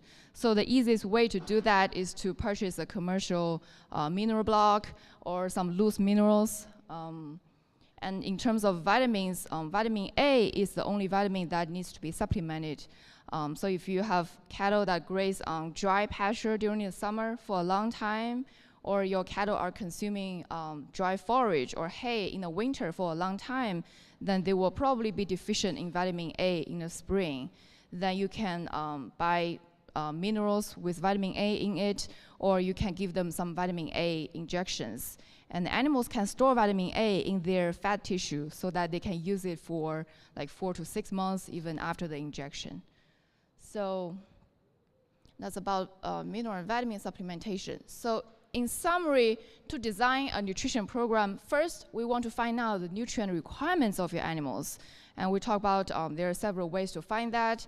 We just need to know how much energy we need, how much protein we need in the diet. You can look for extension publications, or you can look for the numbers in the NRC nutrient requirements of beef cattle, the textbook. And just to keep in mind that when animals are actively growing, or they're in the late pregnancy state, or they are milking a lot of milk, that's when they need the most of energy and protein. So we want to give some additional energy and protein during that phase, or we'll give them the best quality pasture for them to graze on. Then in the winter, they will also need some additional energy to stay warm. Then if we do not have very good pasture or forage, then we may want to consider supplementing protein or energy sources, right? So if we do not have a forage with very good protein, so the most important thing is to supplement a good protein supplementation, because that does not only provide the protein, that also improve their forage intake and utilization. So it's like we are supplementing protein, but we are also supplementing energy indirectly. While for the energy supplementation, we want to provide feed with high fermentable sources, high fermentable fibers, like soybean hulls instead of corn, because we do not want to negatively impact the forage digestibility and intake, because the high starch will reduce the forage digestibility. But sometimes when you do not have other feeds, corn is okay, but you do not want to overfeed. Maybe you can limit it to like 4 pounds to 6 pounds, depends on how big your cows are. So, but for, you do want to be consistent in providing the energy supplementation, because you do not want to feed like 20 pounds per day, then you skip the next few days. That will completely disturb the rumen function. But if you have protein supplementation, it's okay to do it once or twice per week, because animals are very efficient in utilizing the energy, and they will maintain the same performance. Okay, so in addition, the clean water and minerals should always be available. And water is something people often forgot, but water is crucial for their intake and for their health. And we should always ensure they have water. Sometimes in the winter, the water can be frozen. We may want to use some heat element in your water bowls to make sure that they always have water. Okay, so that's what I have here. My email address will be posted at the end of the presentation. If you have any questions or you want to request the resources I mentioned, I will be happy to share. So thank you. David.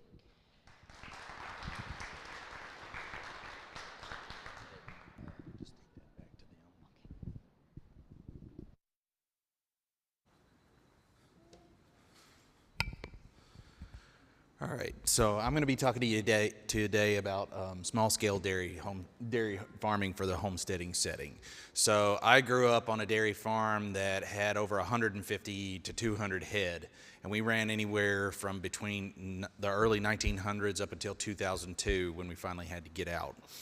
Little more different setting than what you guys are here to learn about, but I've tried to scale it down, and I'm going to be giving you a couple of pointers on how to kind of scale it down for what you're setting.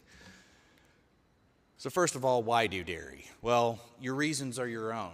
Maybe you want to go back to the basics of having closer to raw milk, less processed, because there is a lot of research on that says there's a lot of benefits to it, especially if you're a parent and you kind of want your kids to have that nutritional value that closer to not as heavily processed milk as like what you buy in the store. And that's okay. The research varies greatly. You'll see some benefits, you'll see the cons, but either way, I would encourage you to do your research. And above all else, you need to think about, if you do pick up on dairy cattle are, like Dr. Jung and Dr. Lay said, very different from beef cattle. You know, beef cattle are raised basically for their body. You raise them up to a certain point, to a certain weight, and then they're sent off to die. Dairy cattle, you're going to be keeping for most of their life because their sole purpose for you is the production of milk.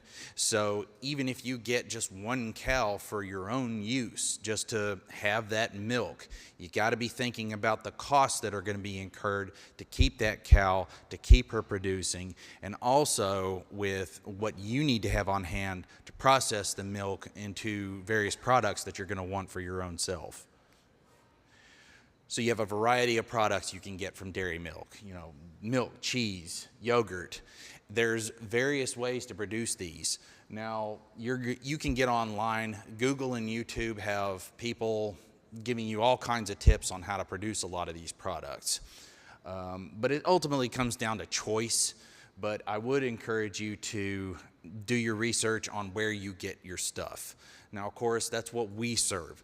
We at Extension know how to sift through the chaff, so to speak, so that you don't have to sit there and try to figure out, well, what's fact and what's not.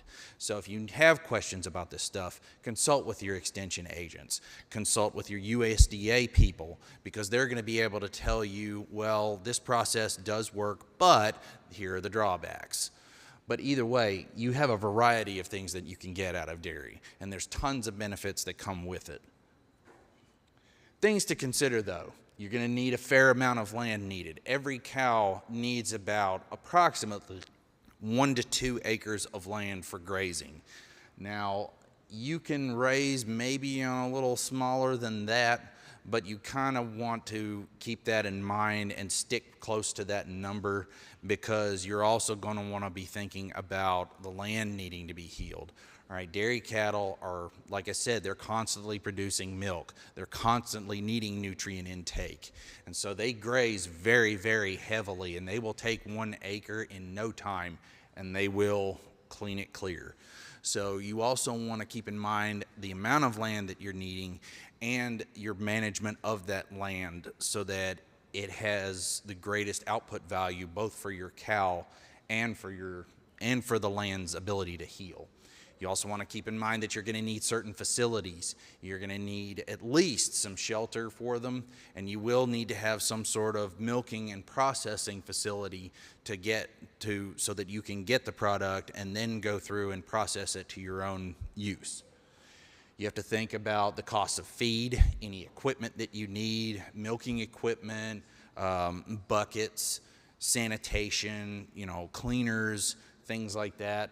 All of that, any supplies that you need. You're also going to have fees, insurance, and taxes to take into consideration. And then above all else, you have to know your regs, your regulations. Even you as a personal consumer, there are some regulations that are out there when you're dealing with dairy that you need to keep in mind. They're not many, but mostly those regulations deal with distribution, sales, and processing. But you still want to know your stuff. And again, if you have questions on that, please feel free to contact any of us, and we'll help guide you in the direction you need to go. So with land, like I said, you need about 1 to 2 acres per cow. You need to have proper fencing. All right, cows like to wander. We recommend woven wire. It's the most secure and the best way to deter outside predators, because you do have to consider we do live in an area where coyotes are frequent, and a pack of coyotes do frequent cow pastures. They're not afraid to take on a full-grown 1,200-pound cow.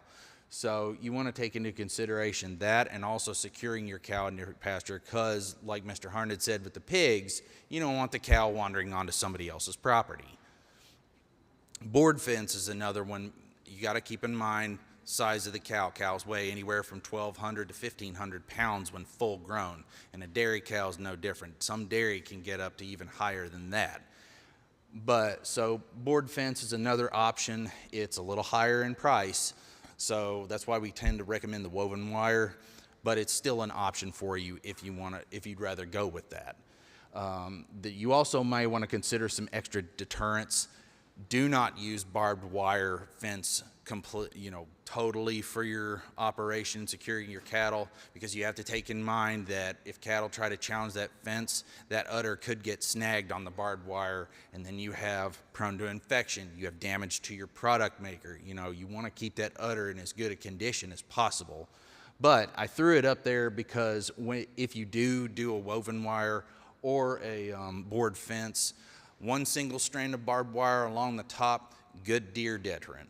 Because deer, as we all know, have a very high jump radius. And you do want to keep them out of your pastures, because there are some diseases that can be carried over to your dairy cattle. Not much, but you still want to have that option. And then electric fence is also good. Just one single strand down at the bottom will usually keep them from challenging your fence.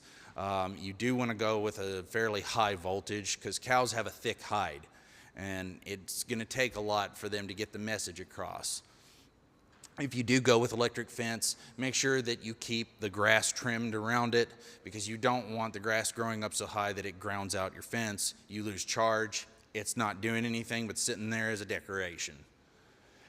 And then I would also say, consider a little extra acreage for rotational grazing. Like I said, dairy cattle are heavy grazers. If you have at least 1 to 2 acres, you can take the cow off of the 1 acre when the grass starts to get thinned out, put her on the next. That gives a chance for the grass to grow back on your one pasture. Lets the manure set in and fertilize, and like I said, heal the land. Grazing versus feed, I'm not going to get too much into this because you already heard a lot about that from Dr. Lay and Dr. Zhang. But for small scale dairy, grazing is great. We want our cattle to graze. You want your dairy cows to graze. That grass has a lot of the nutrients they need, but it doesn't have everything they need. One thing I will point out, selenium. In dairy cattle need a high amount of the trace mineral selenium, because it helps not only with milk quality, but it also is necessary to keep down any issues with birthing. One of the biggest things that occurs in selenium deficiency in dairy cattle is the retainment of placenta, which can lead to infection.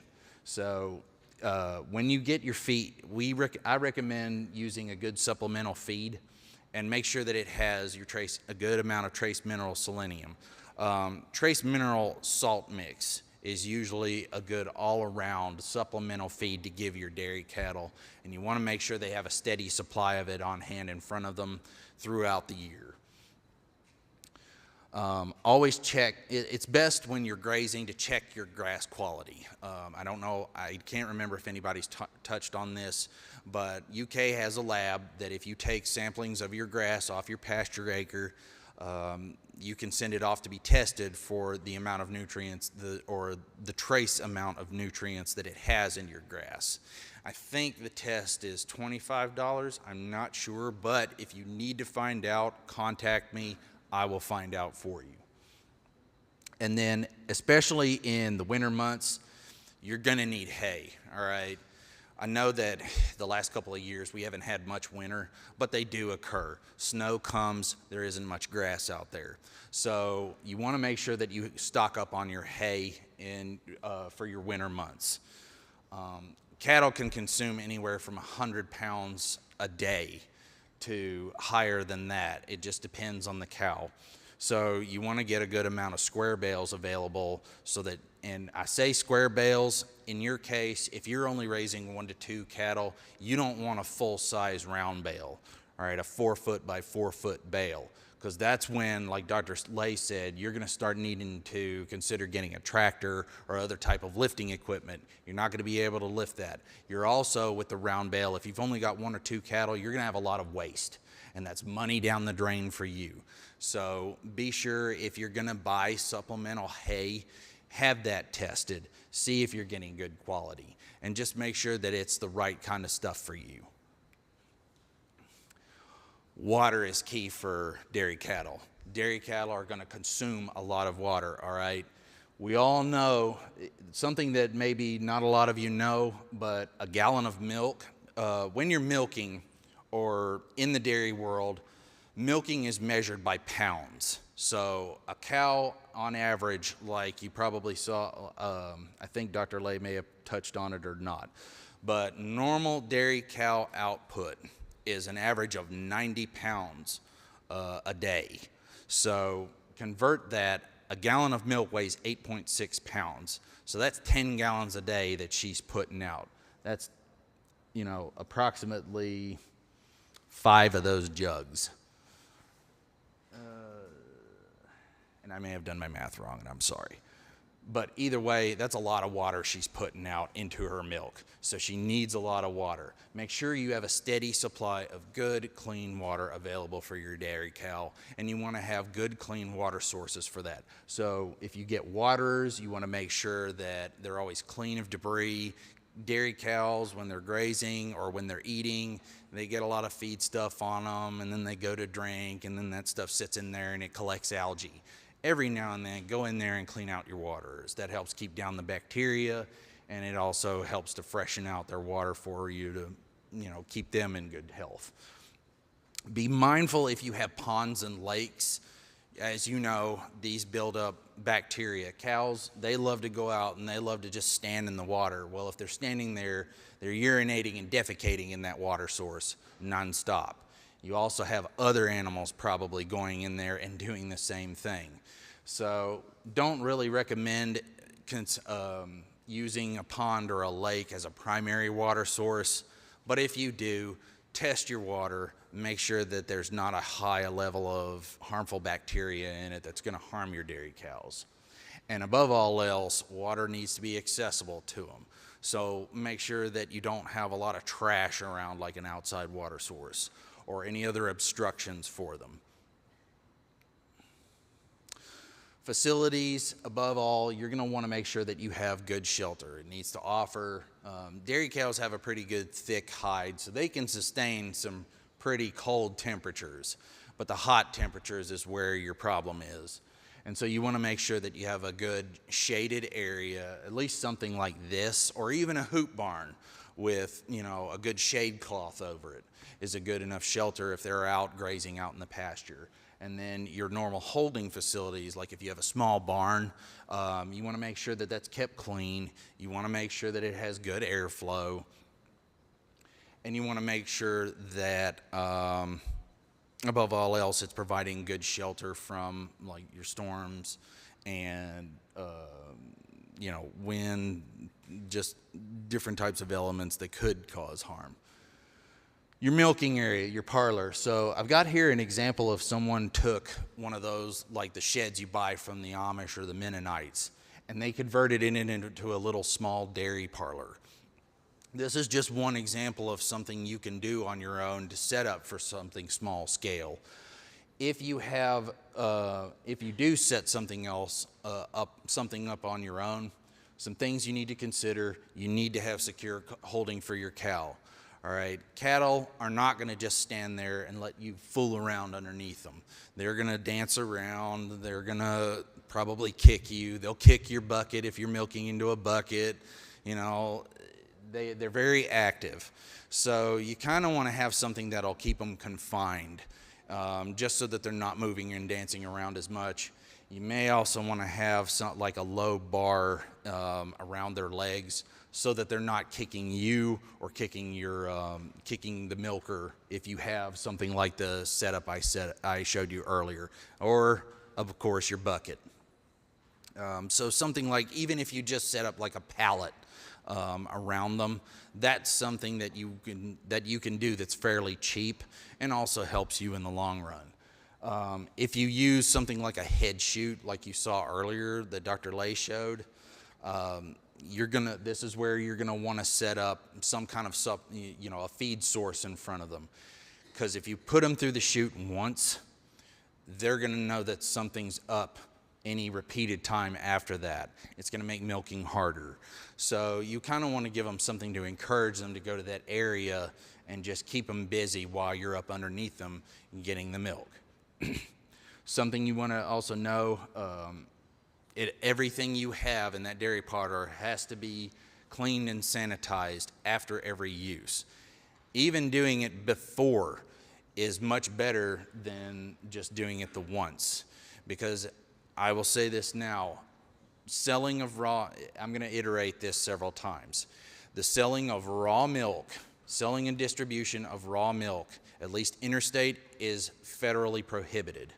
Every state, as far as selling it goes, has their own regulations. Again, if you don't know or don't know where to go, contact us. But USDA has, for every state, has a section in it that tells you the regulations for selling and distribution of raw milk products. But either way, part of those regulations, they emphasize that you need to keep your facilities cleaned and sanitized. There's a lot of good dairy grade sanitizing products out there. You want to just make sure to keep your buckets, your milk pail clean. Clean your milker if you use a portable milking machine after every use. Just sanitation is key.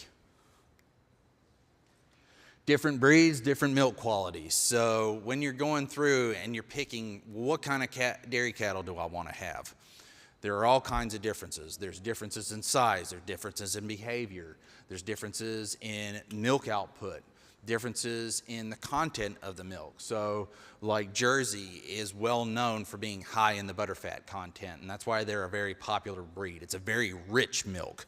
But the reason Holstein is so popular in the dairy world is because they are known for high volume output. They are your big milk producers. But every breed has good qualities that are also good for consideration. Brown Swiss are really good milkers. They tend to, once you get their routine down, it's like clockwork for them. They'll go right in, they'll get milked, and they'll be the first ones back out to graze. So it does come down to what you want versus preference. And if you can find the right balance for that, you're doing great. Keeping a bull versus AI. Most dairy, like beef, does AI. Now, a cow's open period for conception is 83 days. Gestation after conception is 282 days. If you're going to do a bull, of course, everybody loves nature's what, like Dr. Lay said, nobody does it better than nature. However, the bull's a different story. The bull doesn't always know what he's doing, and I have seen bulls try to do their business from the wrong end.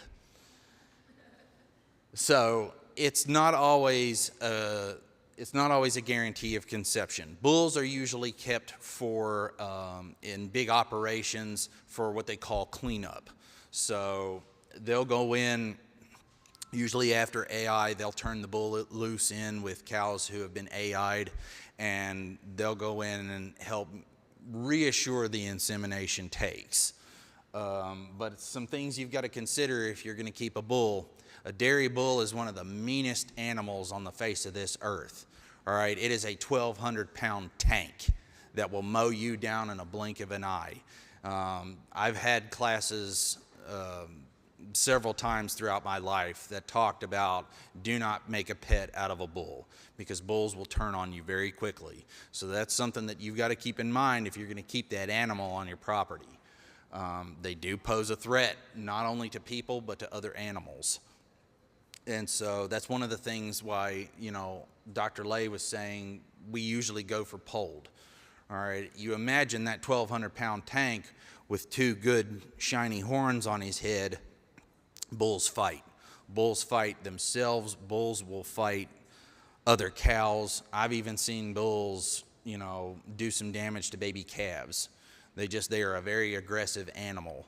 And so you kind of want to keep in consideration. That's another thing where breed kind of comes into play. Some breed bulls are less aggressive than others, but this is where your research comes into play. So we usually talk AI.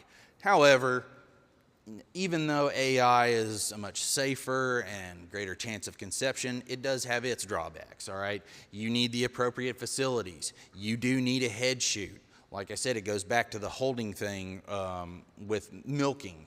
You need to have a way to secure the cow because you're going to be fishing your arm up the hole to go in and put your straw in and do the inception. So you need to have good equipment that's going to hold her while she does that. More often than not, if you don't know how to do it yourself, it does require an AI certified technician, veterinarian, and more often than not, if you do it yourself, you will have to get certified to do it before you can get turned loose to do it yourself. So those are just some things to consider if you're going to go the AI route. You have a calf. What do you do with it? Well, like Dr. Lay said, you can sell it for veal. A lot of people are doing crossbreeding to get, like when they're going through with their cows to breed them and get them started in milking again, they'll crossbreed them with beef so that the calf that comes out, they can just sell it for beef and you get better milk quality. I'm not gonna lie, dairy cow meat is nasty. It is about the chewiest thing you could put in your mouth next to bubble gum. But that's just one option that'll help give you a better quality product if you're just gonna turn around and sell them. Another thing though to keep in mind when you're getting calves is your dairy cow, it's a living animal. All living animals die. Eventually you're gonna get a cow that's so old she's not gonna be producing as much anymore, and she's gonna have a lot of wear and tear on her body. She's gonna get slow. So you need to be thinking about replacement. So when you're going through, you get a calf and you let it grow to a certain point, consider, well, how old's my cow that she came out of? How old's the rest of my cows that I have if I have more than one? Look at the quality of the calf. There's ways to judge how good of a calf is once it reaches a certain point in age. Usually about a year or two after it's born is a good time to really go through and judge on conformity to see if it's going to be a good replacement. Again, research, consult us. We will help you make those determinations. The calf will need colostrum the first 24 hours. So colostrum is produced as soon as the calf is born. You do not want to put that in with your actual product that you're going to sell or consume. All right, so the first 24 hours, you milk that cow. If you don't want to dump it necessarily, but you need to keep at least some for your calf within the first 24 hours. The rest, you're going to toss it. After that, you're going to want to wean the calf at a minimum of 8 weeks in. You can keep it in with the mother. However, like Dr. Lay said, you might not necessarily want that calf eating your product. Another thing to keep in mind, that calves are born with their teeth. They have a row of bottom teeth and they are very sharp, and most calves are very aggressive suckers. And so that's putting a lot of wear and tear on that teat. So might be a better choice to use milk replacer. And there's all kinds of brands and products out there. Land O'Lakes makes a really great one in my personal experience. It's very rich and butter has a good amount of butter fat in it, but it's name brand. So how do you know? Well, should I get name brand or should I not? Read your label. Read your label, compare the two products, and see what you can get for a better price. Like I said, there's tons of options out there. Milking, so this is an image of the lactation curve. Lactation period is typically 305 days from calving to the point that you need to dry off your cow. All right, it needs to be done at least twice a day. Like I said, cows are putting out 90 pounds of milk per day. A gallon of milk weighs 8.6 pounds. That's approximately 10 gallons per day. And this is also where you need to think about storage. All right, any storage containers that you get, if you get one that's not buckets and you're going to keep them in a fridge, stainless steel. If you're going to get a cow, usually you don't need 1,000, unless you have multiple cows, you don't need 1,000-gallon stainless steel tank like most places do. If you can find something that's food-grade stainless steel and can hold up to, let's say, 500 gallons, I mean, that's a pretty good thing. I will be glad to help you research and try to find something if you're interested in something like that, but there's options out there. You're going to watch for signs of bacterial infection. So one of the main problems in dairy cattle is mastitis. Mastitis is a bacterial infection that gets up into the udder, up through the teat, and it can cause clumping and souring of your milk. And I'll talk a little bit about that later. But it's mostly prevalent in feces, so if you're having a lot of problems with mastitis in your dairy cows, check the area that they're frequenting. You want to keep the feces level down. You want to keep the filth down. So just keep your stuff clean. And then before you start milking, each time you're going to strip the teat. So you're going to do 2 quick squirts on the teat, check the quality of milk.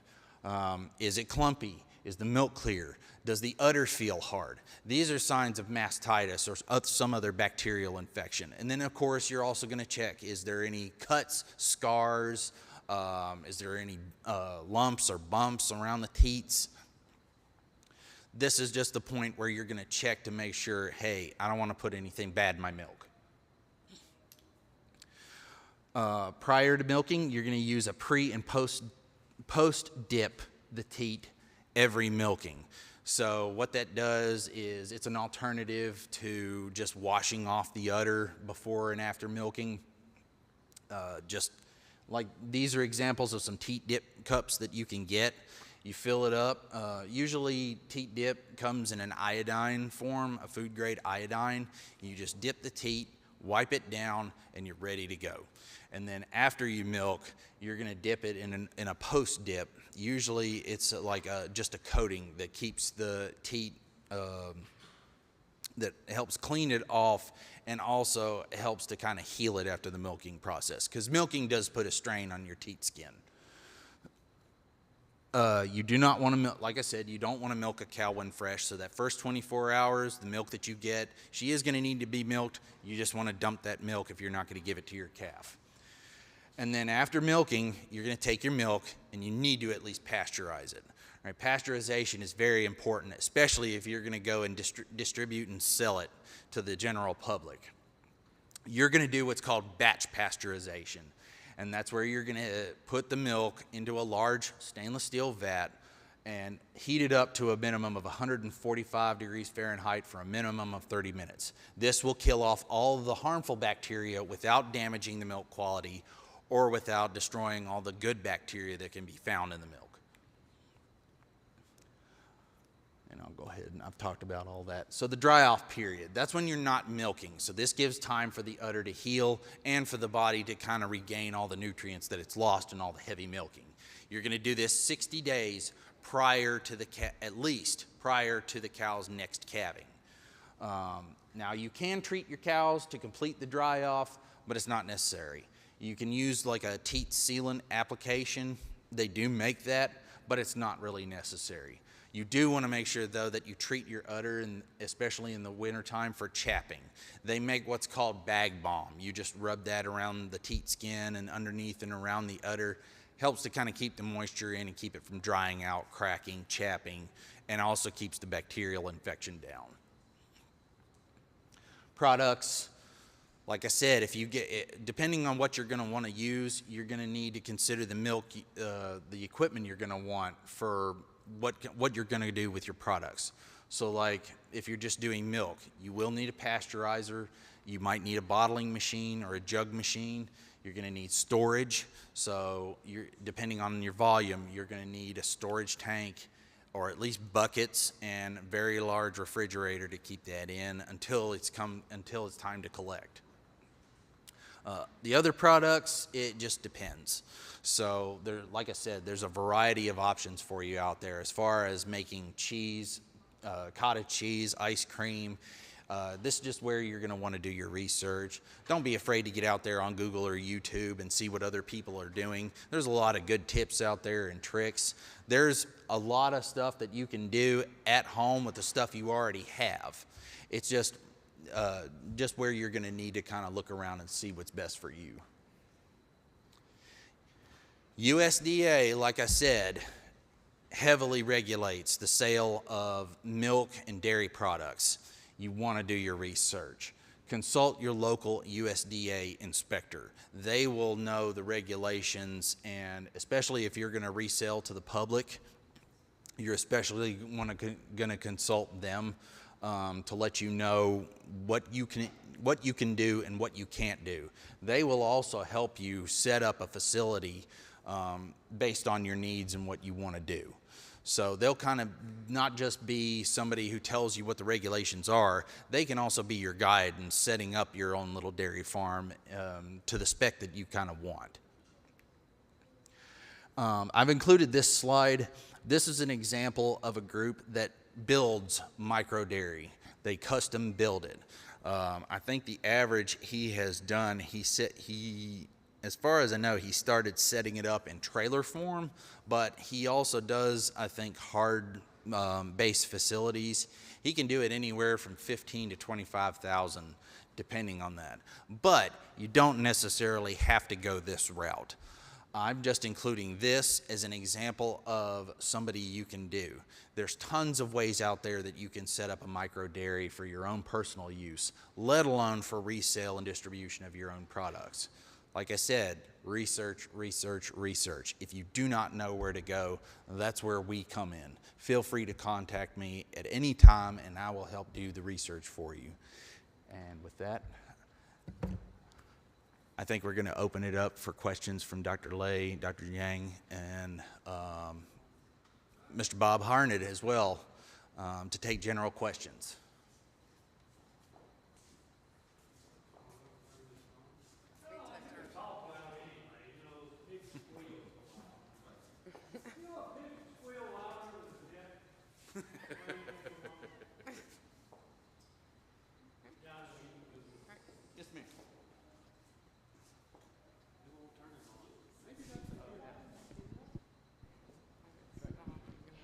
Could you speak a little bit about a miniature dairy cow and what's your kind of your opinion on that?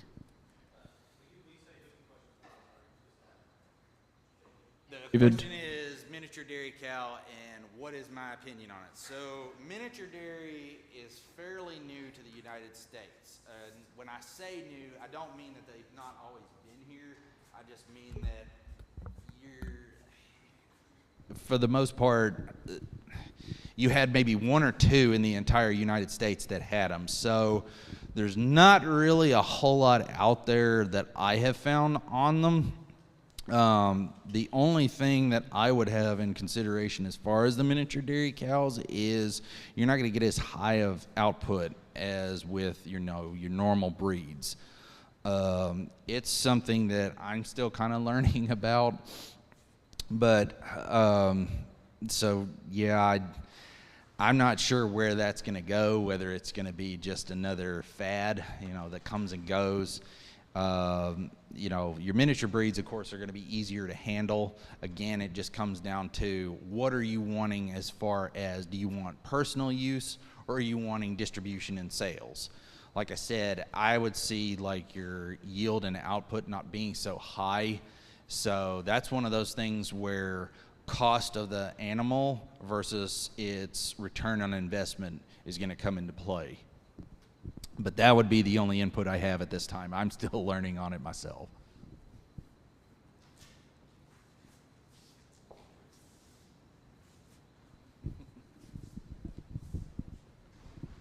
My question is also for you. We are getting ready to do a home dairy cow, and it will just be for our consumption, our family. We have been researching and reading, and there are some people that suggest that you milk once a day and leave her with the calf the second time a day and don't milk 2 times. Is there a benefit or drawback to doing that? So the question, if nobody heard it, was as far as there's some things out there regarding people are saying just milk once a day if you're keeping a cow for personal use and then just letting the calf in. The drawback with that is depending again on your breed. So like with a Holstein, she's a high volume output animal.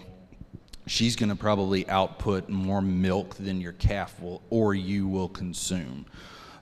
So calf's not always going to drain out the milk.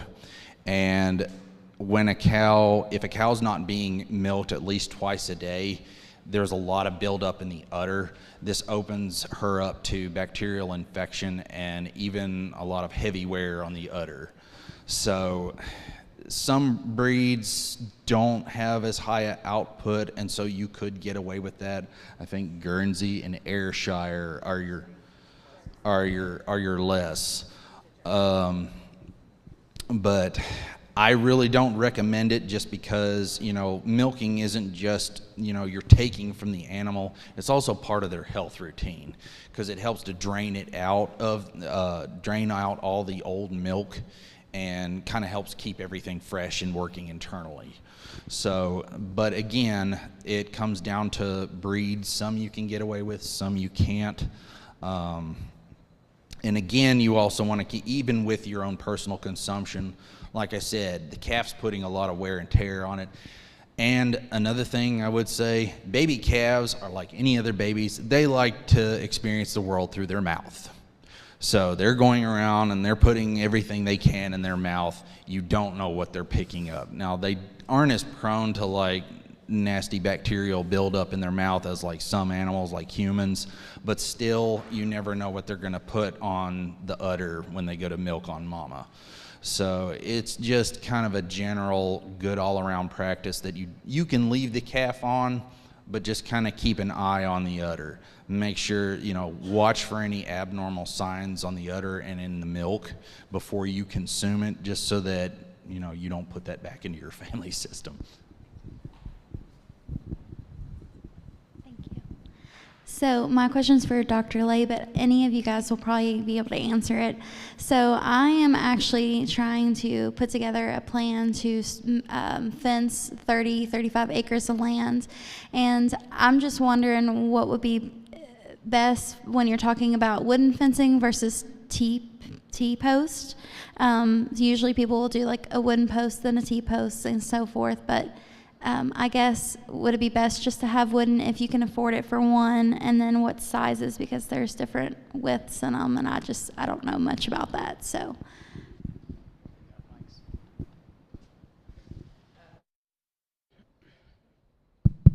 For what animal?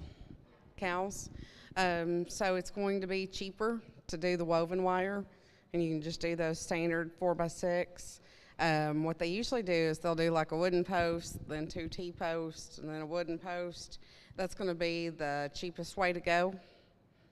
And like I said, cows do well on, you know, the perimeter, having just a woven wire. If you want, a lot of times they'll do a layer of barbed wire on top, but that's pretty standard for cows, and it works pretty good. The wooden fences, of course, you know, if you drove through Lexington, they're beautiful. But lumber's not cheap, right? So, you know, so we're trying to do things economically and always keeping in mind, right?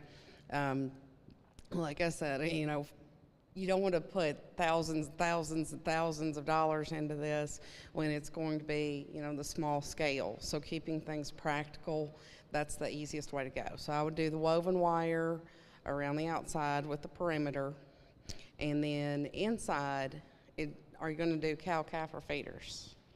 Or not sure yet.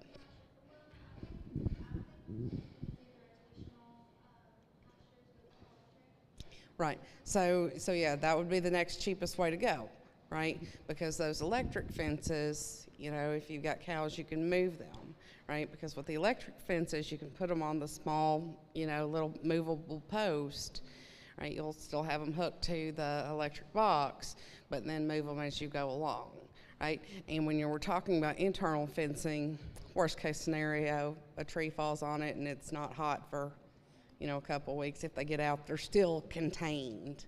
But for the perimeter, I would just do that woven wire, because it's probably going to be the cheapest way to go. Yeah.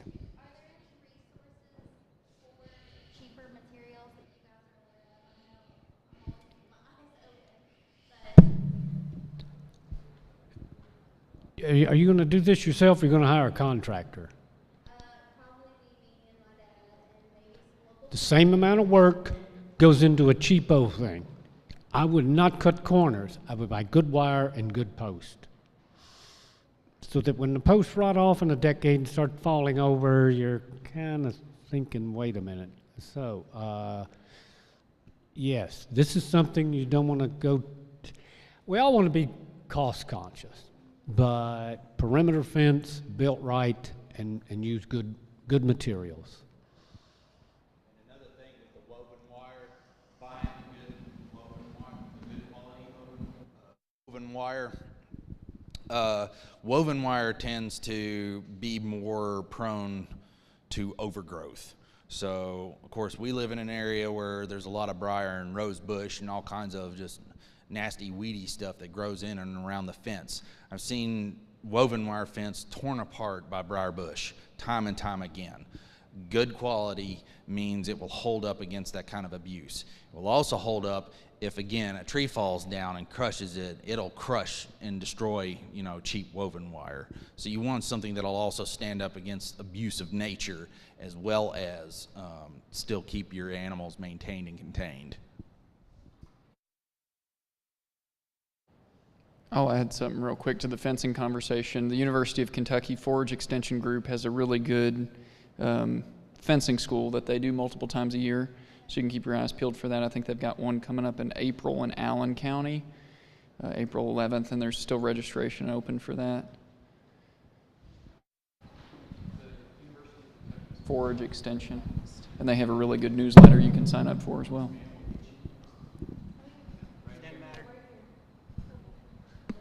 You go ahead. I'm going to go ahead and jump in. So wanted to get, what is the average cost of, a feeder, piglet? And is there a list somewhere? I mean, you mentioned not going on to Craigslist and Facebook to find your piglets, but is there a place where you can go to, find a list of people in your area that actually, we happened upon a guy who raised cattle and was able to get a cow that way, but there may be all kinds of lists out there. I don't know where they are. You can Google all those things up. Breed associations may get you to just not a lot of people raising pigs anymore. Yeah, we sell feeder pigs off the farm. Someone in this room already sent me an email. So yeah, you can look up breed associations, the Kentucky Pork Producers, your extension service may all be leads on.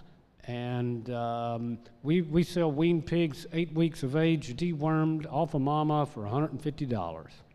That's about a 40, 50 pound pig. That'll give you at least a price range.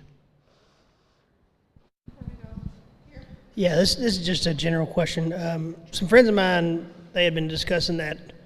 I don't know if it's the state or at the federal level that they're talking about prohibiting the sale of vaccines and things like that at like your local Tractor Supplies and stuff like that. Have you guys heard of any truth about that, or? Yeah, so that's a big thing. So it's not vaccines. Vaccines, like your dewormers, you're still going to be able to go to the feed store and get. All right. So this will apply for all species throughout the whole day. So there's a new law starting in June. No antibiotics are to be sold without the veterinary prescription. All right. And so they did this with feed, putting antibiotics in the feed a couple years ago. I think it's 2015, right? So, when I talked about antibiotics for a minute, I said, antibiotics should never be a replacement for good management. When they first came out with the feed directive, I was mad about it, right? Because as vets, we've always been regulated by the United States Department of Agriculture, right? Other farmers. And I was fine with that. This law comes from the FDA, the Human Food and Drug Administration, right? They're not farmers. They don't care. Their only concern is food getting into the human food chain, right? And what they found is a lot of overuse. When I talked about the withdrawal times, right? When you go to Tractor Supply, and you buy a bottle of penicillin, right? There's a 17-year-old behind the counter. Does he tell you it's illegal to slaughter that animal for the next 28 days? He doesn't, does he? Right? Does anybody ever know if you do or not? Well, let's think about it this way. There are tons of people allergic to penicillin. So if the guy, that 17-year-old behind the counter, didn't tell you not to slaughter it and you do, and there's penicillin in that meat, it could kill somebody, right? And honestly, when we start talking about sheep and goats, we don't even really know what the withdrawal times are. I mean, it's true, and nothing's labeled for sheep and goats. But what that does is, as a veterinarian, it's throwing the liability back on me. If you come to my office and you buy a bottle of medicine, and I give it to you, and I say, do not slaughter this animal for 28 days. You take it to the stockyards on day 29 and sell it, you're not in trouble, I am, right? So what this is doing is opening up that conversation, right? Because being able to go buy antibiotics at Walmart, right? No one telling you how to use them, that's not responsible, right? It's really not. Now, a lot of farmers, right, are responsible. You've had calves with pneumonia before, you know what the signs are, your calf gets pneumonia, and that's fine, because if you have a relationship with your vet, right, you can't just call a vet that you've never seen before and be like, give me some drugs. It don't work. But if you know the vet, right, then you can call me and be like, hey, I've got an animal that's doing X, Y, and Z. And I'll be like, oh, that sounds like disease A, X, whatever. And I'll be like, I'll have my receptionist set it out. And that also makes sure that you're using the correct medication, because we talked about it, right? And we can still do telemedicine.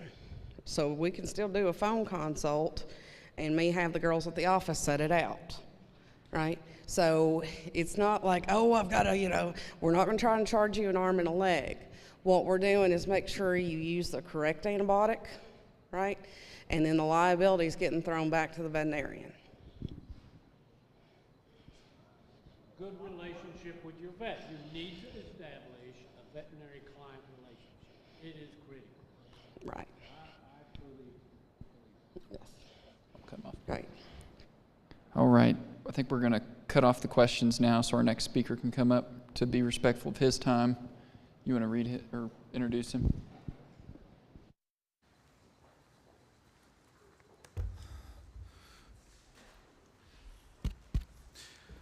All right, so a lot of information, but we got our last speaker coming up today, and then that's pretty much going to be it.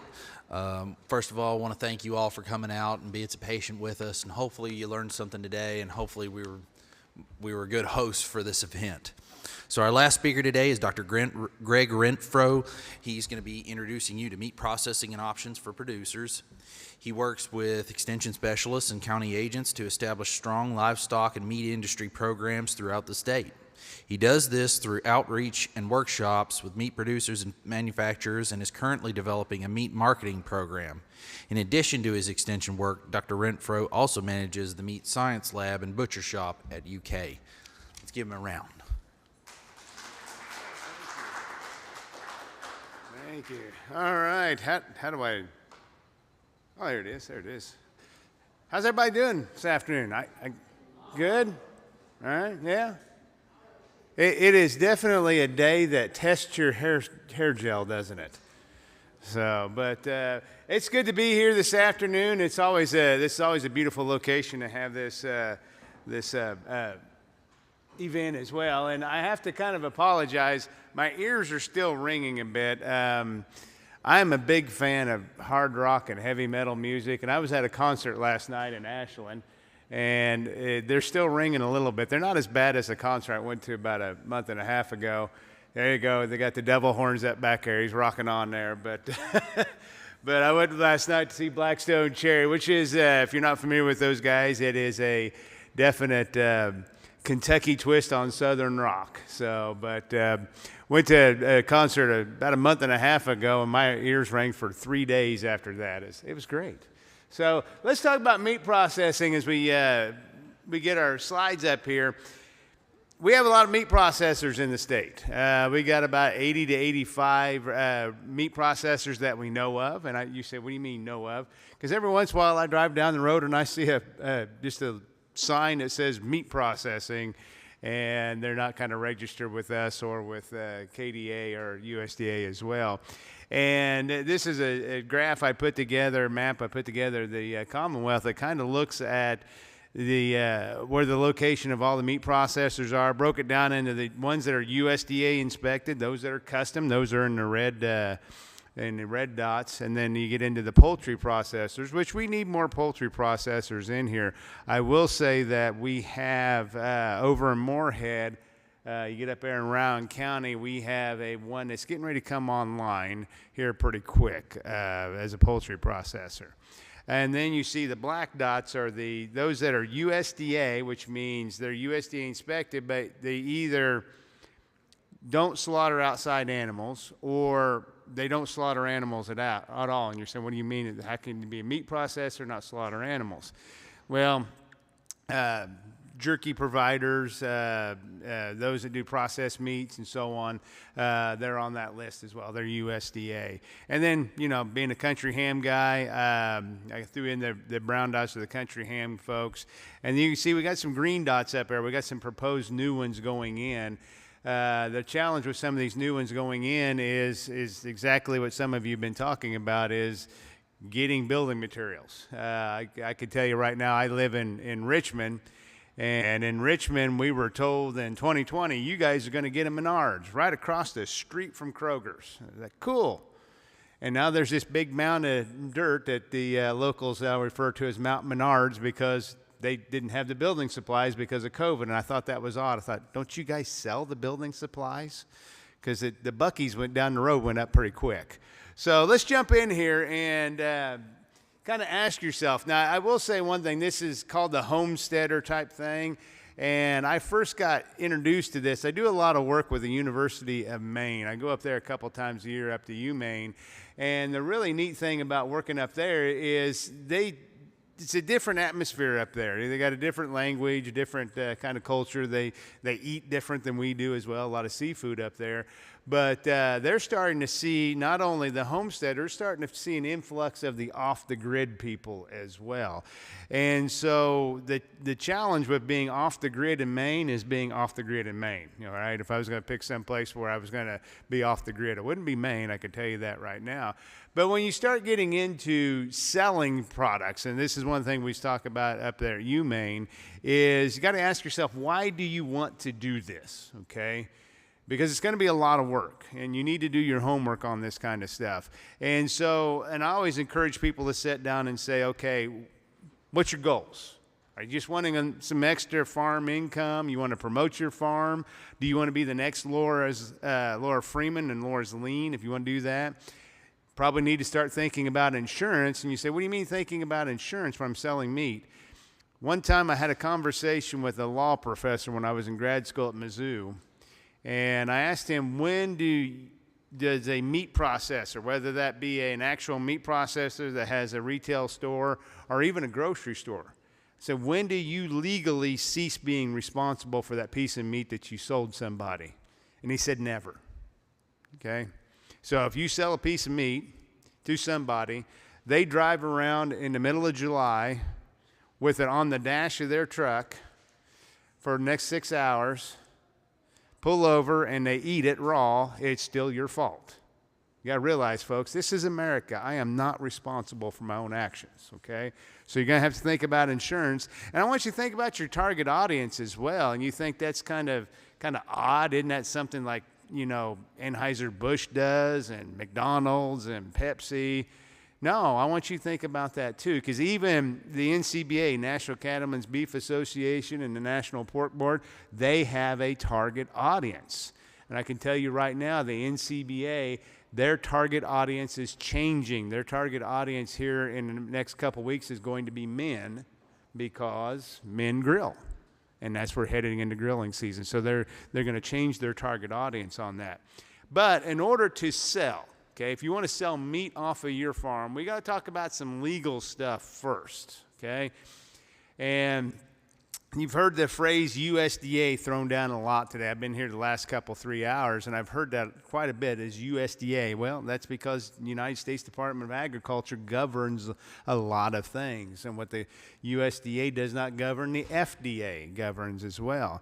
And so we got to think back and take a little bit of a history lesson and go back into 1906. Actually, we got to go back a little bit further, about 1902, 1903, when a book called The Jungle came out. It was written by a gentleman by the name of Upton Sinclair.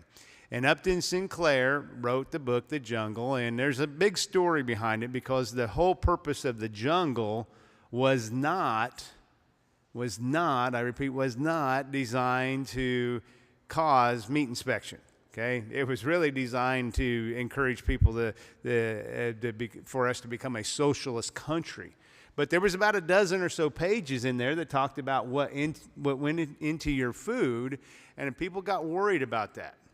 And it was enough that it caused Congress to send a commission to Chicago. That's where all the hub of the meats industry was, the Chicago livestock and meats industry. And they came back and said, that commission came back and said, there's enough going on, we probably ought to do something. And in 1906, they passed the Pure Food and Drug Act, and part of the Pure Food and Drug Act was the Federal Meat Inspection Act of 1906. We still operate under that original document today. We've changed it, added to it, obviously, but we operate under that today. And so basically, in government's ease, it mandates that all animals have to be, or all meat has to be inspected prior to sale, okay? There's no exceptions. If you call me up and you say, but I'm only doing like 2 or 3 animals a year, I don't have to be inspected, do I? Yes. If you're going to sell, you have to be inspected, okay?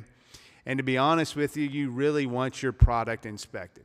Because if you can imagine, all right, like we talked about earlier, if somebody gets sick from your product and they go to sue you, what do you think their lawyer's going to ask right off the bat? Was that product inspected? And you say, well, no. Yep, you're in trouble. You're in trouble. So you really want those products to be inspected as well. And so here, you know, if you look nationally, we actually have 2 types of inspection, federal inspection and state inspection.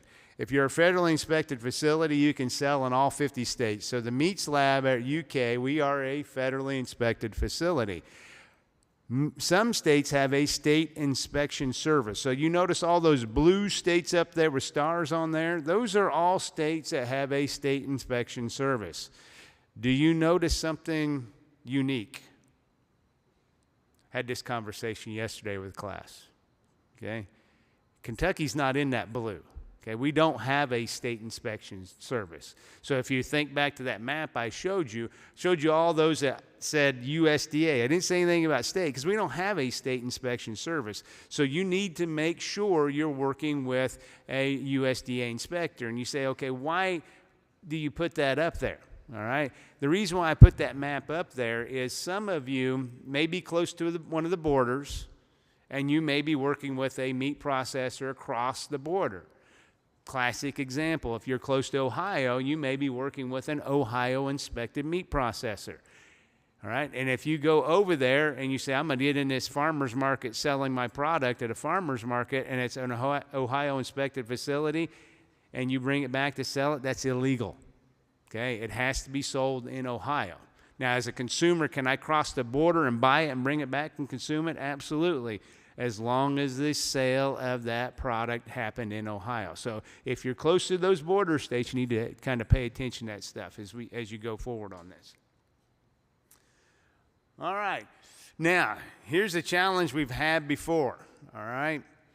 You need to be very cognizant and make sure that you're communicating with your meat processor, because some of them will only have the kill floor inspected. Once those carcasses move into the cutting room and a knife hits them, they lose their inspection. Okay, so you need to make sure that all areas of the facility are inspected. Okay, don't be one of those that finds out by accident that, you know, hey, it was inspected, but once it got cut up, it lost its inspection. And you'll see where I've got underneath there, I've got cutting room, I got raw, not ground, I got ground, raw, ground, and then you see some of the processed meat ones. Those little phrases underneath there, those things are called titles for HACCP plans. Those are HACCP plans. And the reason why I throw those up there for you is in case you're talking with a meat processor. This is how I start to introduce you to how to talk with a meat processor. And you may say, I think I want you guys to make some of the this ground product into summer sausage. And he may come back and tell you, well, I don't have a fully cooked shelf-stable or a fully cooked not shelf-stable HACCP plan. That's what he's talking about, meaning he can't do it legally because he doesn't have the HACCP plans, all right? And you say, what is a HACCP plan?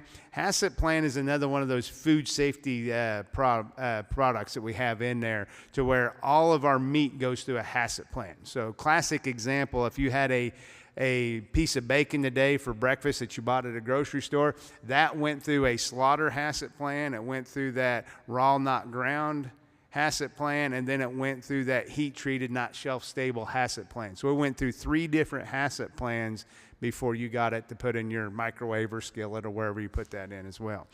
And then the other thing that that inspector is going to do is not only make sure that, you know, that our products are legal, all right, to sell, but that inspector has lots of jobs that he does. And mainly he's going to do a pre and post-mortem inspection. He wants to see those animals alive. He wants to make sure they're not displaying any outward signs of disease. He does that to make sure a wholesome, healthy animal enters into the food chain, all right? He's also going to be paying attention to those meat processors to make sure they're handling those animals humanely. Not only is it the right thing to do because we are supposed to be good handlers of animals and good purveyors for animals, but it's also a reason to do it because it causes meat quality issues if they're overly stressed. So he checks that out. He also makes sure the facility is clean and sanitary. He's going to do a post-mortem inspection on those animals as well because we know that animals are really good at hiding when they're sick or injured. Okay, so he's going to do that stuff as well. So he's got a lot of things that he does to make sure that we have a healthy, wholesome product entering into the food chain. So the next step is you got to figure out what production system you want. And so I kind of focused on beef here, but it would kind of fits in any one that you want.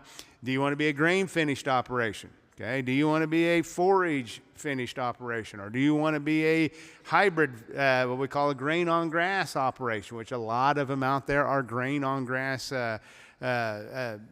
finishers. And then legal definitions like natural. Natural has a legal definition. There actually is a legal definition for natural. It has nothing to do with the definition that you think of now, that you hear a lot out there. And that's the no antibiotics and no growth promotants given to them. The legal definition has nothing to do with that, okay? Do you want to be organic? Okay, organic has a lot of very, very strict guidelines, okay? And you just can't wake up tomorrow morning and say, we're going organic. It's a 3-year process, okay? But I will say this, regardless of what you're doing, you should always be local. And why do I say you should always be local? I've been doing this for 17 years at UK. And I can tell you right now, the people are buying your story. Okay, they want to know that you're a 3rd-generation farmer. You got 5 kids, and they're in 4-H and FFA. They want to know that. All right, they want to know that. That's the selling point. To them, the meat is just a byproduct. They're buying your story. Okay, it doesn't take anything to become Kentucky proud. I encourage everybody to do that as well. So always tell your story because you want to be local. That's the big thing.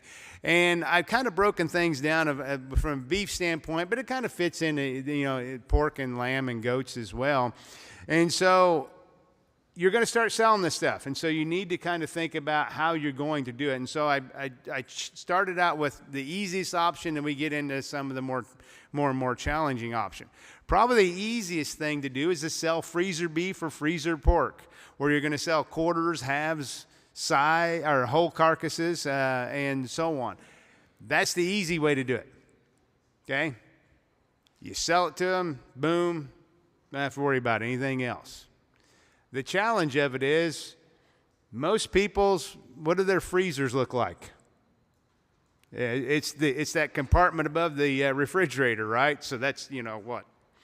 Not very many cubic feet in there. They can't handle 300 pounds of meat, can they? And so that's where you get into these beef shares where several people go in and they buy those kinds of things as well. And so it makes things a little bit easier for you, the farmer, to do this as a beef share or a pork share situation.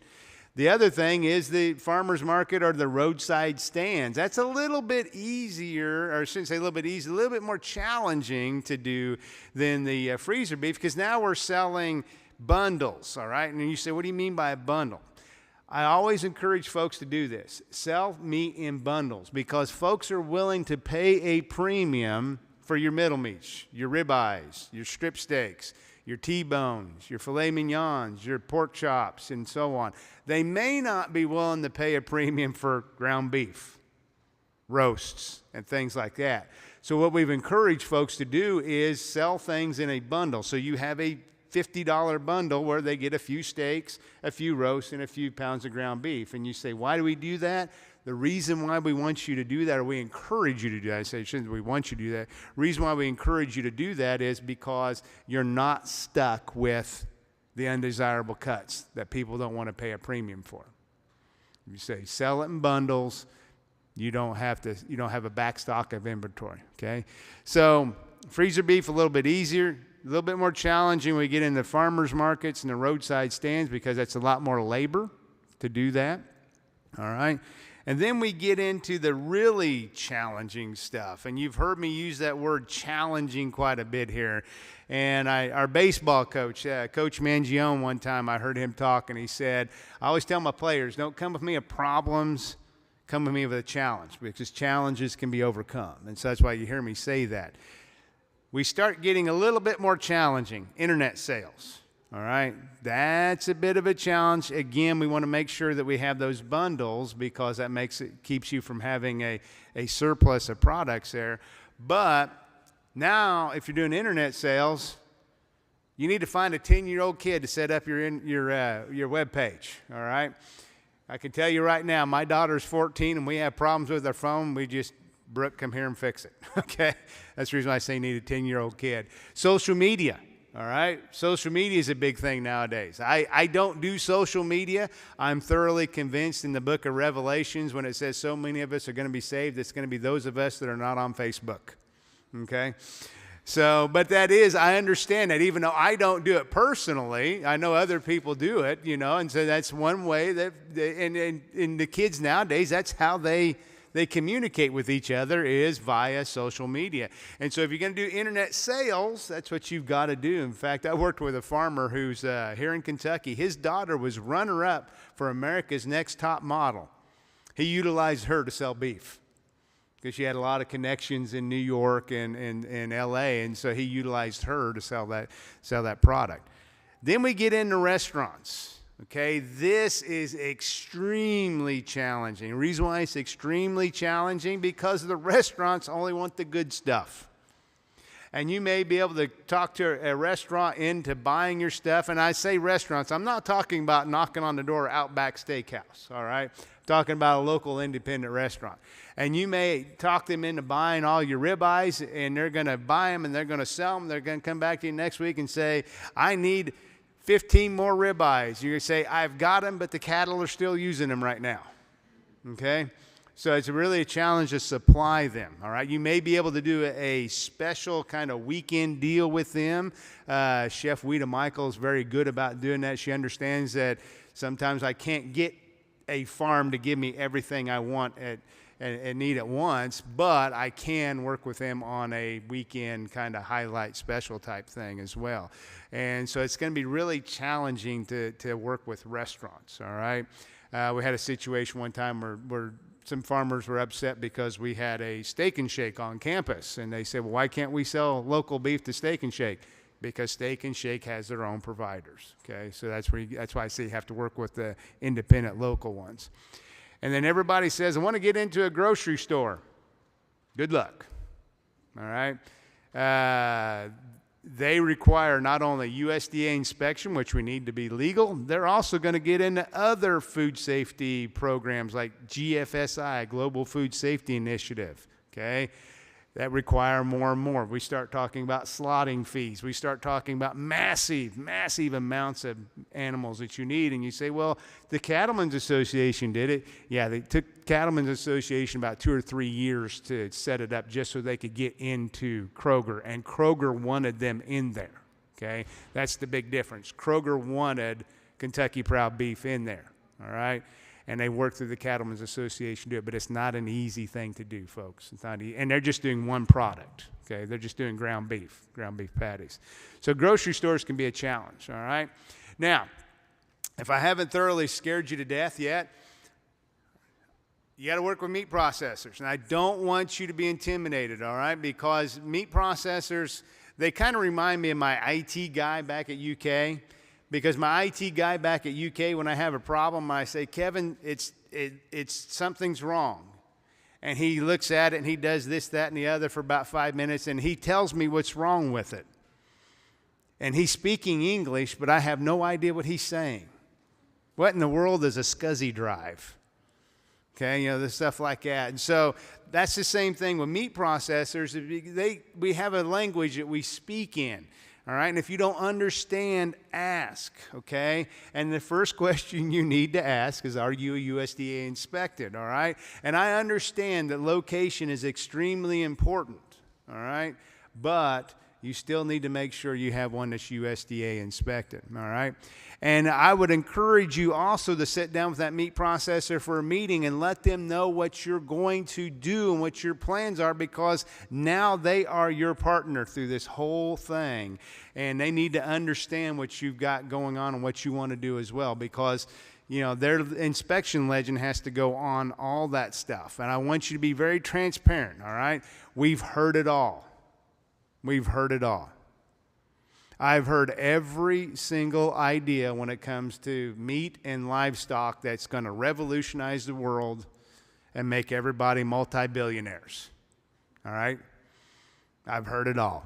I say that and then somebody will come up with something. All right?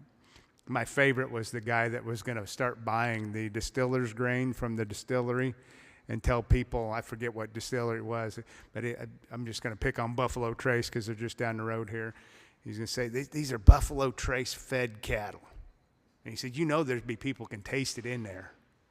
And he's right. There probably is people that say, I can taste the Blantons in there. But, I've heard a lot of it. And those guys have as well. So be transparent when you talk with them. Ask yourself, can you work with this person? All right? Is this a company you can work with? Do you feel comfortable going to them with problems? Because I guarantee you're going to have problems. All right? And if you're going to be sending customers that's buying your product to there, you want to make sure the facility looks nice as well. What does the parking lot look like? Is it a dirt lot? That's not a very attractive place to send your customers, all right? What does the inside look like? Okay, meat processing facilities have a smell, okay? And that's just what they do. But you need to ask yourself, is that a normal smell? And it was funny is one time I had somebody call me up and said, I followed your advice. I went in there. It had a smell. It smelled like bleach, and I left. And I said, if it smells like bleach, that's good. And they're like, why is that good? Because that means it's clean, okay? That means it's clean, all right? Do the staff appear to be friendly and so on and so forth? The retail cuts, if they have a retail meat case, so for example, I'm going to pick on Boone's down in Bardstown. They have retail meat cases. That's the cuts that you're going to get. They do an excellent job down there. The guys up at Trackside do an excellent job as well, okay? So you need to make sure that you look at those facilities and study those facilities, all right? And just like in any relationship, there's always going to be challenges, all right, no matter what you do. And we've had processors and meat and farmers get into it before, and it just costs everybody money, and you don't want to start throwing money away. So you want to make sure that you understand the concept of communication, all right? The last thing as a direct marketer you want to do is switch meat processors. Why? Because you have to start all over again, all right? And like I said, every relationship has a challenge to make sure we're not throwing money away, all right? So things to talk with your customers, all right? Most of our consuming public has been grown up on grocery store beef and grocery store pork. It's a different avenue, all right? If you're selling freezer beef, you need to say, okay, are we starting with the live animal? Are they buying the live animal? Are they buying the carcass? You know, we had this discussion in class yesterday, all right? We had some animals that were processed for them, and I said, okay, this is a 775-pound carcass. If you buy this, are you going to take home 775 pounds of meat? No. You're probably only going to take about 300 pounds home, okay? So consumers need to understand that kind of stuff. You need to make sure that they understand that they're not taking all that home. You need to understand that local processors dry age versus wet age. Grocery stores get things in that are wet age. Local processors dry age things. That's going to have a different flavor as well. If you have a customer base that likes the forage finished or the grass finished animals, that's going to have a totally different flavor than grain finished as well. So you need to communicate that with your customers as well on that kind of stuff. And that whole concept of the freezer, all right, that's why I had the picture of the deep freezes up there. Is some people say, well, how much space do I need? And we usually say about 30 to 40 pounds per cubic foot, all right? Then probably the next conversation you're going to have is, what is a cubic foot, okay? But that's where folks need to understand that kind of lingo that you need to work with them as well. And so we need to make sure that we're doing our homework, all right? And that we're getting into this, that we're not jumping into things without knowing what we're getting into. This can be a lot of work. It really can be. Have realistic goals, okay? It took Laura Freeman a long time before she became a household name, all right? Don't be afraid to ask questions. Don't be afraid to ask questions. And since I'm what's standing between you and everybody else's freedom, as they say on a Saturday afternoon, somebody asked me one time, what is the cool thing about being a professor? And I said, sometimes you have students that know rock stars. And so I'm like I said earlier, I'm a big fan of rock music. And so I've gotten to know a couple rock stars over the years through my students. In fact, gentleman up here with the spiky hair, that's Jacoby Shattuck, the lead singer for Papa Roach. His niece was in my class, TA'd for me as well, so it's always kind of cool about that.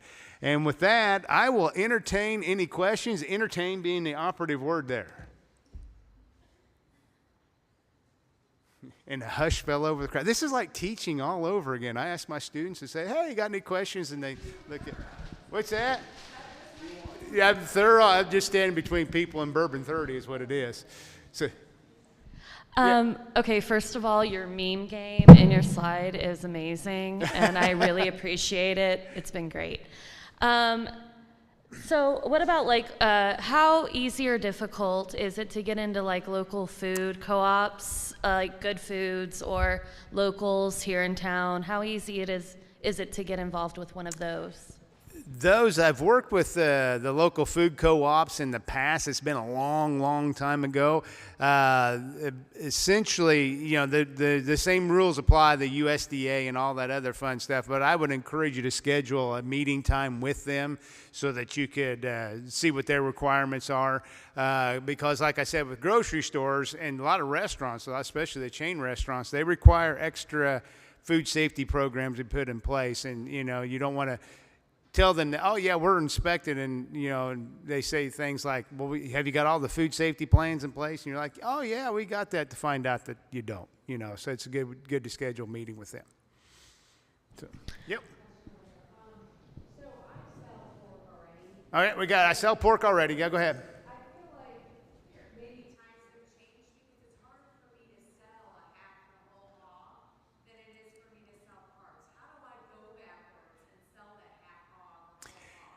Yeah, the question is basically, it's a challenge to sell a half or a whole pig. And I would ask you the question, what's your consumers telling, what's your customers telling you why they don't want to buy a whole one or a half one? Well, I think for one, the price scares them. Yep. Another, I think it's all the different parts and the storage capacity, and how do I cook all those different How do I cook all those? Yeah.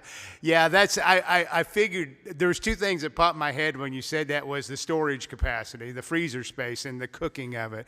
Most everybody are comfortable cooking pork chops and bacon, but then you get in the big roast and it's a different story there. For that, what I would do is reach out to the Kentucky pork producers. They have absolutely free of charge recipe cards that you can give to your customer base. And it's the same thing with anybody that does beef. You can reach out to the Kentucky Cattlemen's Association. They got those recipe cards as well that you give them as well. Yes, the price is a challenge. It's a sticker shock. But you could also sit down and say, okay, this is how we cut it up, and this is how many meals you're going to get out of this side of pig or side of beef or lamb or whatnot. And if you're able to say, okay, yes, it's going to cost you a couple $100, but you're going to get 25, 30 meals out of it, that may make it a little bit easier. Yeah. Yep. Selling in bundles, yeah. Yeah, it's a challenge. I could tell I'm sorry, folks, I lectured 9 hours a day for the last 2 days, and then I went to a concert last night, and so my voice is going quickly. So, we had another question over here. Lots of people use farm shares as a way to get out of selling raw milk. Could you sell legally home processed, say, chickens or rabbits to people with farm shares? Nope. I wouldn't even, folks, I'm going to tell you right now, do not sell raw milk, all right? Do not. That is dangerous stuff. There's a reason why we pasteurize it from a food safety standpoint, all right? So I would not do that. I can remember it was about 5 years ago, county agent called me up and said, you're the only one I know that knows something about food safety. Kids got E. coli really bad from raw milk to the point where 2 of them were in the hospital because of it. So not a fan of that, Well, follow-up question to that. Yep. You might have spoke about this in your presentation, and I might have missed it, but could you talk a little bit about the difference between a custom cut facility and a USDA inspected facility? Yeah, a custom facility and a USDA facility. So the difference between those is basically a USDA facility is, now let me back up a little bit. Those dots that I had up there that were red that were USDA, they're not processing USDA 100% of the time. Classic example, Central Kentucky Meats, 30% of the time he's processing USDA, the rest he's doing custom. The best way I can describe custom is you, the farmer, take your animal to that meat processor. He processes it, cuts it up for you. He's going to stamp every package not for sale, and that is intended for you and your family's consumption.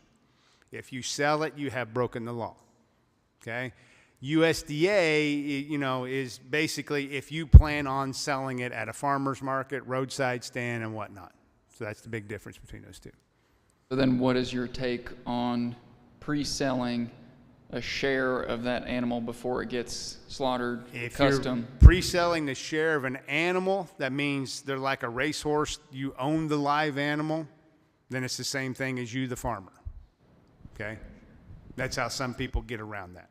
But again, make sure the custom facility that you're using is good, because I've heard some horror stories of a couple of custom facilities in this state that I don't know if I will let my wife's dog eat from there, to be honest with you. I'm really not a big fan of my wife's dog. So, yep.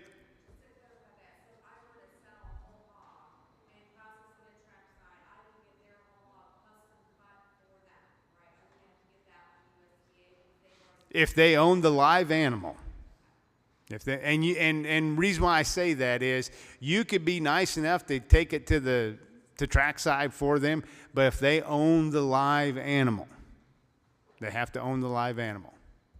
Because essentially, then they're you. Yeah, they're you. Other questions? Yes, sir. Nope, you're getting attacked here. You're getting assaulted from behind here. Uh-oh. I just need like to know if you could give me any information on the process from UK on enhancing slaughter techniques. I know that a couple of years ago they was giving classes every so often. Still do. Done it for 17 years. I bet in the 35 plus years I've cut meat, I think I've probably trained 3,000 or 4,000 people. So we still do that, yeah. Well, how do we go about getting information to get up on a class? We have the 2 beef classes sold out. I still got some space available for the pork class. So yeah. Yeah, just shoot me an email. And the thing is, I really don't advertise those because I've got such a waiting list, but I do have room available for the pork class. So what's the fee for the pork class, for example? $500. $500 compared to over $1,000 for the Wendell-Berry program in Henry County, just as a reference. Yeah.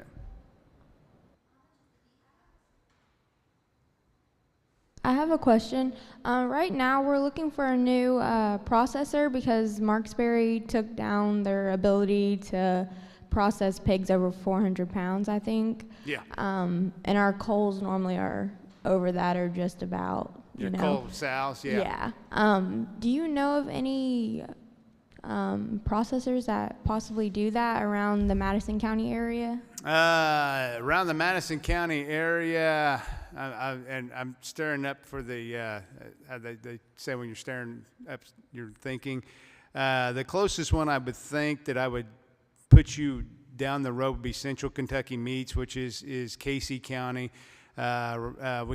We don't have a meat processor in Madison County. There's one, and I say this, I don't know if they're still open or not. There was one over by Irvin, but they were selling and going to try to reopen, but I haven't heard from those folks. So, yeah. I thought I heard a question over here. Yes. Yep. 500. Yep. And I felt guilty about that. Then I seen Iowa State for a sausage making class charges $1,500. So, yes, sir. Yep. Yep.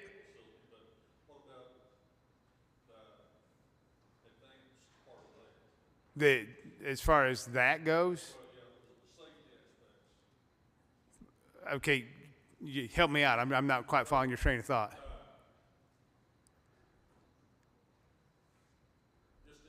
Just the safety aspects in general. Bleeding. Yep. The animal, chill time, rest period between processing and freezing. Mm-hmm. And things of that nature where you have a better overall experience whenever you put it up. Yeah, I think I'm following you, and Steve walked in the back room as well. He's probably more versed on the poultry than I am. Food safety is always the key. Humane handling of the animals always key. Making sure they're let out as well. And help me out, Steve. You got to have a HACCP. What's your HACCP plan say they have to be chilled to before you can cut them up? So you have to be down 40 degrees before you cut them up. That's what his HACCP plan. And when we say HACCP plan, you say, okay, then I can create my own number. No, that has to be backed up by science. So when he says 40 degrees, he has a research paper, several research papers that say 40 degrees, safe, cut them up type stuff. Well, on that aspect, this is where I was coming in about asking the question. Using water cooled, ambient. Oh, the water cooled or the air chilled. Obviously, the water chill, the ice bath would be a little bit quicker to chill those down. than the air, but both have the same standard for both. They have to reach a certain temperature before we cut them up. Yeah.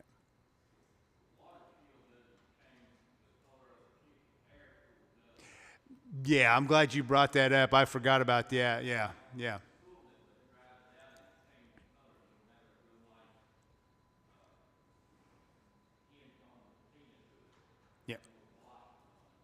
Yeah. So yeah, that's the issue we run into sometimes is people are more familiar with what they see at the grocery store, and if it doesn't look like what they see at the grocery store, they shy away from it. So, other questions before? And if not, I'll hang around a little bit if some folks are afraid to talk in front of people. I'm kind of that way. I get nervous talking in front of people, right? So, thank you guys for having me out here this afternoon. And be careful going home because where I'm sitting, I can see the power lines are doing this number and the trees are doing this number. So it's windy out there. So be safe as you go home.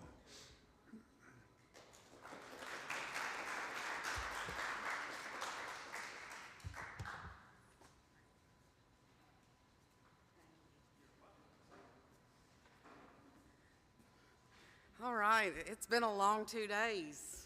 Lots and lots of topics covered. And we just barely skimmed the surface of all of them, right? So we hope to have more events. If, when you signed in, if you gave us your email, we may send you some emails of some further or next events. On your tables, there are those evaluations if you haven't filled it out yet. Like I said, I promise to read it, right? Tell me what topics we didn't cover that you want to hear about, and you'll see them in the emails of future programs. I'll make sure that we do it. If there's something you didn't like, let me know. We can fix it, right? Extension is public service. We're here working for you. Anything you guys need, that's what we're here for. All right. Thank you all.